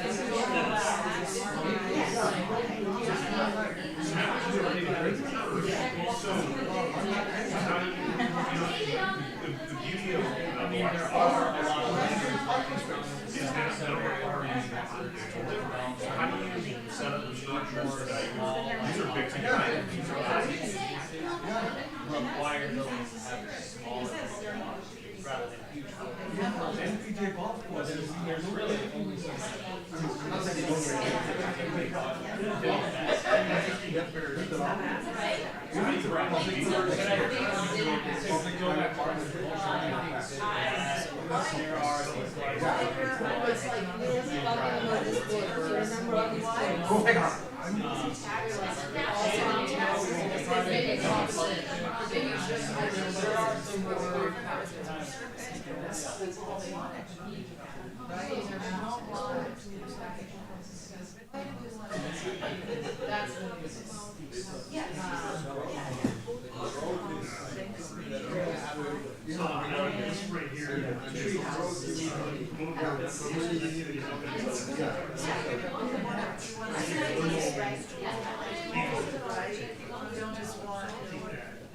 We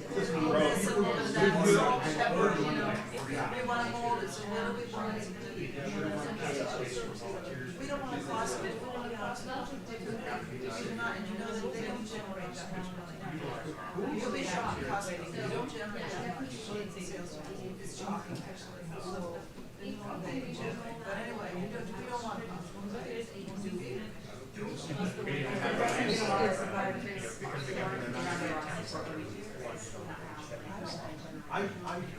Do you have one plus on the side? That's the one coming, because they just calculated. I mean, if we look at the information that they are giving I mean, you know, it's like they feel RVs even better. RVs are even better. What are you gonna, where are we gonna put the land and all that? We're not gonna. So direct you down into, I think, you know, the top 3, 4 you've got there. How are you gonna figure out the cultural aspect of that? You can take advantage of that one, drop it down. And then what you really go in and talk to the business owners, get their establishments and their shops, buy stuff there. Their biggest challenge is ducks. Right? And the second is, if you open up, and that's the other fear they have, is that you open up another business exactly right 3 miles away. So now, and you know, like I said, when that happened, like Habitat went in, that drew from other places, 4 miles or so. So you have those spaces, that they can deal with. The challenge that they have is the repeat customers who no longer come back. And that's because now there's just too much of the same thing. So, yeah, so it's really more how do we diversify that retail so that it's not actually, it's kind of the idea, why is Costco not going to put Costco up here? Because there's one thing that should draw. Now, smaller businesses, I don't know, commerce guy is going to say, hey, this is what you're doing.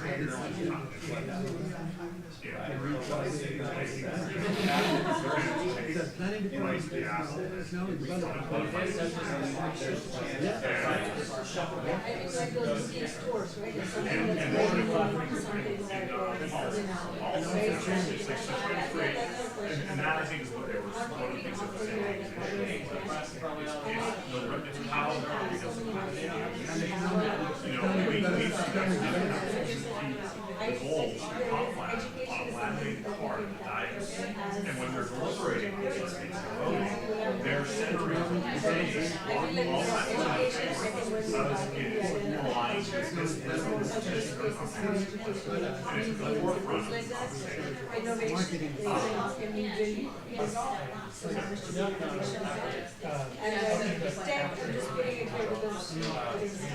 So it keeps the conversation moving, and then it's sort of the different iterations of how you interpret it.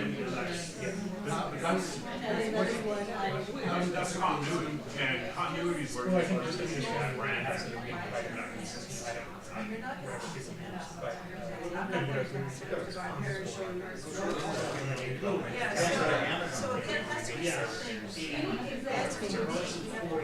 Yes, so yeah, I think the next tours. Even if like there's not representation, like And we saw something on the I video. think there will be more where you can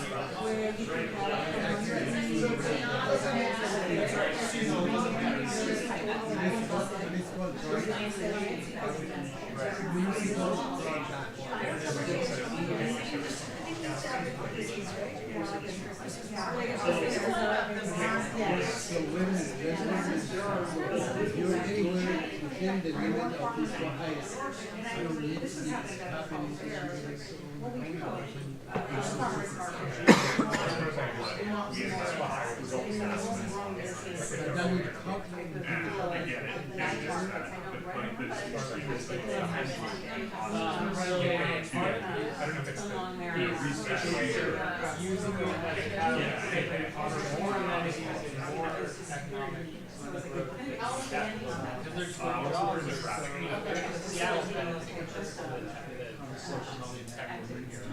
So can you explain to us once again how maybe advantages for the established? Why are you going to? Yeah. Well, yeah. I have some examples of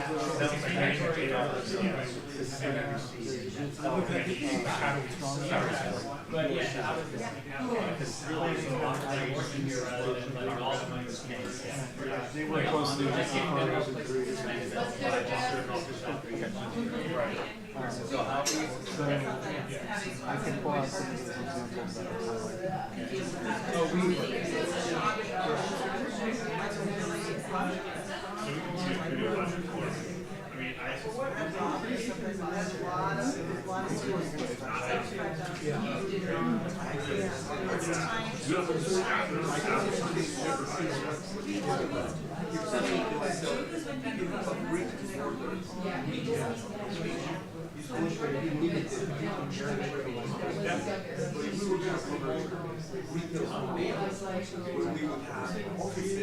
People are taking orders by mail, and then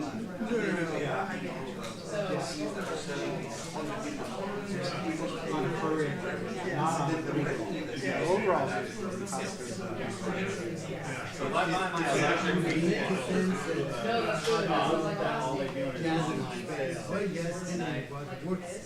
sales tax dollars stay. So that would be a better. Okay, we are ready for the report out.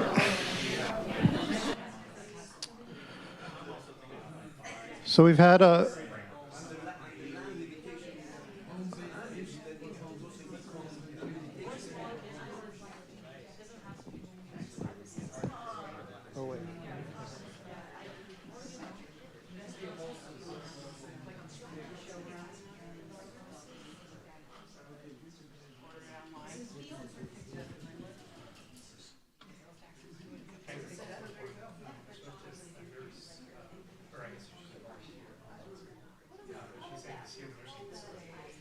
unmute it, and then unmute it. Yeah. So we're good? Okay. Okay, so for the report outs, in order to have your attention. Okay, Mark can start in a second. Since we are running a little bit short on time, but we want to finish the other elements, when we do the report outs, please just try to focus on like maybe your 3 or 5 top things that you discussed. And then all of the information you provided, we'll make sure is collected and incorporated into our work. So, Mark. Okay, well, I'll never do as good a job as Grace, but here we go. So this conversation was pretty far-reaching, but I think one of the key points of the 2 or 3 is that we all agreed that focusing on economic diversity helps actually contribute to lots of other goals and objectives like sustainability, transportation, those sorts of things. So we tried to keep that in mind as a theme. We obviously talked a lot about retail and how everybody in the community supports the idea of more retail. How can we make that retail an avenue for small businesses, for locally owned businesses?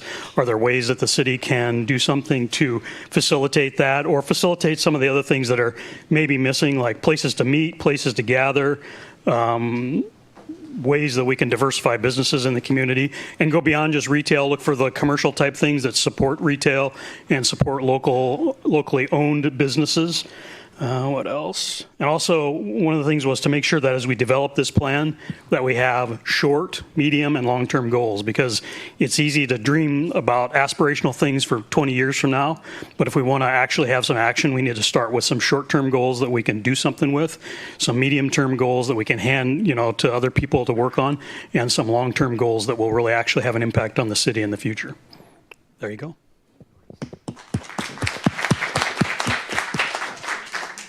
Excellent job staying within the time limits.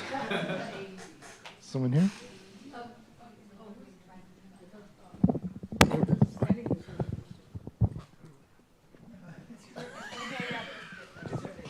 I'm just stretching my legs.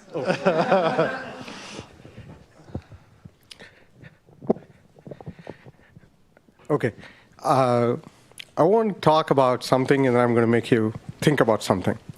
So the first thing was that we have so many small businesses, tech operators. What is it that they need the most at this point in time, which is going to not be an inhibitor that is currently happening around the place? They need a co-location office space. So when you think of economic development, think of co-location workspaces, think in terms of the amount of tax dollars that brings in, the discretionary spending that comes through with it, and all of those things, all the nice things that come with that. The second part of it is to then expand on it with the public-private partnerships. So we could actually expand on public-private partnerships, which is not as well developed in the rest of the region as much as it could be, and that's our opportunity to try to build something over here, which will then will make Sammamish an incubation hub with that partnership. The other thing of it is that we have to get into some councils, like we have to get into the East Side Coalition, the Cascade Corridor Coalition. Sammamish is not part of that, but that we'd love to have our mayor be part of that, to get into that, so that we are along with Redmond, Bellevue, and Issaquah into making this a place that we don't serve as an afterthought for these cities or places which just service this one. What that would do then would be to think of it in terms of unconventional startups. These are startups which are just not a tech startup, just not a .com startup, but something more than that, to become unconventional startups for the next generation, which will then help continue the growth that we have. To do that, we have to think in terms of what is it that Sammamish offers that the other cities don't offer. And to answer that question, let's think of a few things that we could do. And this is where you'll find out that I grew up in a Catholic school and I have Catholic tendencies. Because think of a cultural festival, right? Think of Mardi Gras, right? You could have people come in, celebrate all you want of Mardi Gras, and you can tell them when they're on their way back, hey, guess what? Tomorrow's Ash Wednesday. Come back to Mary of Queen Peace Church, right, for your Ash Wednesday. Right? And we can all repent as Catholics. Sorry. You could have micro events that would come up because of that. That will help build a retail diversity and bring up unique stores which are mom and pop stores. That is one thing which is getting priced out of the region. It's very difficult to have a mom and pop store in Bellevue, very difficult to have one in Redmond, very difficult, almost difficult right now to have one in Issaquah. This is the place where you could have mom and pop stores come up. With all due respect to Mayor Angela Burney, I know this could get recorded, and if she sees, I'm very sorry for saying this, but then if you realize one thing, we had an LPGA event here, which was at the Sahali Golf Course, right? But what happened? People all came, they parked in Redmond, in Marymore Park, around Marymore Park, got into a bus, came here. As soon as the event was over, they all got into the bus, went back to Redmond, got into their cars, and went and ate food around there. So Redmond practically ate our lunch, burped it, and ate our dinner.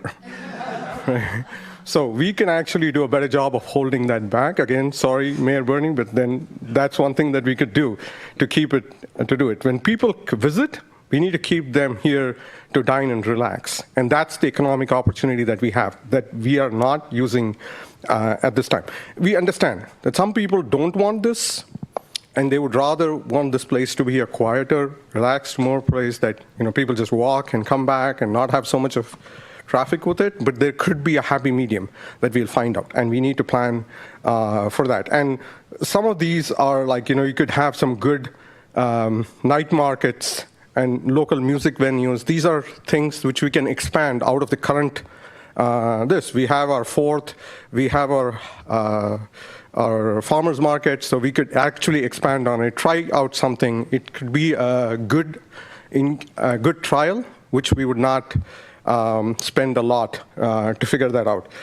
The most important thing was to help keep the tax in Sammamish. We have areas here where we could make it a fulfillment center to be able to do that. The fulfillment center does not have to be humongous like Texas or any other place, but you could have fulfillment centers over here, which will service a lot of the areas around. The traffic going out of Sammamish into that at times where we can organize it to make sure that that was the thing, and that will bring business money that will stay here in this space. The opportunities that we have is immense. Now, that's what we had talked about. Now, the exercise for you is to just close your eyes for a minute and think of all this becoming a reality in 2044.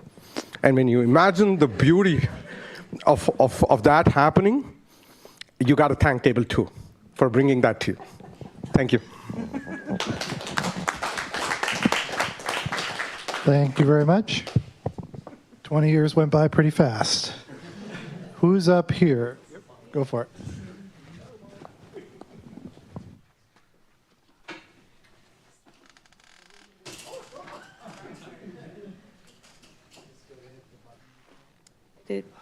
Okay, great. So we did talk a lot about what other options besides retail we can think of when we're thinking of economic development. And some of the options, looking at the diversity that this city has to offer, there's not much that is being addressed to address that diversity. So thinking of bringing arts and culture that is more specific to the people of Sammamish, creating our own identity around it, offering arts and cultural classes, activities that bring in more money, more revenue to small local businesses, expanding opportunities for youth, 3 high schools, 4th one being built, 5th one thinking of being built, lots of other schools. The population here, median income so high, there's a lot of opportunities for kids to do coding classes, other kinds of classes where people are, the parents are willing to pay to kind of get their kids more educated. So some of those activities, small businesses, are definitely something that is out of the retail realm that we can consider. I have been talking to some people from the city of Redmond and Issaquah, and we often talk about, we go from here to Issaquah and Redmond to do certain things, but those cities are also struggling with a lot of things because of the rapid growth and high rentals and whatever. And a lot of businesses from those cities are disappearing as well. And how can we target them and bring them to Sammamish and figure out what's missing and what we can accommodate from those cities, so those people can come here and generate revenue for us. Working more closely with the Chamber of Commerce, doing more public-private partnerships, And then we also talked a lot about how to support people working from home. So one idea that Sid brought up was doing public internet, where they have a high reliable internet, doing WeWork type spaces and other like amenities like food and other restaurants that can support the local small businesses out here. And then the last thing is creating a community directory, because not many of us know what's already being offered in Sammamish, and taking pride in the offerings and being more local and being more cognizant of the fact that we do have all these hidden businesses. But if I want to go to a dentist, I might not know that. Well, that's a poor example, but I might not know that there's a dentist in Sammamish, and I might be going to Issaquah. So, creating some kind of a community directory and the pride in what we already have is very important. And to that fact, we need this position in the city. So we need somebody who is like an economic coordinator, director, manager, who can address all these issues. Thank you.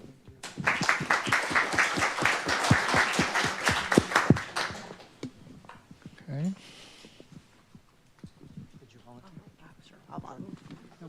Oh, we debated. Yeah, we debated whose turn it was. Actually, a lot of the things that each of the other tables talked about, we spoke about. Building on what we have here. We have a lot of tech people who are starting businesses, having a co-working type space, an incubator type space, those types of things. So I won't go over those again, but it was more thinking big and what do we have here that we can leverage without forcing an idea like, oh, we need wineries, something like that. Because we also talked about our parks. That's another strength. Is there's a way we can leverage that to bring some economic development. Another thing we talked about too is barriers, making sure that we don't have barriers to getting these things developed or starting businesses here. I know B&O tax has been thrown around. That's a barrier. That's going to stop people from opening businesses here. A couple other things. Leveraging the connection to Central Washington University. Are there things that we can do there to leverage that partnership? This one, another kind of bold idea, the Eastman property, because we have a couple planning commission people on our table here, and I know it's, some big, different, bold ideas, but those are the types of things we thought we should be thinking about, because when we talked about having an intergenerational city instead of people just here between up to the age of 55, like my children don't want to come back here because there's nothing to do. It's not fun. So how do we make some sort of spaces, or the town center will help to draw young people back into the city? Density, town center, and just, diverse businesses, and making sure that we are thinking about the city as a whole.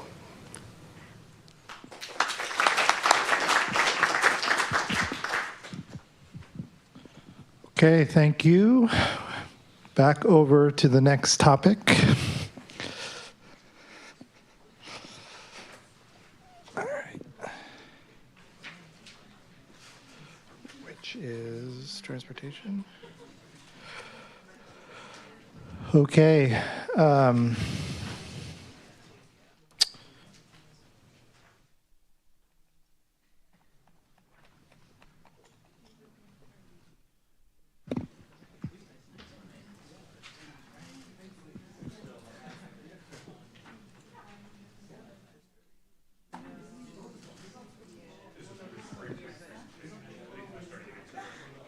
Okay, yeah.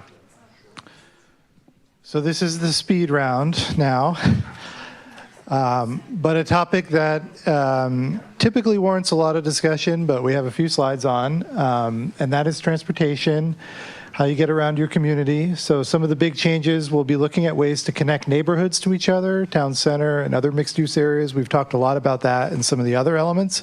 I will say we have made more progress on that issue than maybe is obvious when you look at the patterns of development. So we have made some significant changes in the regulations, but some which, have not produced results yet because they were just adopted fairly recently. We want to prioritize safe and accessible multimodal means of transportation, and that gets at the multimodal level of service, where you're looking more holistically at all transportation options. And we want to minimize negative impacts of the transportation system on public health and, of course, the natural environment.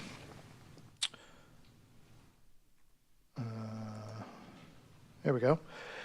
So some of the vision strategies that are expressed within the transportation element, again, aligning job opportunities and access to work in Sammamish, which is number 6. Building the thriving town center and mixed-use districts. Transportation is going to be a critical component of that, including trying to expand transit access. And you can see the other ones there represented with the smaller dots. We have 4 goals currently for transportation: supporting growth, greater options and mobility, operations, maintenance, management, and safety, and sustainability. Transportation is also a really key factor in our next discussion, which will be on capital facilities, so think about that. Transportation is unique in that a lot of the funding comes from the general fund in addition to outside sources. So that always creates some challenging situations. So keep kind of the funding piece in mind and what you might want to prioritize in terms of improvements within the community. So let's go back at it, and we will have the report out in 15 minutes.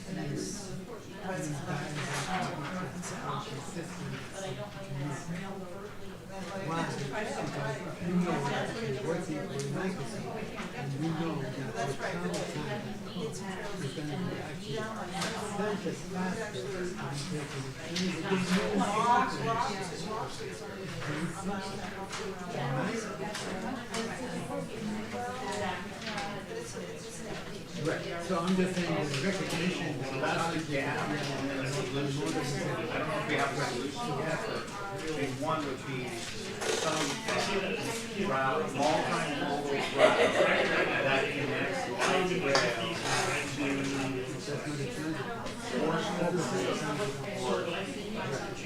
You gotta start somewhere, right? So you need a connection that's gonna have a portion of the city that has access to light rail.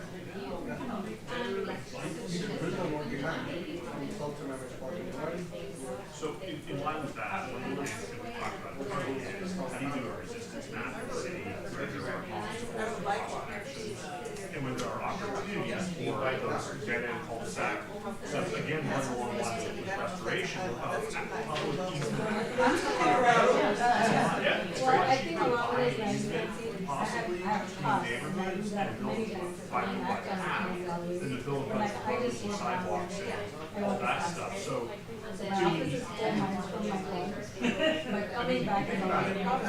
it's also with the And I'm always thinking, I big just barriers, like and you get might that, move miles like, it takes you 5 miles to drive to get there. and it gets And it gets right on my way, get on the trail, but then when coming back, But if there were more connections to neighborhoods that are safe, there is no way I non-busy get some. roads, And so you I've might start to done move that around the for city. years, and I'm just thinking about it. But, so things like that, too, I don't know if it's possible in transportation, but again, it's that connection, like, and the market, like, I think I was just saying in my conversation, when you like, so much, because every two, like, just one or two blocks, there will be somewhere, somewhere, and the marketing is so good. I think, having a market for that, having these more walkable spaces, so that you can have a connection and not have to, walk up or Interesting, overwhelming majority of people manage work outside of Sacramento. And there's just so many ways that you can get out of Sacramento. Grandiose plan. It's a really high lane. You have 244th, I think, and you might really not much end of that, okay? Maybe 20th Street, the 50th, so, Because basically, when I was working before I retired and I had to go towards the airport, intersection of and getting on 228 was just platform of library, and the issue was there's no way that you usually drive that. coincided with the schools going, the kids going to school, right? So the traffic just gets horrible. You have all these kids running the street. You don't have that much of. You have to stop the traffic. That's okay. It just be some overpass, you know, to avoid having could be avoid having road construction at 8 o'clock in the morning, which happened a few times.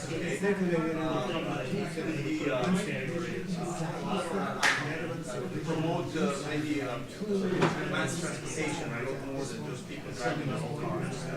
Things of that nature. So the question is, how can we traffic Was on before. Yeah, if you have the slideshow on that. When I think, yeah, if you just put in slideshow, it should show up. These challenges are promoted to be seen. So that you still have this lack of police intervention, lack of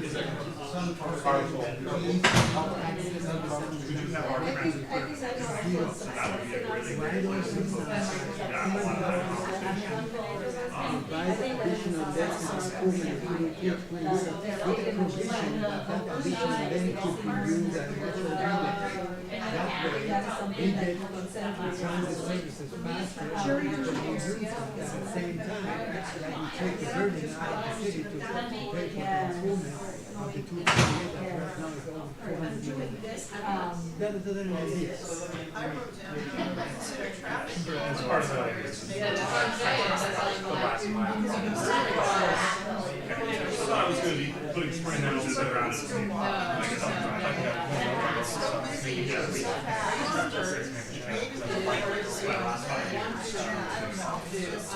Yeah, I don't know why. making it easier for us to get parts to our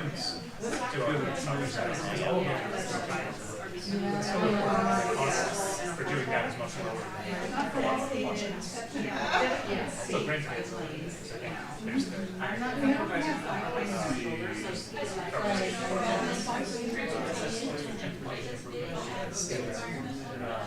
also advocate for having more smart traffic lights in the city. Not only that, but also coordination and programming of existing lights. It's not a major artery.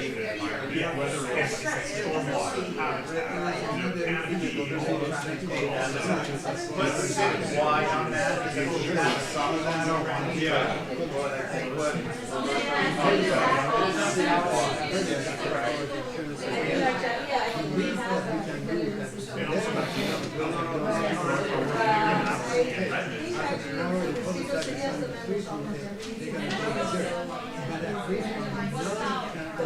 You don't drive the same road that I do.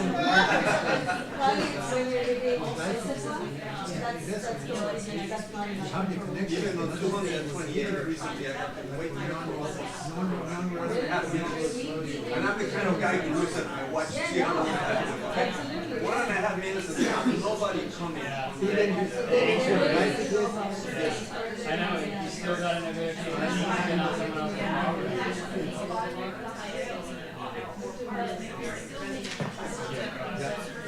Or maybe there's space that we don't.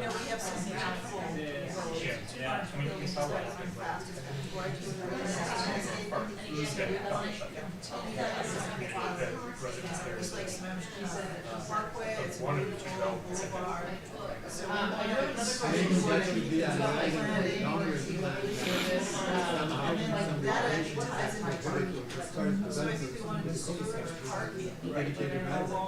So we don't have to.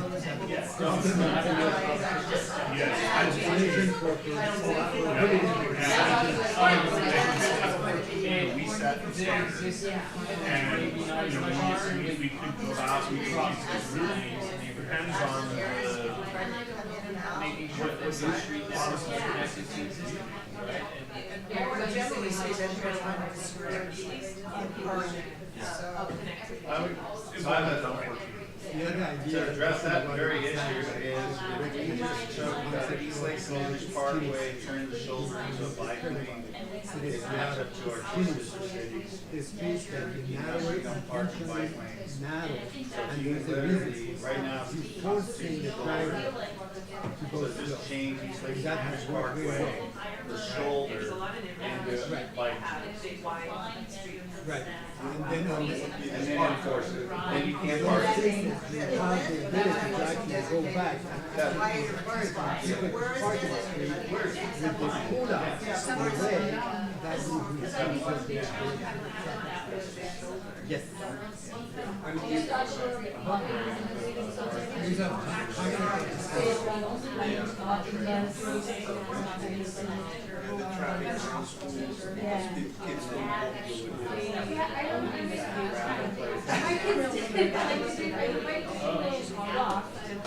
Took the bus, yeah. So I'm really surprised that it's changing. It's so You know, that's part of what Nancy was talking about, making the roads more beautiful. The other thing that they do When they were prepared for this road, they always do a very good job of repairing the road. So now it's perfectly suitable. So you see these patches, and then you're driving on them, and you see, so that's what we do, anything we can do as a city.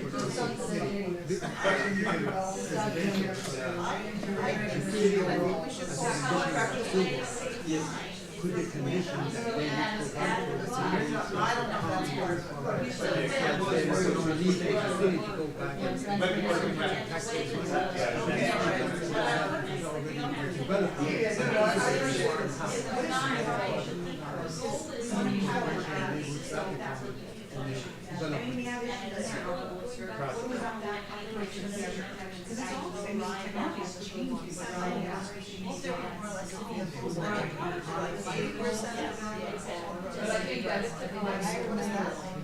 Somebody at one time when I just, in 2016 or 2017, somebody from the park department was originally coming to the That's also and they told me about this little roads, where you just drive up on the road and just. No, you don't have to. You don't have to. You don't have to have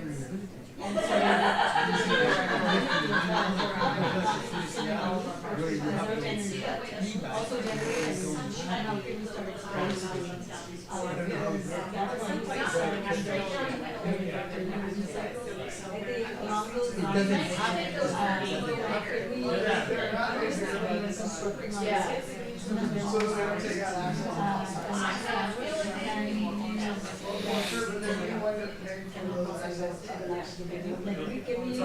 There are a lot of those like that. Look at the new one they just went in and went actually. It's like actually a huge lane roundabout. They just went in and it's both sides of it are flat curves with a texture so that the trucks can run it over.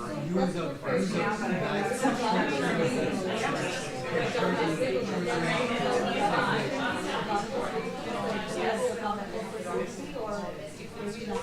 I didn't even see.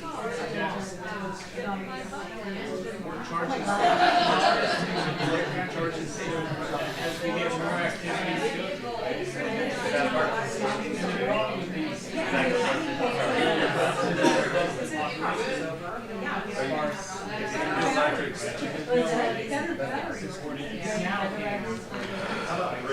We'll do the report out in 2 minutes.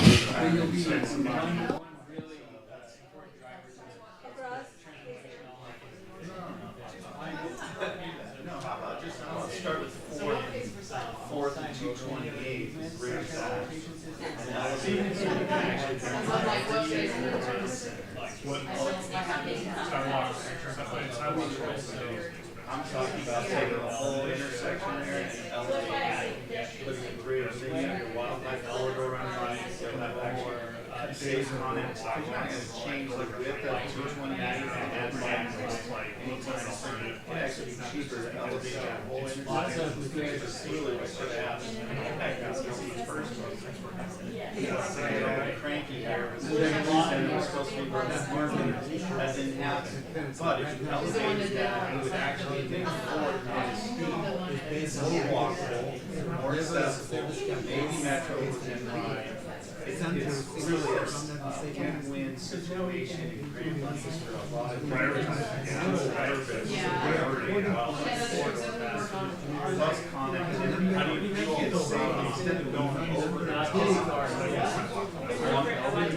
kids are lost. So either way, we have to study. They might be looking at cost where that we have to save this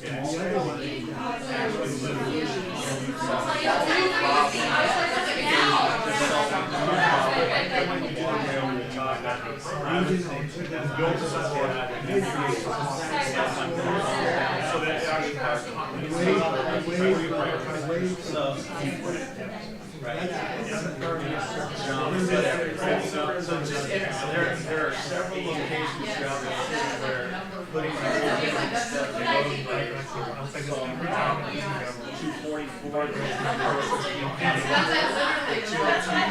down to the roundabout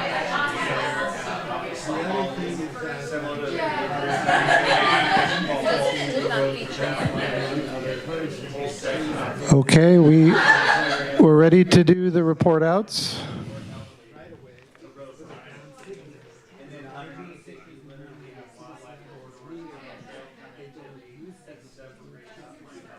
What's that? Okay. What's that? You want to go first? Okay. All right, this group here has volunteered to go first.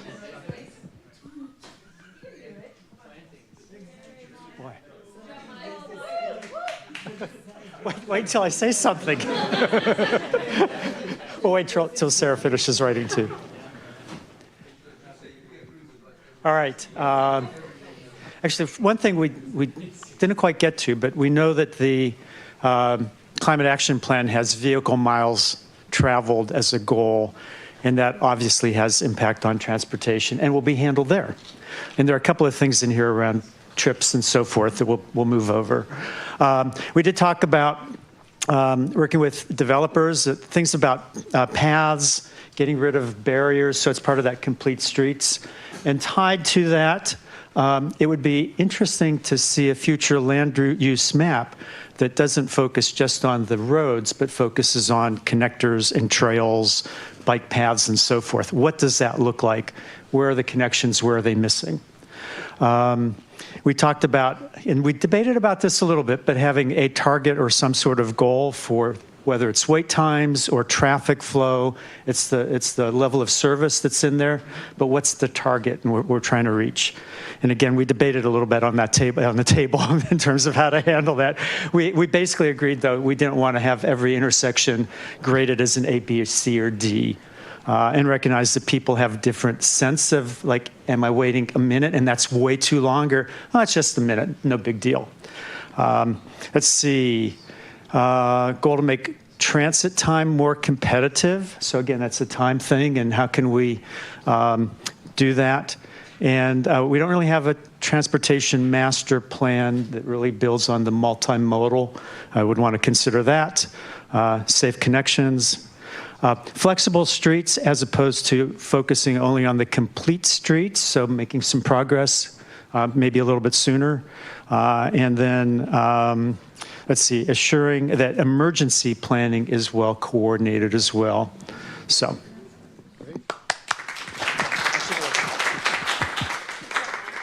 Great thoughts. And that emergency planning is also really tied to the connectivity, which is a big issue. They need to have multiple ways to get there should any of those go down. All right. Doesn't matter. We talk a lot about the various aspects of the transportation. Let's start with the transit plan. I understand that the city is kind of putting the final touch on the transit plan, and as a citizen, I'm looking forward to see that. The problem that we have as far as the transit in the city is kind of challenging because we already have only one bus route. And we know that next year or 2 years from now, we're going to have a big terminal point for the Sound Transit train coming to Redmond, but there is no connection. So one of the challenges that we have, and we should be really taking advantage of the existing system that we have, is that to tap into resources, financial resources that Sound Transit has, and say, okay, population of 60,000 in the city, we're paying taxes, what do we get from you guys? Zero. So why don't you come and work with us as far as the improvement to the 2228 that would provide you with the possibility of the transit lane that would facilitate and increase the ridership as far as the people that they live in here and working somewhere else, and at the same time take a burden out of the city's financial resources to put the money into the 228. That is an existing. The other issues that we looked at it as far as infrastructure, right now we don't have really that much of infrastructure as far as transit. Most of the bus stops, we have very few bus stops, but we don't have the basic amenities, so there is not that much of encouragement for the people that even if they want to use a single bus service, they have to wait in the rain for with a headways of an hour or half an hour to wait in the rain. So we don't have that much of existing infrastructure. Connectivity, access, and that is something that we should be paying attention, because internally within the city, if we want to kind of focus the multimodalism and encourage bicyclists to use their bikes to go internally, we have to provide a service for them that would give them a system to have the ability to work with. Collaboration with the other agency, I already mentioned that we should be recognizing the importance of the funding availability through the King County Metro and the Sound Transit. Neighborhood connectivity is another issue. Right now, as you know, throughout the city, we have a lot of cul-de-sacs, and we know that politically it's very, very difficult for the city council to say, okay, as of tomorrow, this cul-de-sac is going to be coming through. So at least maybe should consider looking at some of these cul-de-sacs be open for the bicyclists and the pedestrians. So at least some kind of connectivity among the neighborhood would be provided to facilitate the transportation within the city. Prioritization, connection with a pedestrian and a bicyclist. Right now, of course, we have a number of bike lanes, but we certainly need to kind of emphasize the importance of it and spend funding for that. On the East Lake, what is that? What is it? East Lake Administrative. I don't know what was that before. What was the issue with that? I don't remember. Providing connection. Providing connection, right. The other one that I've already talked about is that the funding and the grants available. There are some state fundings for the safety improvement. As you know, the state of Washington has a safety grant program, very extensively, at least that I'm aware of it. And in the past, when I worked for the other cities, took advantage of bringing money to solve the problem, like Safe Walk to School funding and all that. So we have to tap into all the grants, federal funding, the state funding, and the local funding. Trails and public use why did we brought this? I believe this discussion was around trails that may have restricted use currently for maybe some neighborhoods, and just looking at opportunities to have those be for public use. Discouraging the cul-de-sac. So that's another thing that I think in the future we should have some languages in our comp plan that actually give the authority to the staff when the big development comes to the city. we would discourage, or at least some prohibition for the creation of a cul-de-sac that in the future would not become an issue that that the city has to deal with it. So discouraging use of the cul-de-sac on a public right-of-way, publicly dedicated right-of-way, which means the streets. Private, of course, that's a different issue.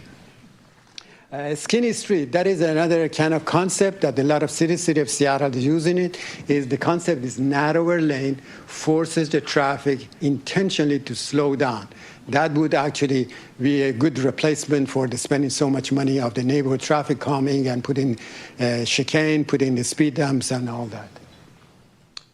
Neighborhood circulation, bellhop, that is something that probably internally we can provide for some kind of transit that for the traveling within the city, we can take advantage of it.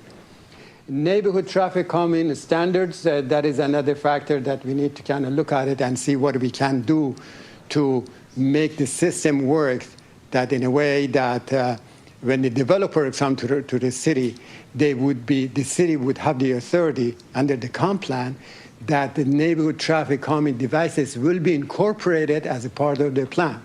There are two advantages. One is that we basically have solved the problem that in the future comes back to the city. Number two is that the city would not have to spend the money and the time, staff time, to address the concerned citizen because that neighborhood traffic calming is already in place as a part of and as a condition of approval of the plan. Use of electric bike, that's another thing that really would make sense, that provide for that as you go through the city of Seattle, for instance, you see that the e-bikes is all over. So if we have that kind of service available, maybe City Hall would be a starting point that make an arrangement through the private entity that they run the e-bikes, that would make it available for the citizens to use it for the internal circulation within the city.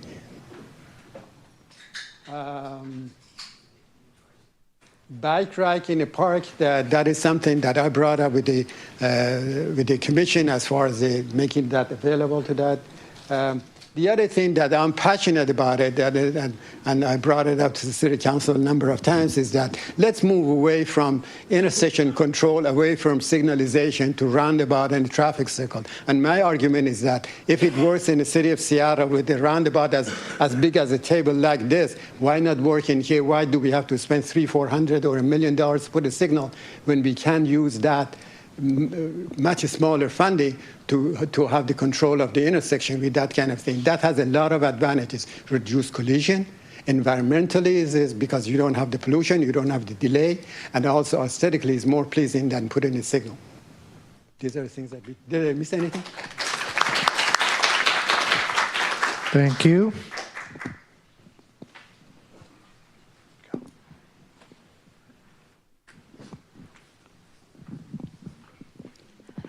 Where we is and where we ought and 20 years to get there. Let's see. We're lacking a transit center. We're lacking trail connections. We have no connection to future rail.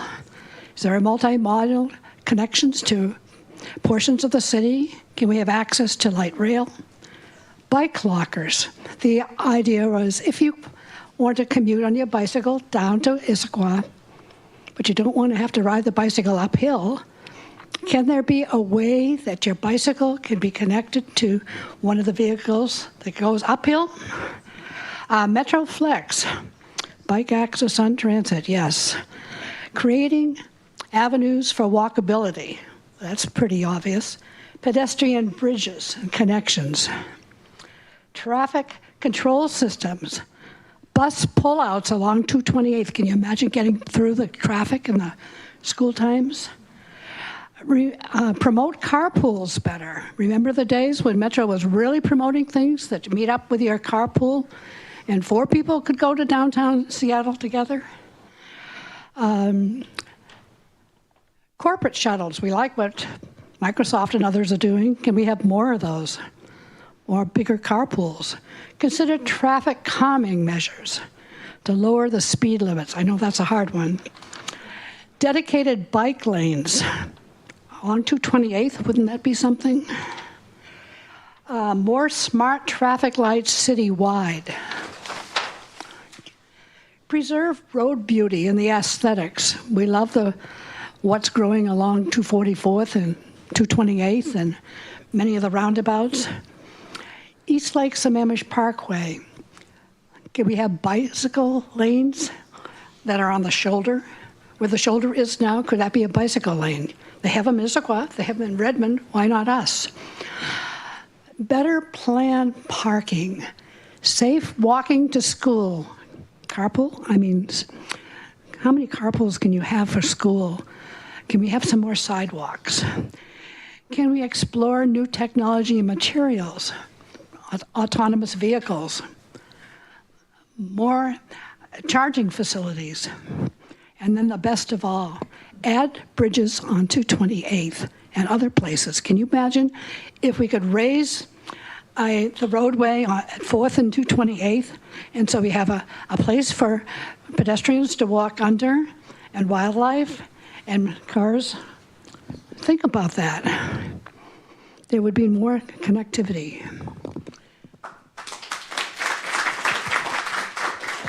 Great job. All right, Jeff, I'm going to bring us home really fast. Let's do this.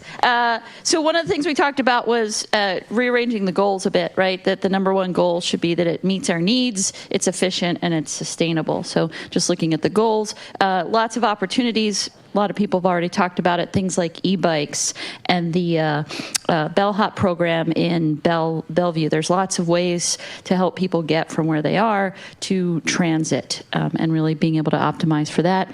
Minimizing infrastructure costs, right? Total cost of ownership for cars is up to almost $10,000 a year. So there's a lot we can do to help people have lower costs, total cost of living. We talked a lot about pedestrian safety and making riding transit more appealing by having ways to safely walk there, crosswalks, shelters, lighting, those types of things.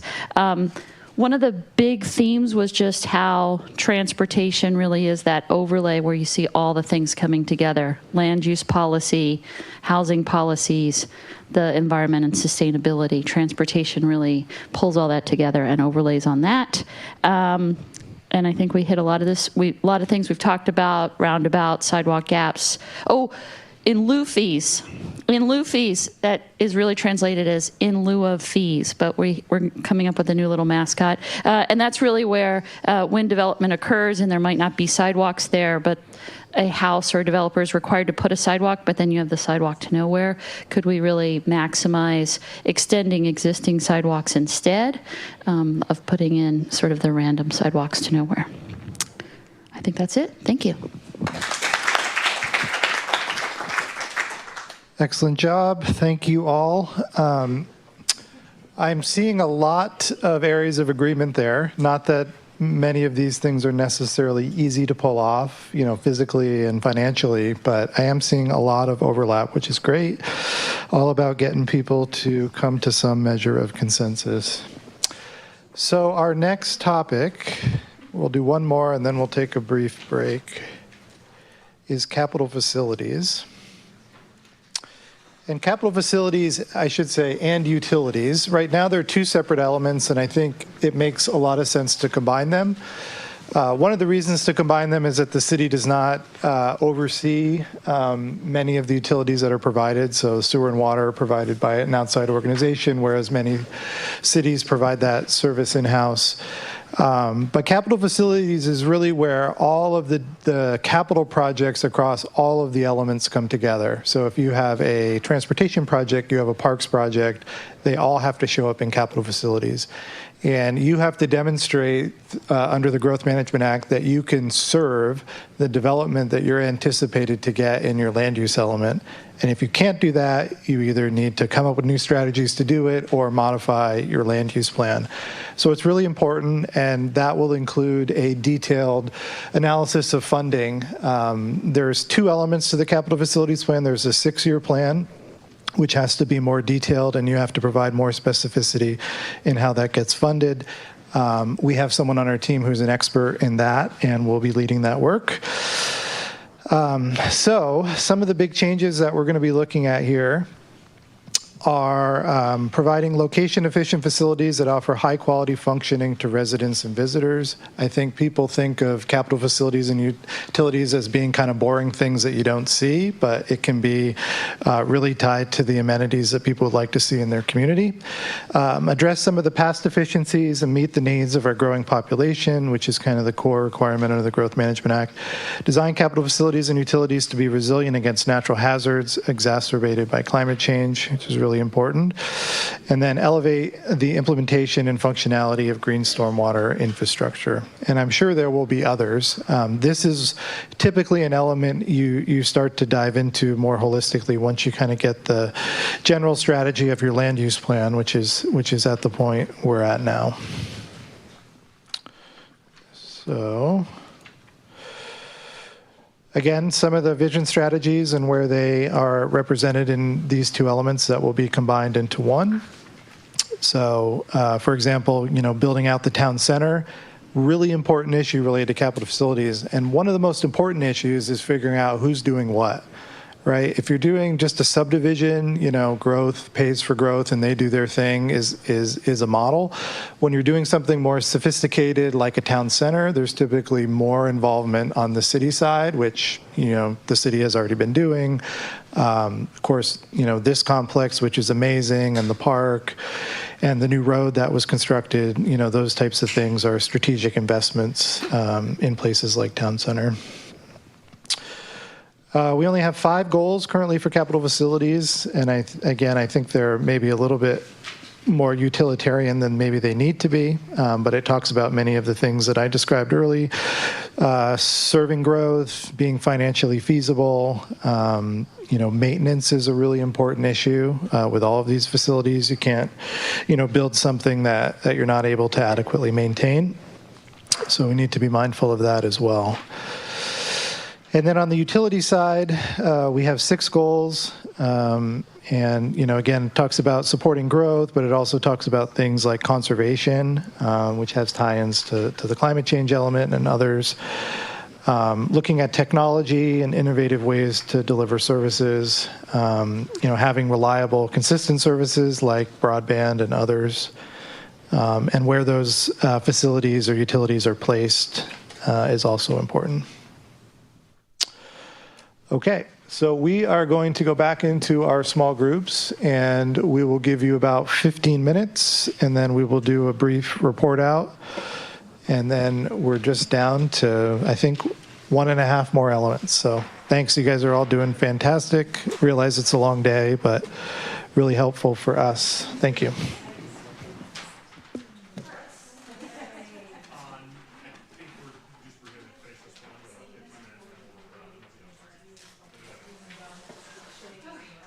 Unless people want to go out.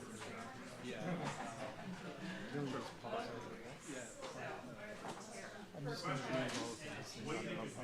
If they want to add something.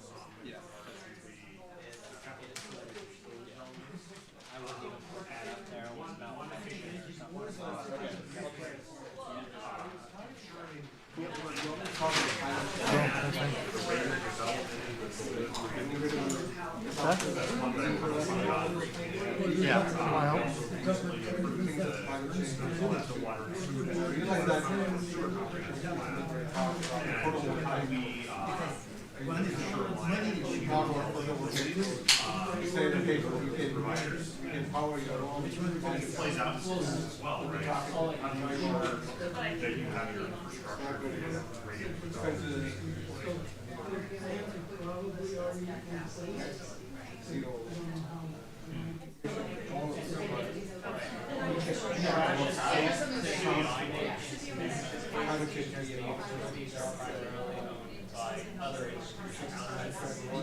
Whereas if the city was the water was very precious resource. Just for water. The green section now will change because they don't have any we can actually leave as a stormwater, especially because even our summers are becoming drier and our rivers are becoming better. We saw till the third week of October, third week of September, we did not have any rain. And in the last week of September, we actually seen these expected rainfall and September. Because too much rain moved into the, and that's the same thing that's happening. So we have to reimagine stuff around that. So it's used to work out that. There's another one. No, but that this again goes back to the capital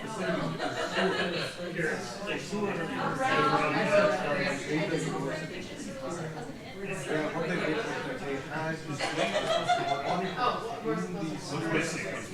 to figure out if somebody was, if they were finding the COVID virus. And what happened was that they would do that without actually hooking the that they found out that one full floor of this was I know it's one full floor of a dog to make sure there was a because they said that we are finding out that more people are infected with COVID. That has been one that's been a big White House board, they need to bring that to do that. Because there is an opportunity because we can then actually build on that model and we can work with PwC to try to do some research around there, as we saw earlier.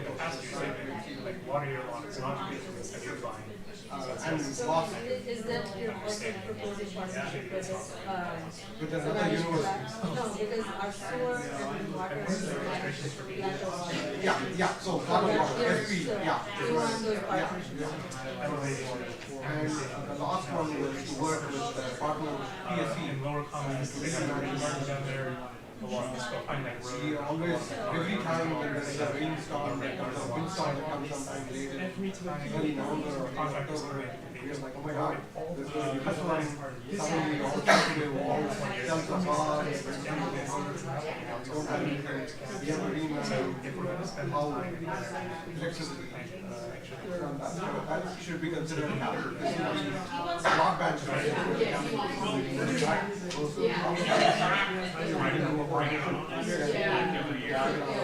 All the efforts.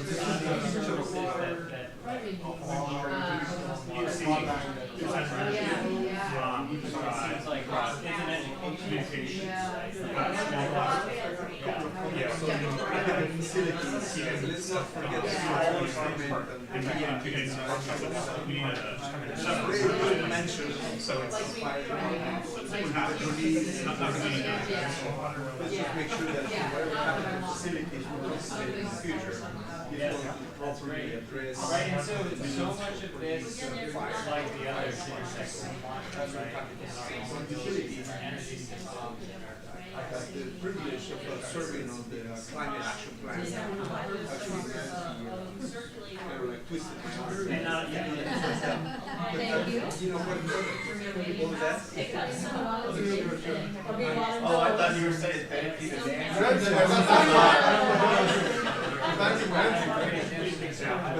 So you know what the climate action plan is implementing is moving the more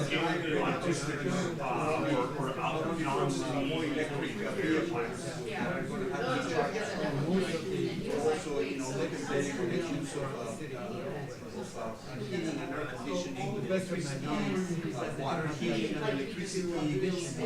So the demands for electrification is going to increase tremendously, which makes service disruptions much more troublesome situation.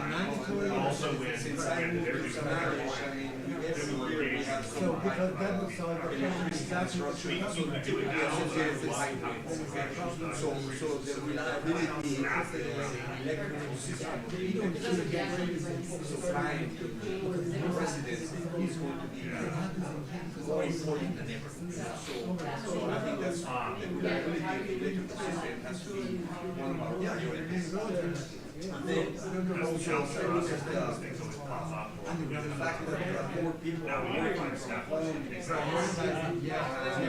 many tech people. We would love for tech companies complain about the Wi-Fi.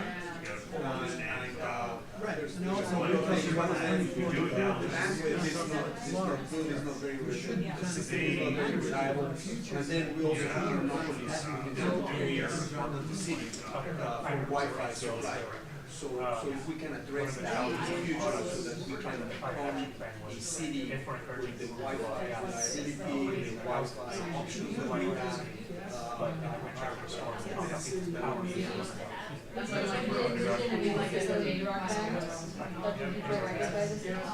well, there are a lot of issues that are coming up right now with satellite, supplying Wi-Fi via satellite or just via the same communication you have with your telephone. So, I mean, there's a lot of stuff that is coming up that is already available, and more stuff that is coming up. We just have to look at ways how we can implement that. And like I said, provide more options.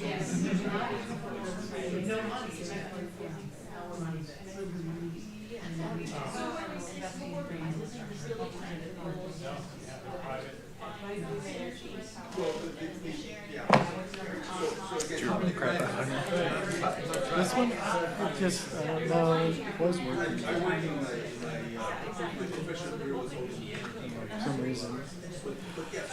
It's been a little dicey even just changing it from here.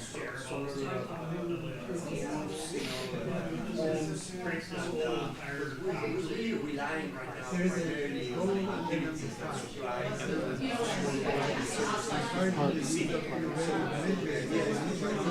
You can ask people if they want to request. I think there's also the before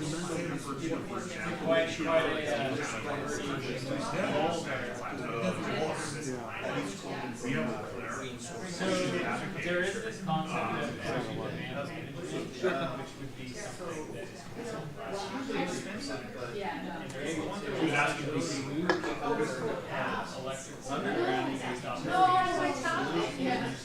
So it's just a very like, it's like obviously hard so there's ways that on a grid level. So this is in many cases the transmission. On the grid level, there's ways to smooth out that. Very expensive. And that's so how do you create the solution? If I did underground, but it's also like, or it's kind of the same time, Lauren shows some fiber optics. So what is what is your budget? And then if the city encouragement of discouragement higher revenue so pipe in the ground, our do we have the language already there and encouraging incentivizing so the city on the right of way. solar Actually, the city grants the right of way. And the right of way is owned by the utility, right? Oh, right, yes. In isolation. Yeah, I mean, we own right away.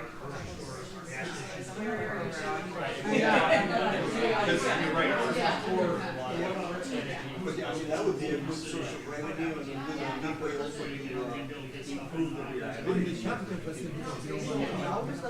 how about competency? We're supposed to cover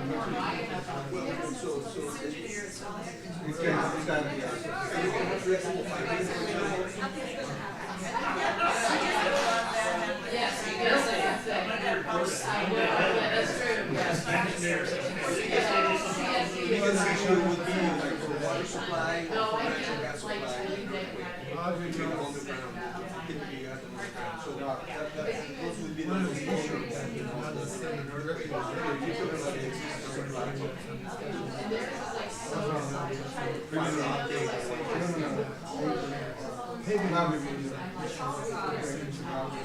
do with necessarily with capital facilities, but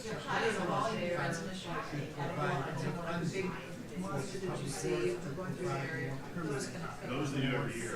It's a 6-year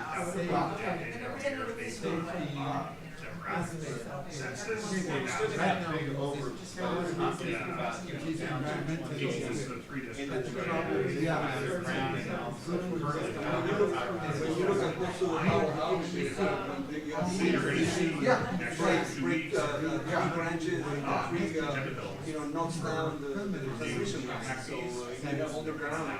I'm just looking at the goals again and seeing if are we missing any that we discussed. I think They have a third party that does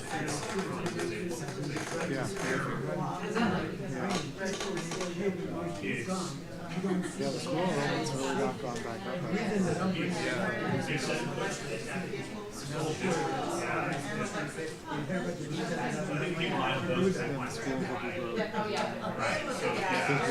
so I want to bring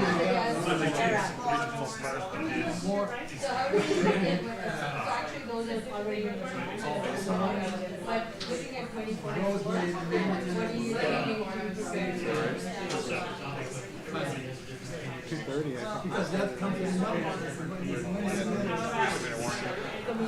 2 more minutes, and then we'll do the report outs.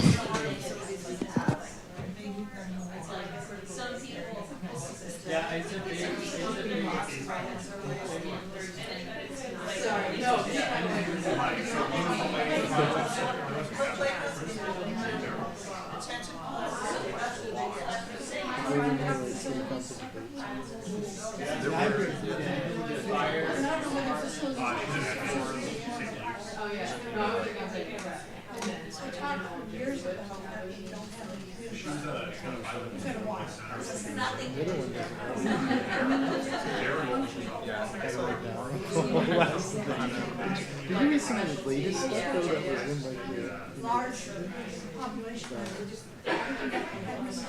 I don't know. As you probably know, something recent. for our own facilities, and we have even those Yeah.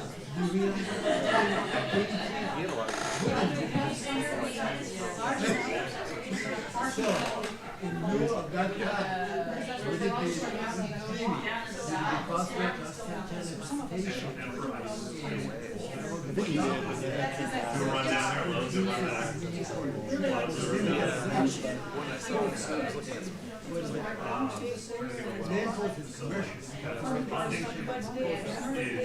creative funding that are publicly accessible, maybe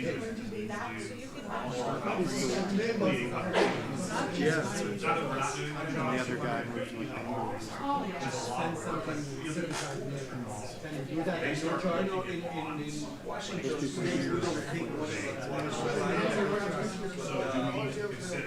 Is that the only matter?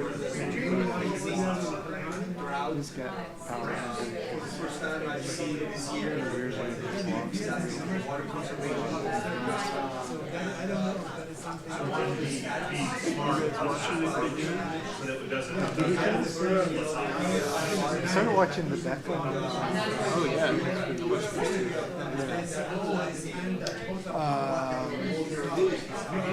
Try to watch Premier League soccer in the morning on Sundays. You can live without electricity. So, we saw the new Mission But it's all about AI. Oh yeah, that's right.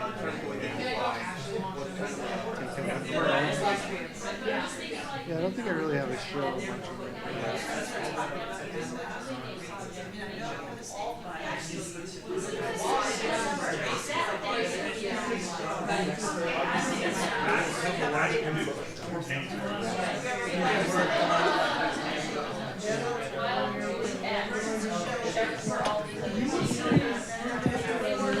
Okay, we're ready for the report outs.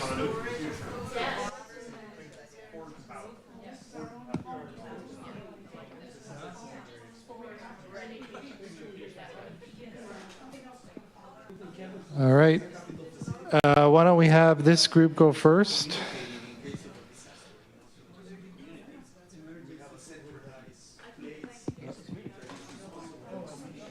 Okay, here we go. Capital facilities and utilities. I'm just going to talk over you if you keep talking. We started out with Pam's favorite saying, carrot sticks and partnerships, and figuring out how to motivate people and partner with people to do the things we want to do. Align with partner agencies with services. So working with the school districts, working with the utility districts, finding ways to make sure that at least we're communicating about what our priorities are, so that when they're thinking about doing something and we're thinking about it, we actually have the conversation, because if we don't have the conversation, we don't make any progress. Sustainability and equity. Let's see, charging facilities. So I thought a good example of this was if we're going to build a large, or somebody's going to develop a large multifamily building, code's actually going to require that they put in a certain number of charging stations, and maybe we can motivate the situation so that there's more of those and that they get charged. The rate that they pay for that is the rate of the utility in the building, not the commercial rate, which sometimes actually makes owning an electric vehicle prohibitive. So that's a way to provide some equity in that system. Let's see. Help me out here with what else we got here. School board meetings. Again, that's just connecting with the plans and having regular check-ins with school boards, understanding their capital plans so that we have some alignment with the schools they want to build and their enrollment. Engaging in regional utility planning efforts. Mostly that was the conversation about the sewer districts and some of the interconnection issues that we've been talking about. There's a whole, what I think is a whole spiderweb conversation about resiliency that you can really spend a lot of time thinking about. What should we be doing as a city on resiliency? How should we be doing emergency preparedness? What should we focus on? Earthquakes, fires, storms, climate change? What can we do? What should we do? And really kind of trying to prioritize that. Everybody always wants to talk about burying utility lines. Of course, PSE really is the only one that's going to bury the utility lines, but we can do some things. So the new developments bury utility lines or put conduits in the ground to be prepared for the future, or we take advantage of those spots where we can. Right-sizing our capital facilities, including all the buildings and the amenities that the city owns for the population. So, you know, do we have too much space, too little space, or we're providing the right level of service?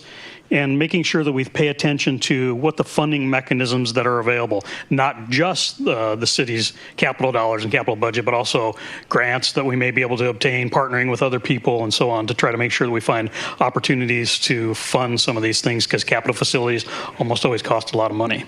Did I miss anything?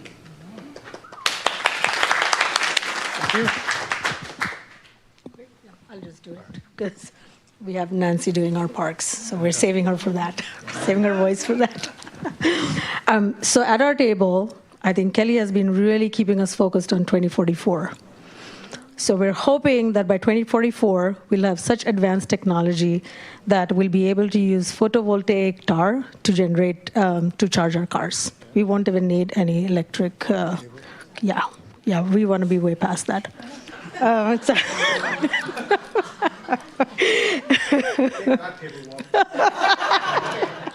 a competition. No. I'll start off with our list from the bottom to the top. I think one of the things we mentioned is, you know, in the goals, it is very clear that we're going to encourage conservation of water and protect water quality. I think we also want to monitor and identify vulnerabilities in our water supply.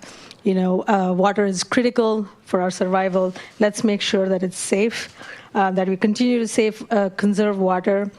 Also making sure that we have a community center. I think we've heard about the Edmonds Cultural Center, which is amazing resource to the community. We would like to see that in our community as well. And making sure that it's really accessible for everyone, right? Like all age groups, all abilities. That is something I think we really want to see.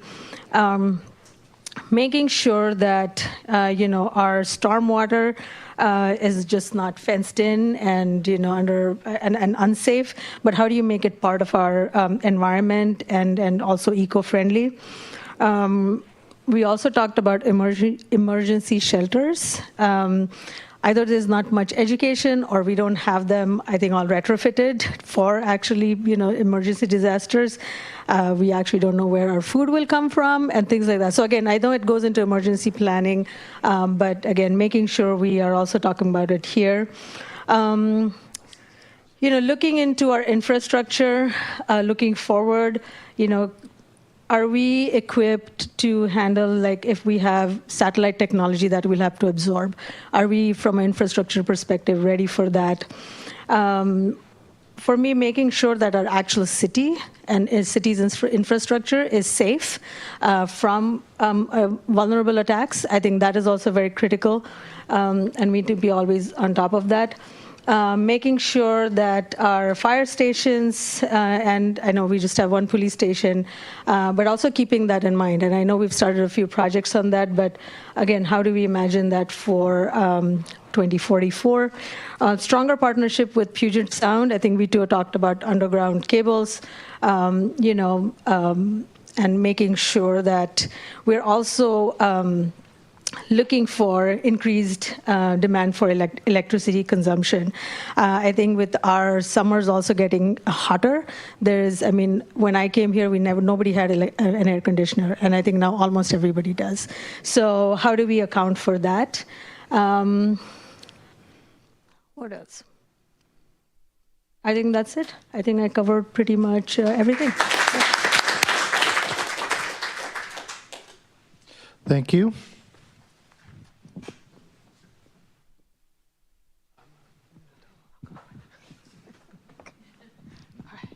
Okay, let me go to the other side. Whoop. Okay.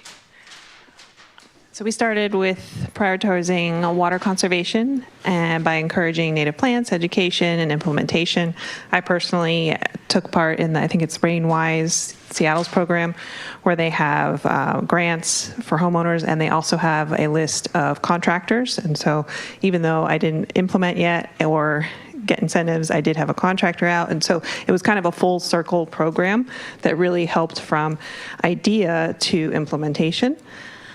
Low impact development facilities, education for maintenance, prioritizing underground utilities, pretty popular, and education used by the community, incentives for solar energy. We talked a lot about roadway maintenance and prioritizing safety, even just like how we actually maintain our roads from paving markings, thank you, and emergency phones in our dark spaces, and then a need for a post office.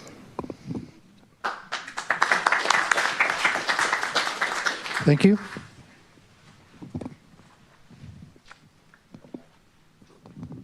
Ooh, I like that post office idea. Okay, I'll go quick because a lot of this stuff got covered by others. How is emergency management built in? And farther down, there's definitely a knowledge gap. Our council members at our table aren't familiar with the emergency management plan that probably Eastside Fire is managing now. So closing that gap. Good point here. None of the vision statements emphasize utilities per se. If you look at the big and little dots and the strategies, we're not necessarily saying that has to be changed. Just recognize that in those strategies, it doesn't specifically call out. Just going to cut me off in how many seconds? Electricity, telecommunications, utilities, the private utilities are not mentioned. The public utilities are, but partnerships with the private in many places aren't mentioned. Many overlaps, associations with the Climate Action Plan. And we'll take Mark's point one step farther. If the roadway is open, either a city or private, require conduit to be installed, even if it's dark. Rectify the information gap with the independent utilities around their plans for high tension power lines and wildfires, gas line testing, things like that.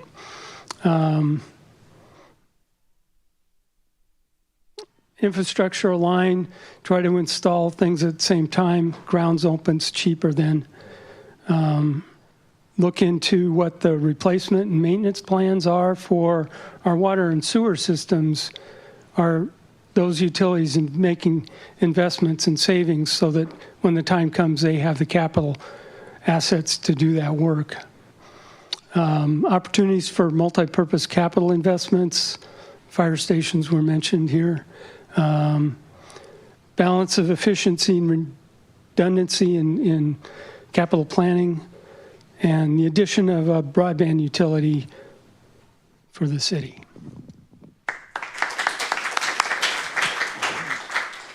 Okay, thank you. A lot of great thoughts there. So we have an option here. One option is to continue and finish the last two elements. The other option is to take a brief break and then finish the two elements. We have parks and climate change left.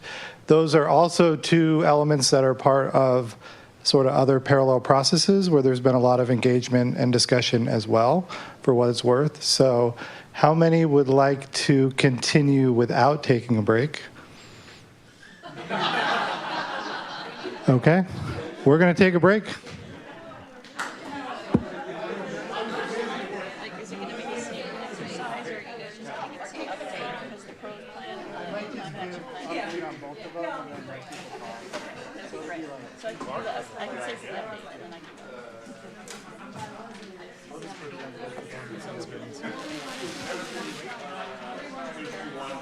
Yeah.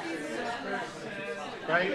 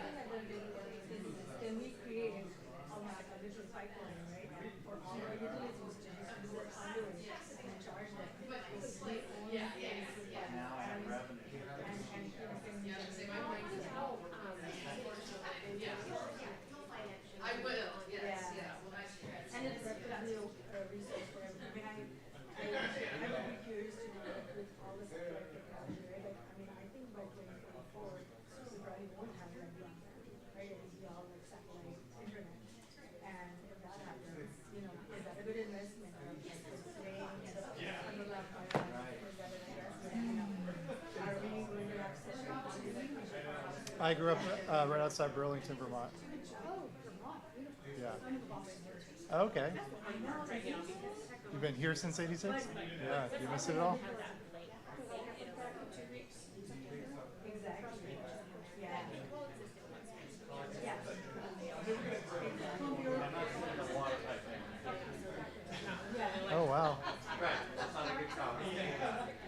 I mean, I don't know if I've ever really had one. Maybe a little bit. I don't know. Yeah, but there's a whole New England thing that's all kind of similar from New York, Boston area. But yeah. Maine. Yeah, I had a lot of friends that had in college that had either Maine or like Boston accents. My family's from New Jersey originally, so Jersey. But they moved to Vermont right before I was born. So yeah, I was just back there. We were back there for 2 weeks in August. My mom still lives there, and we actually went there for a year during COVID because they had in-person school. So we lived there for a year, and our kids didn't miss school, so it's pretty amazing. Yeah, we were lucky to be able to do that.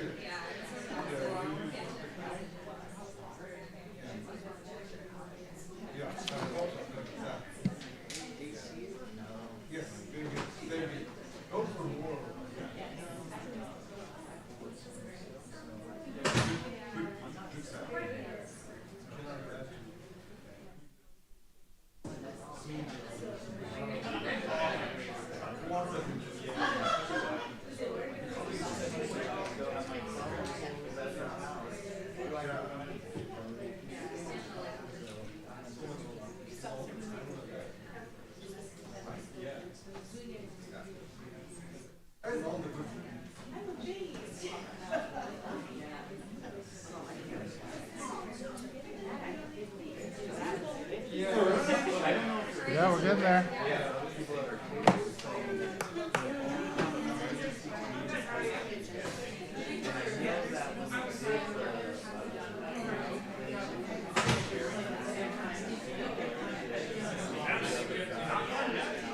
She's going to try to fit it in, I think. She's going to try to fit it in, I think. At least the presentation.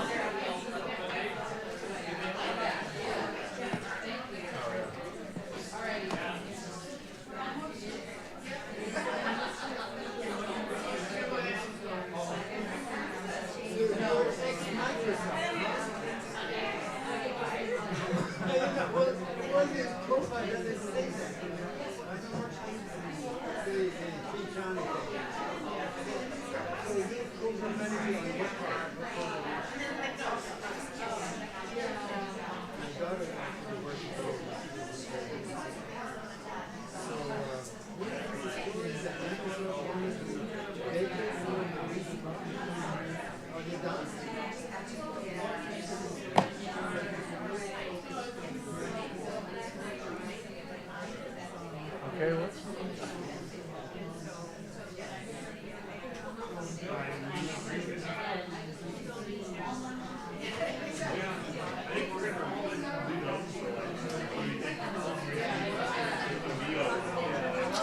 at least a week, I'd say.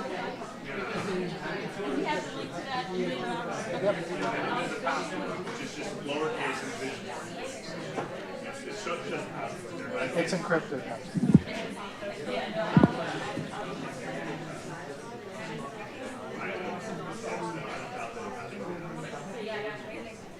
And you can see other people's comments too, which is kind of cool. You can see other people's comments too, which is kind of cool. Or a question even.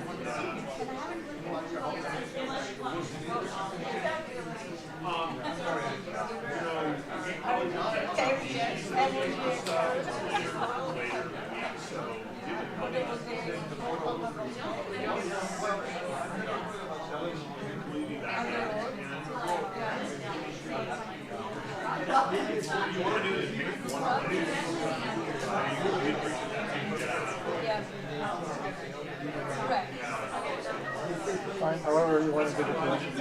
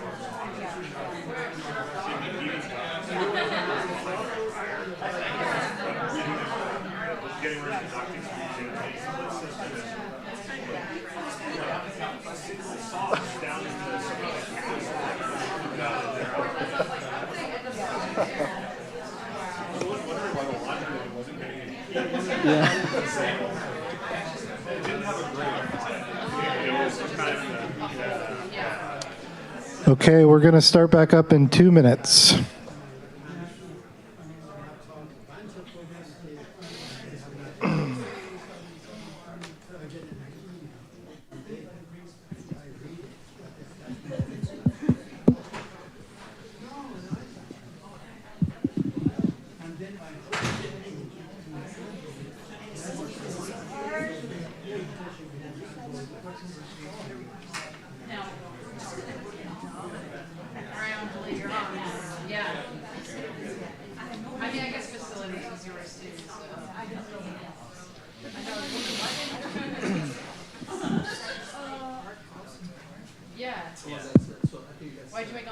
And none of these ones are on, so. It's kind of unmuted, isn't it?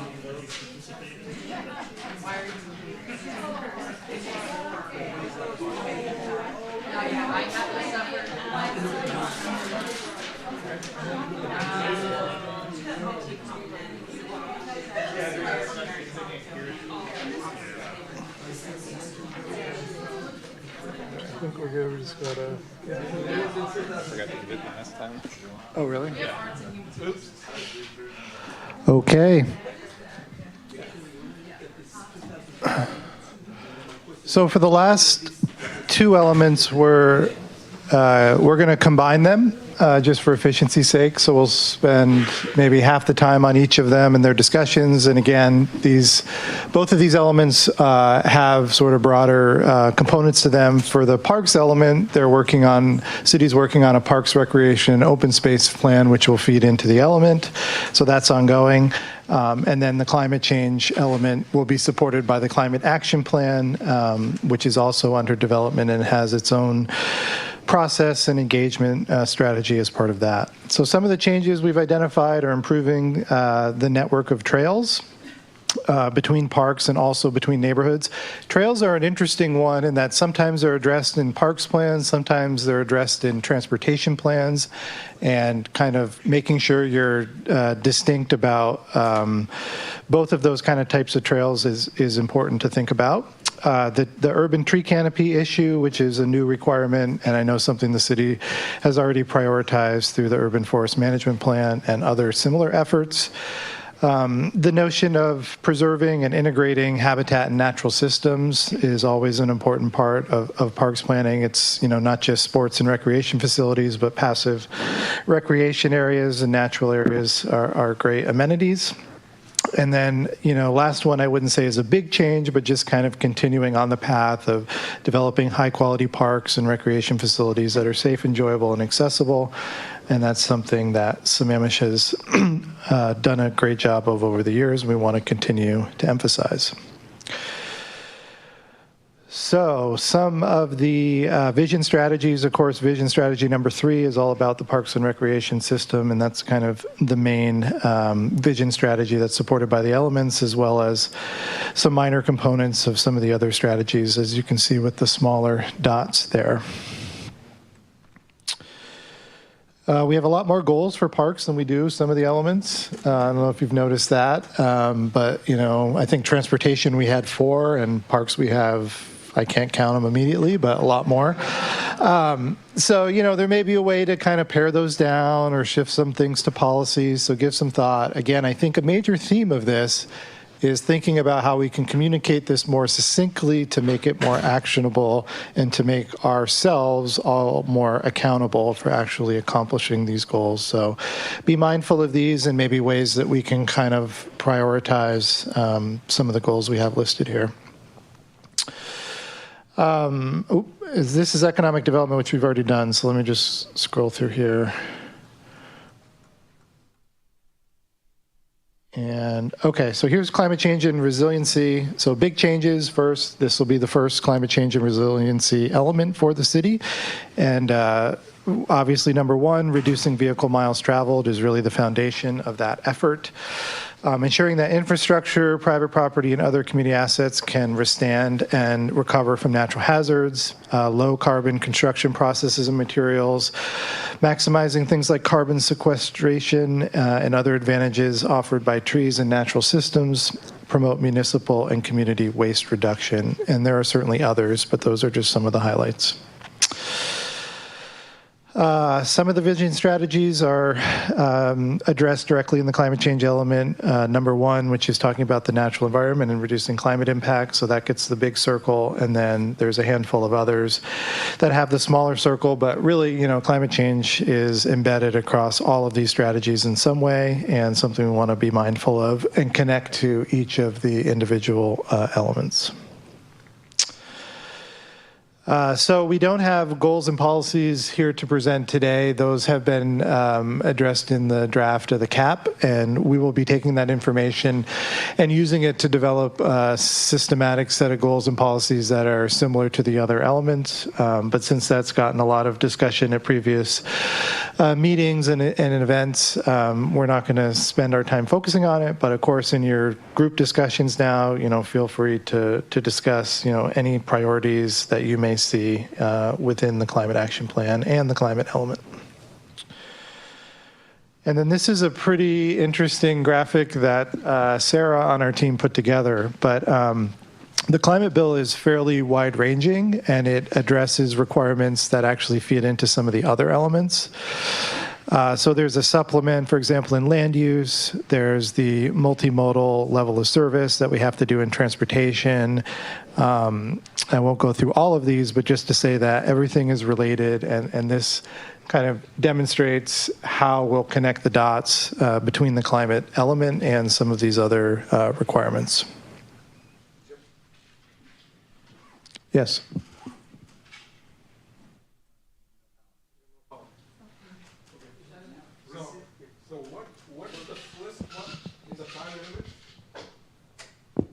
What's the first one in the plan elements? Is it supposed to be blank? That's just pointing to the climate element over to the right. Oh, okay. So Yeah. that's just that. That's just that, I yeah. thought that some underlying meaning to it or something. Secret. Yeah, just that it's new is mainly the highlight there. Okay. So let's take about 15 minutes and have our discussions around these topics, and we can do our final report out and send you on your way.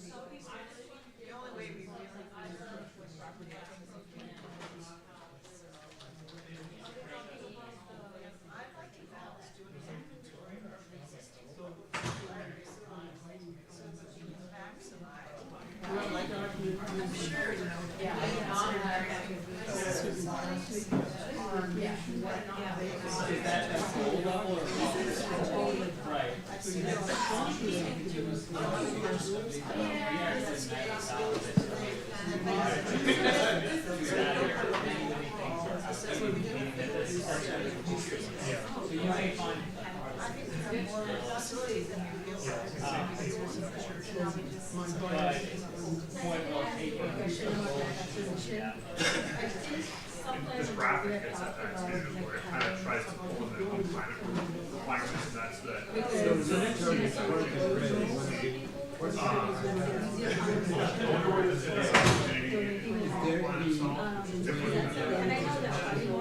to highlight some of the interconnectedness of all the other things. Like where you growth plan beyond what But then somebody knows there are target practices for pricing. So that's not very good. Like the government's been part of the various staff members of the city council. So I'm worried about what is the difference? we did have one incident we had company council require a piece of property and the price. Oh, you mean just saying that? Yeah, just saying.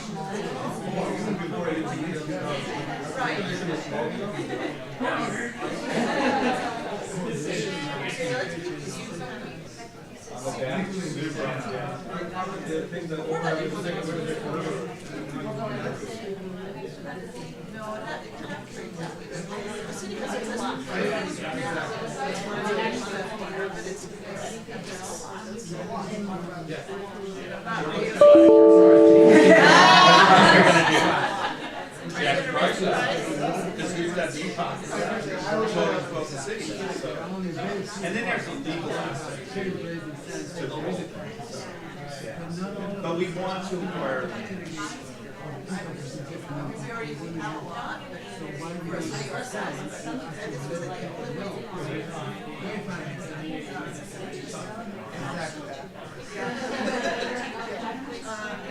have read no here for changing regulations. Joyce and I talked about this in populations aging. Maybe we don't need as many fields as we used to. Maybe we need more open space. Yeah, that's why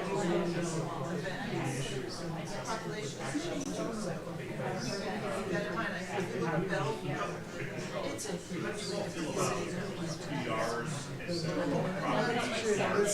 good to so is there any opportunity to identify part of the development capacity of what part of these facilities? Because they are in parts are. Does the city have opportunity to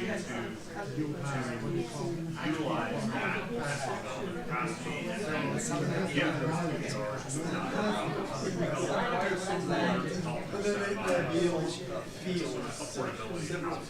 it wouldn't be on the park. Yeah, but I'll follow the active process. Something else. And then also, we will be promote that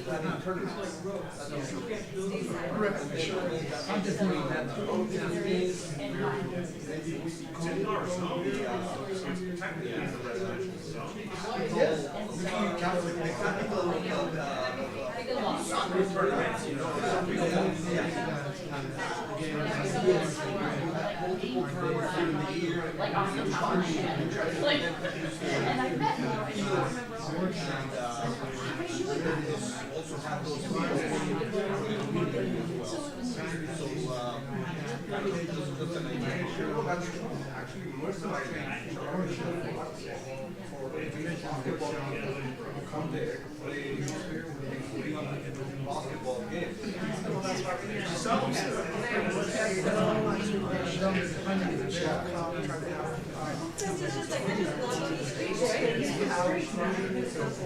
Yes, second largest, we have 3,000.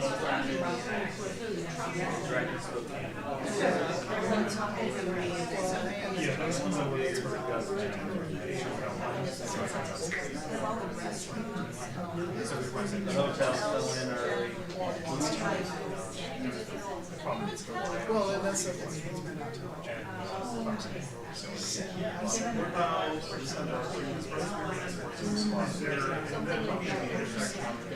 I'm sure there's a lot of. You mean, Use of carbon offset.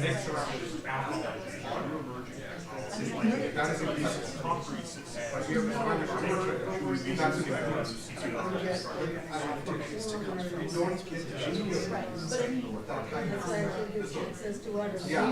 our access to water and to be able to. No, it is not.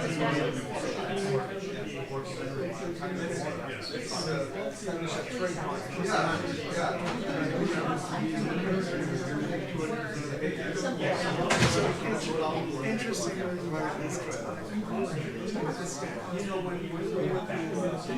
If you live farther out, you're basically saying it's current, it's going to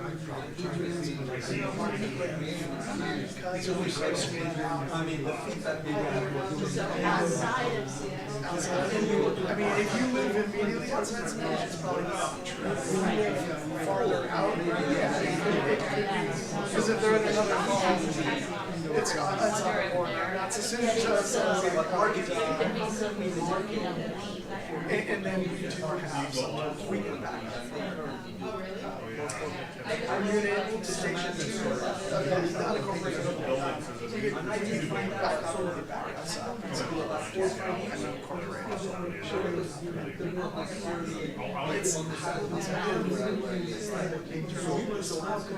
historical homes like barriers and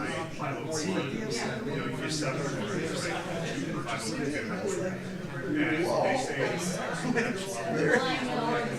say no, and no. And I was like, they have a lease, we can't sell that.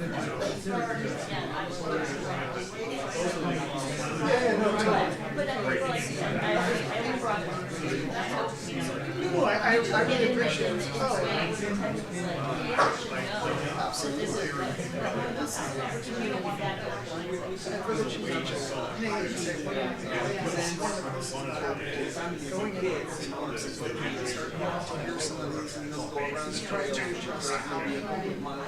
he says, when he talks to people most times, that is some type of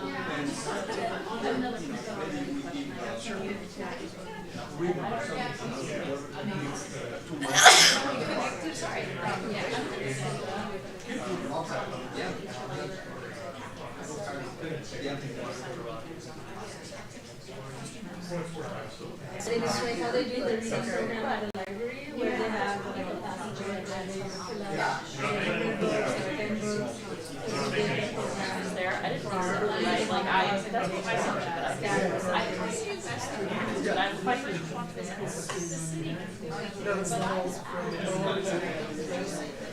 For anything that's not, if it's not related to their CCRs, if it's like whoever owns this project,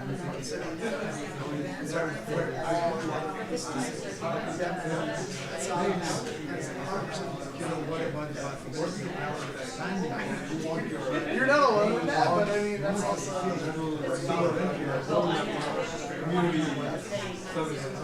Seattle high school kids that are all from the people who talk and we work over here. 5 or 6 things, people can be able to music can be they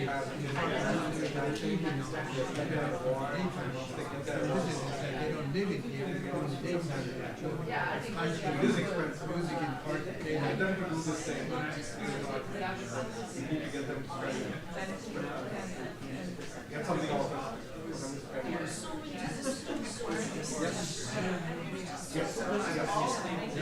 No, it's a choice. It's a choice. They get like a representative. Where it says go forward.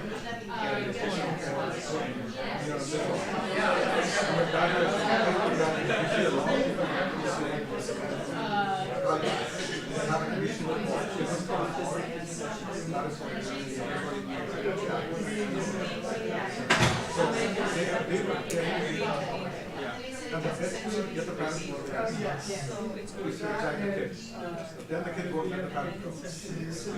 Yeah, that's why I said so part of that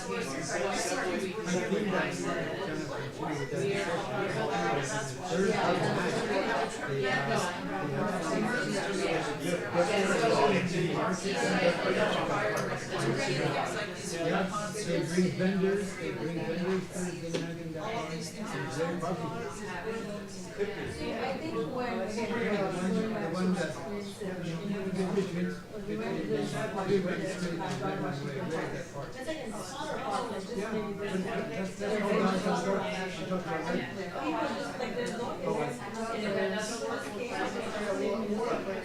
somebody who was had like loans, like they're busking. But it was very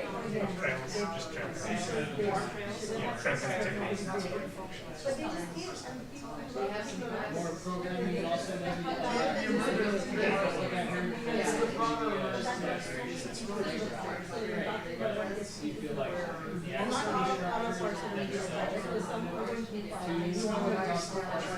but it is the ones that should it be semi-activity or semi-structure and all that is not the same. Right. That's like seeing the feeling of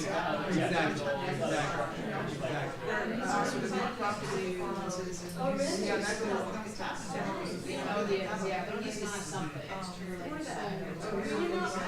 I can see it happening like in honey, or Pine Lake. We could have a competition where we actually charge people to come in and compete, to sing and play a band.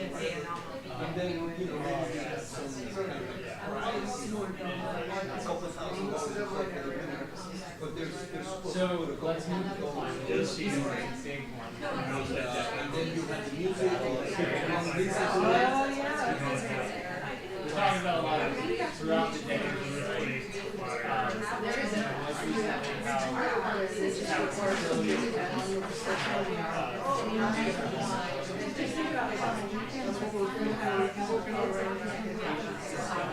Are there areas though ahead of time that you feel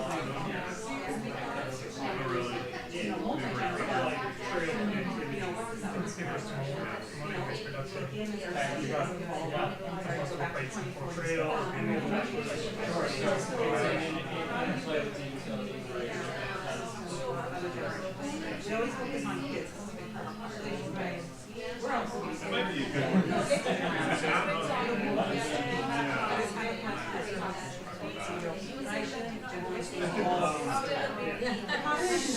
So in a sense, because we just passed G part plan, right? So to me, it's almost like, how do I fund it and build fast?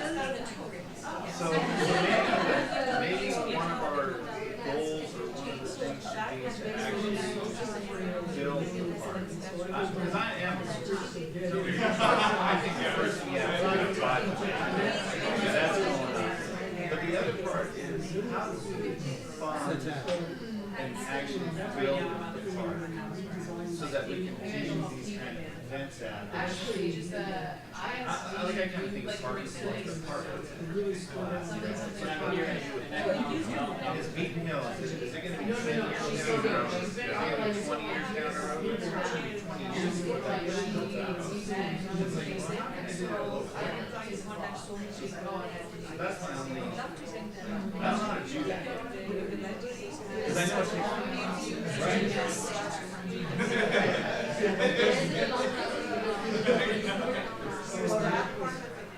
the previous there that expired or last right and got pushed out. What would that be about? Recycling. $7 million a year in reach. Your budget, the park's budget. Repair and recycling material. any chance? Yeah, that takes you 2 years just to even get that.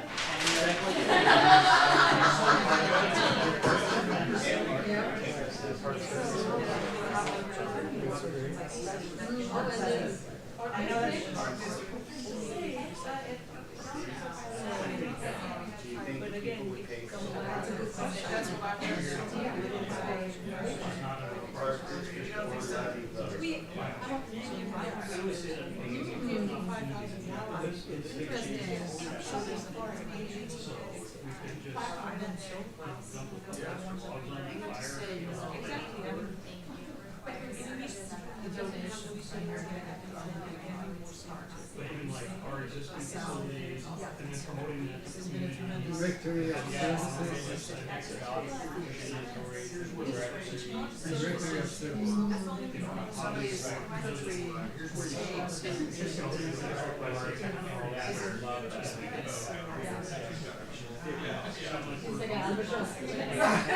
Yeah, the infrastructure of loan costs is going to. So, solar panels now for this part, so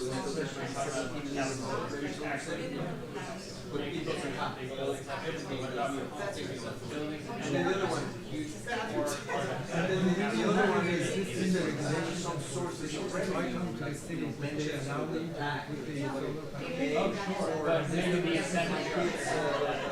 So I think it should be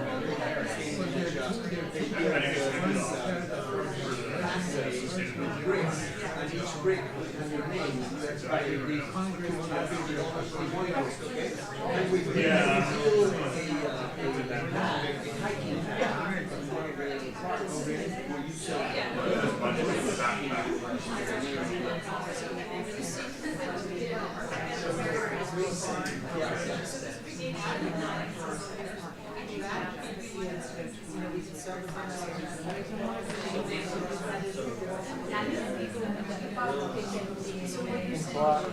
Take care.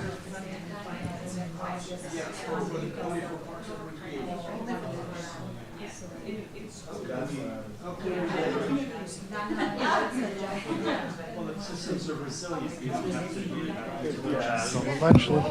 Yeah. Where's that? This isn't so much gaps, like what do you focus on? Along 6th Avenue. I think with how it relates back to the food plan is trying to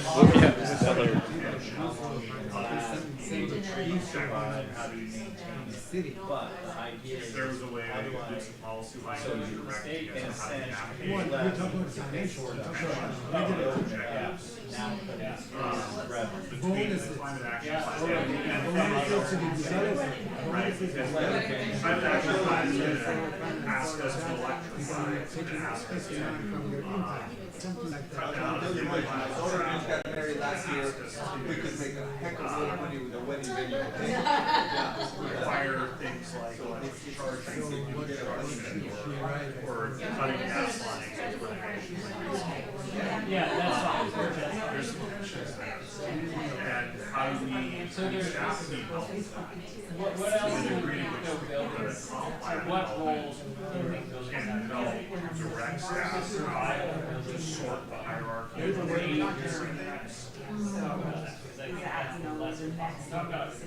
I'm just saying, I haven't seen it. No, just trying to initiate some conversations. Well, there is something called Trees were retrofit. Right? What I keep pushing is electrify.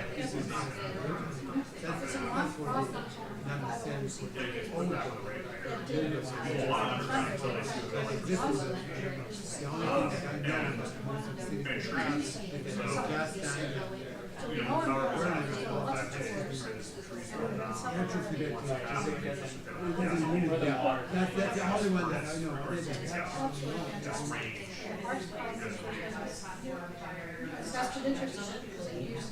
How do we address the tension between trees and electric?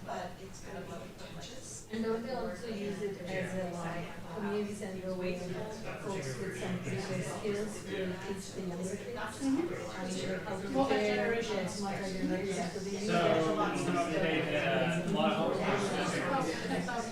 right? And so if they're, and maybe it's going to be the supplier, but buildings need to be designed for much better. So just a very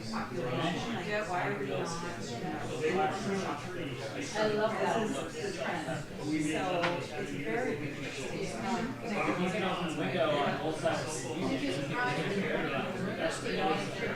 Yes, provided that you do have the wind flow. Oh, this mother's so True, and provided you have the window back there, because so the issue is with many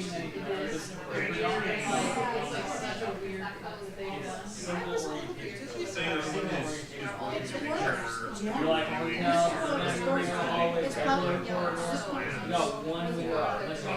I've changed this summer, super dry, we're on phase stage 2, 1 voluntary, but nonetheless, is that really happening too often?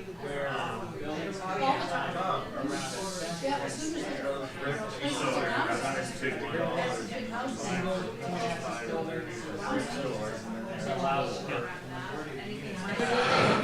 Okay, 2 more minutes, and then we'll do the report outs.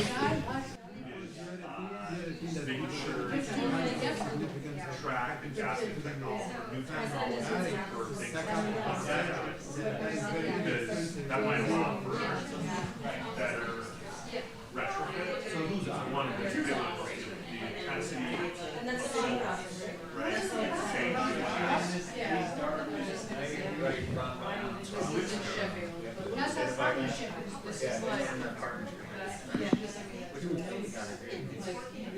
Well, the other thing that talking about the light, that we actually have a discussion that the skilled labor or not, is not a their life or not. Oh my goodness.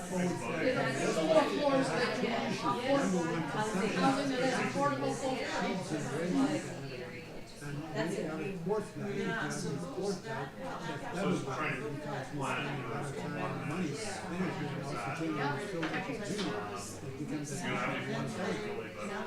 Maybe well, the lane, like the lane here, they could always modify that outlet.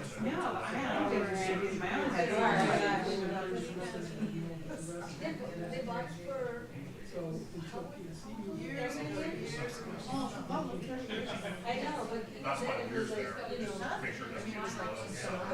The problem is that this winter, we're starting to see severe storms, it will let the water out. Part of that is county has a shrimp policy, there's a little more area right in the Miramar Park. And there's just like vegetation all around it, it backs up, so if they went there and they stripped the vegetation out, it would move it. The whole website's on it. It's the Willamore flood something is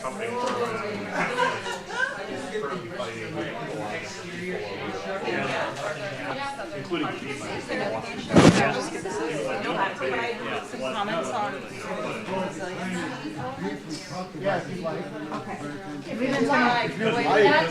That was definitely. Sorry.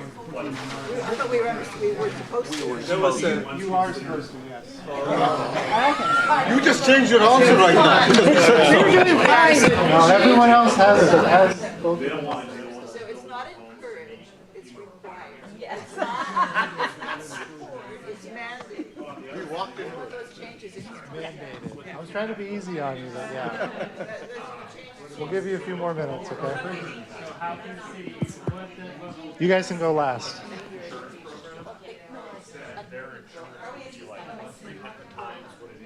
few more minutes.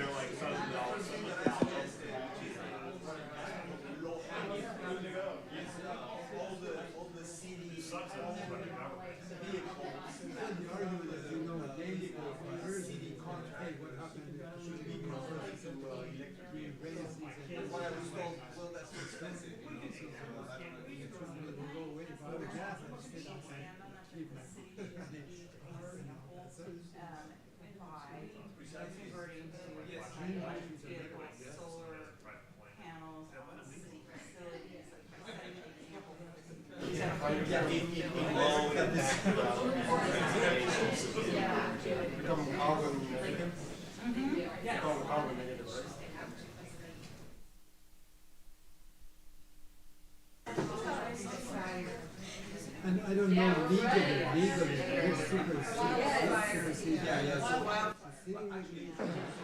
All right, we're going to get started here.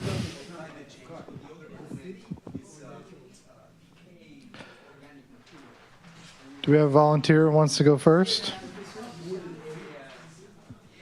Thank you very much. So we're thinking of the TDRs and parks, and we have to be careful about when we give the TDRs, because we want the outcome to be what the city wants. And use of recycled materials, climate resiliency, consider them using in the buildings, because that gives more, like David was saying, like more reduced carbon, yeah. And the trail connectivity, we want to have like more connectivity so we can have electric bikes or bicycles or anything to, or walk, creative ways to acquire land. Like Anjali was saying that sometimes that citizens were like acquire the land and sometimes like not, but it's better to acquire land now before it gets expensive. And the other plan was like park district, different strategies on that. The gaps we see is this Issaquah School District athletic field agreements. Like, actually my son was complaining about that, like why they're not allowed to go there and use the facilities there. So that's a good gap that we need to look into. For the climate resiliency, rooftop solar, it's already happening in the city, but we would like to, piggyback on it and see if we can improve that for the city facilities. And the materials and the other competing objectives with electrification, like if we're going to have electrification for everything, is the PSC ready for that? If there's trees and power lines tension, like yeah, we all want it underground, but is it really feasible? You know, would PSE agree for that? It's going to be expensive, actually. The dry summers, utility providers, you know, what's the plans? What's that, David? Water. Okay, that's right. Okay, there, you heard that. So the new tech.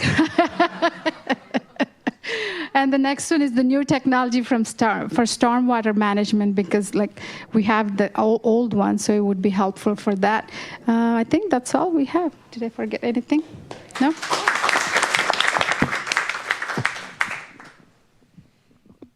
Thank you. Got it? Yeah. Go ahead. I'll take it. Whatever. Hot potato. Hot potato. Fortunately, Kevin or Angeli's not sitting next to me, so they can't kick me. First of all, editorial comment. Really pleased to see how much emphasis there is on the parks plan for the natural environment and preserving what we have. My nitpick is active versus passive, active and passive versus structured and unstructured. So I see Angeli nodding a little bit, but walking your dog is not a passive activity. It's an active one. It's an unstructured one. Going to an arts class is a structured, maybe not as active as walking your dog, though. So I'm just proposing plan-wide changing that. We've mentioned this in a couple other sections, need to integrate the emergency management. Park staff are really key to some of our response stuff. Beef up the partnership and giving program. Consider a legacy parks giving program, easement incentives to connect parks and our transportation system. Question if we need a whole section on athletic fields. Use of athletic fields is very elastic, and we build more and they will come. If we don't build more, they won't come. So there's a big question whether or not we even need a whole section on that. More focus on the natural areas was sort of the consensus at our table, as well as flexible facilities. Strategies for fee recovery, there's a little bit in the plan, but it's not real clear. Are you trying for 100% fee recovery from adults and some sort of subsidy for youth? Maybe a little more clarity there. We have a good amount of property right now and maintenance costs are high, even though a lot of our property is, according to current plan, passive. That's a lot less expensive than, say, a ball field. But still, it's concern long run to keep that adequately maintained at a high level. That is our community expectation. They've told us over and over. Services adjacent to parks. This maybe a little bit goes with the neighborhood center concept or mini store, or I know putting concessions in parks is problematic and difficult, but anyway, it was a comment. More explicit language on the emerald necklace and tying things together. What was it? The emerald bracelet? So an emerald bracelet. Around Pine Lake, for example. Yeah. Yeah. Focus on transit between downtown park system and on a green spine, so that's part of the emerald necklace. And then on the cap, can you turn the page for me? I can't do it with one hand.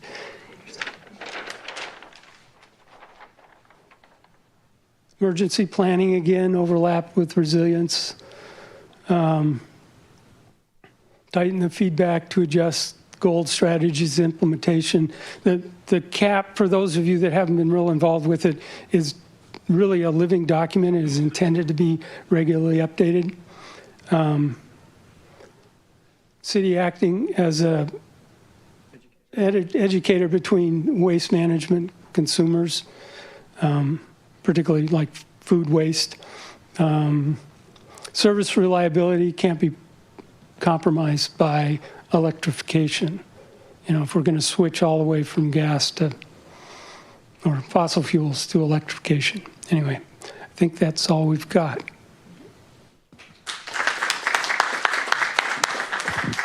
Thank you.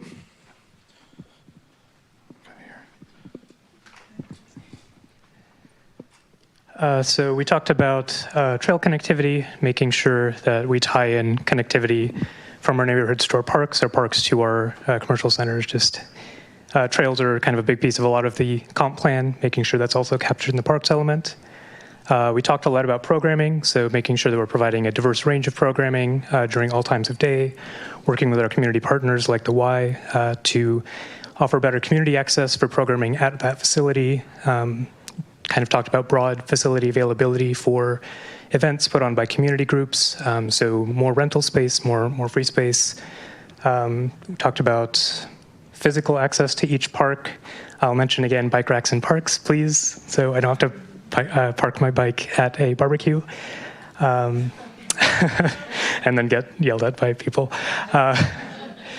We talked about expanding and continuing the wayfinding program just so people are aware of where our parks are. Education opportunities, so partnering with our school districts, making sure that our kids have opportunities to access parks. I know they do some education in parks, so make them available for that, but expanding on those partnerships. We also felt like some of the goals were a little bit specific or outdated, so just cleaning that up from the 2015 plan. For climate, we talked about promoting waste reduction. So, for example, making sure we have the composting available here. We got composted plates, compostable plates and forks, but you know, right there's only trash and recycling. So, making sure we expand on those opportunities. Including youth in our planning. We had youth members on the climate action group for the climate action plan. So, and I think they were actually like vice chair of that. So, continuing to provide youth opportunities, particularly. And then extending those to the schools. They already have those connections. There are a lot of, I think they would have some good success in bringing that information to schools compared to just putting information out from the city itself. Talked about community programming and education to promote repair and reuse.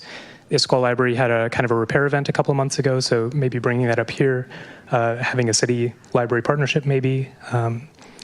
Shared resources in the community, maybe having like a tool library from the city, giving people more access to reuse materials rather than having to just get rid of them. We talked about encouraging solar panels, creating some incentives, making people more aware of federal subsidies, making those more accessible, because right now that's kind of complicated to understand what's available, so the city could maybe be a good conduit there. Building envelopes for new designs as the climate continues to warm, designing so that airflow can go through two windows rather than single windows facing, single staircases facing, sorry, you explained it and I sort of understood.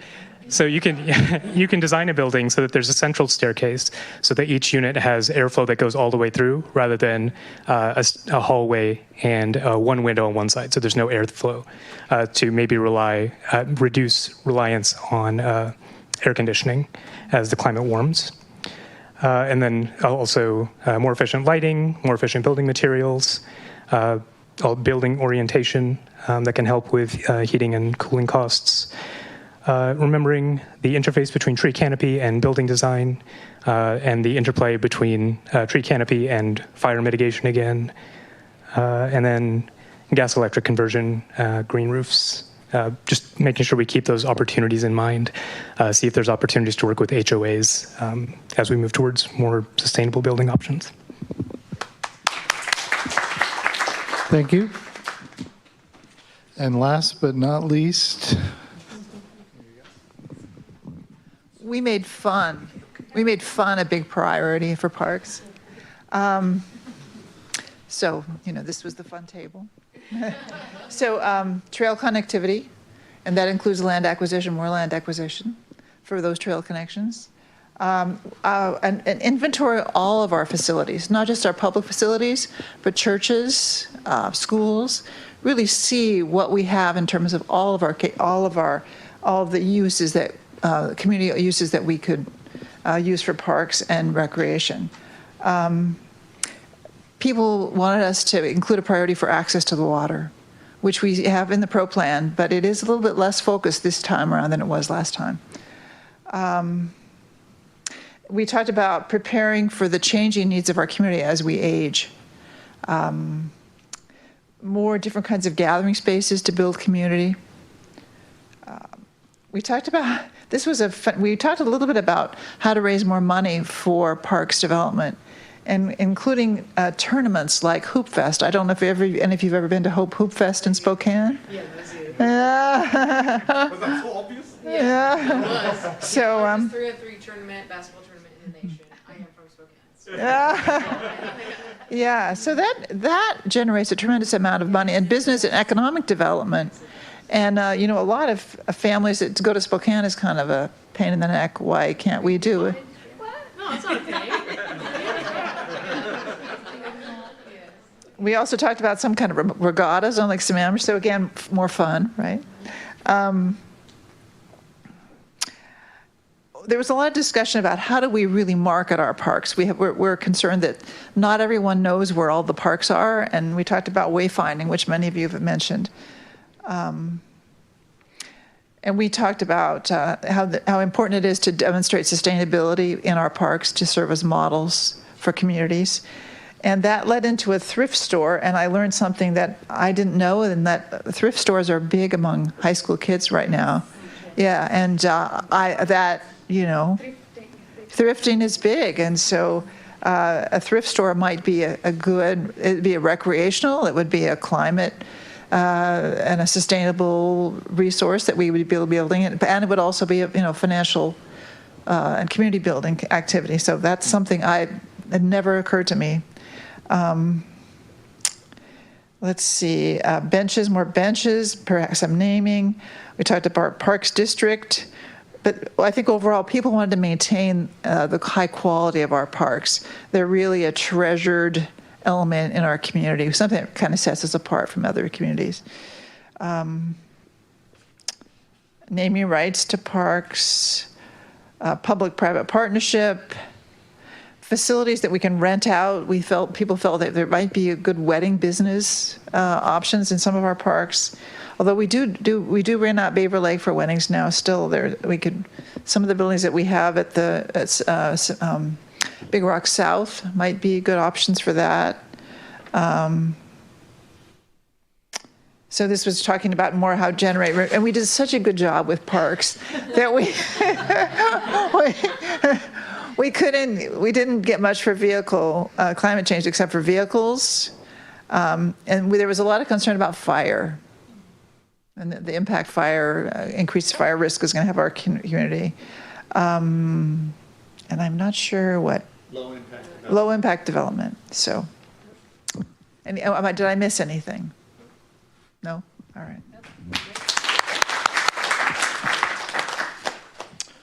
Okay, we did it. That was the last element, and that was amazing. For us, doing these types of events and all the public engagement, it's really not about checking a box or meeting a requirement. It really is crucial for us to make sure that the plan reflects all of your goals and values within the community. So thank you so much for dedicating your Saturday. Our next step is going to be compiling all of this feedback. You do have the online version of the workbook, and that'll be open for at least another week. So I'd encourage you to go leave any specific comments in there. You can also see other comments in there as well. So it's kind of a way to share information and thoughts. And then our next step will be creating a compiled list of goals and policies, which we're calling the policy framework document. It will also include the vision, and that will be kind of one of our next steps, which will then lead into developing each of the individual elements. So that's kind of our next step. And then, at the very end. Yeah. I just wanted to also finally say that, this took a lot of work to be able to pull this event off. I just want to thank a few folks. So first is the city staff. This was really their vision. for this event, and so they deserve a lot of credit. I also really want to thank all of the note takers and scribes, so let's give them a round of applause. And this has been fantastic. We really look forward to continuing work on this plan and really delivering something that stands out from the crowd and, really can hopefully help us achieve all of these amazing goals that we have in the community. So thanks a lot and appreciate it. All right. Oh, yeah, sorry. Keep clapping. Go ahead. Can you hear me? Yeah, thank you to Framework as well. That was great. All right, since we opened this officially, we have to close it. So I will entertain a motion to adjourn. All right, moved and seconded. All those in favor say aye. Aye. Opposed? How many people are here? 4 now? 5? Okay, 5-0. We are adjourned. Thanks, everyone.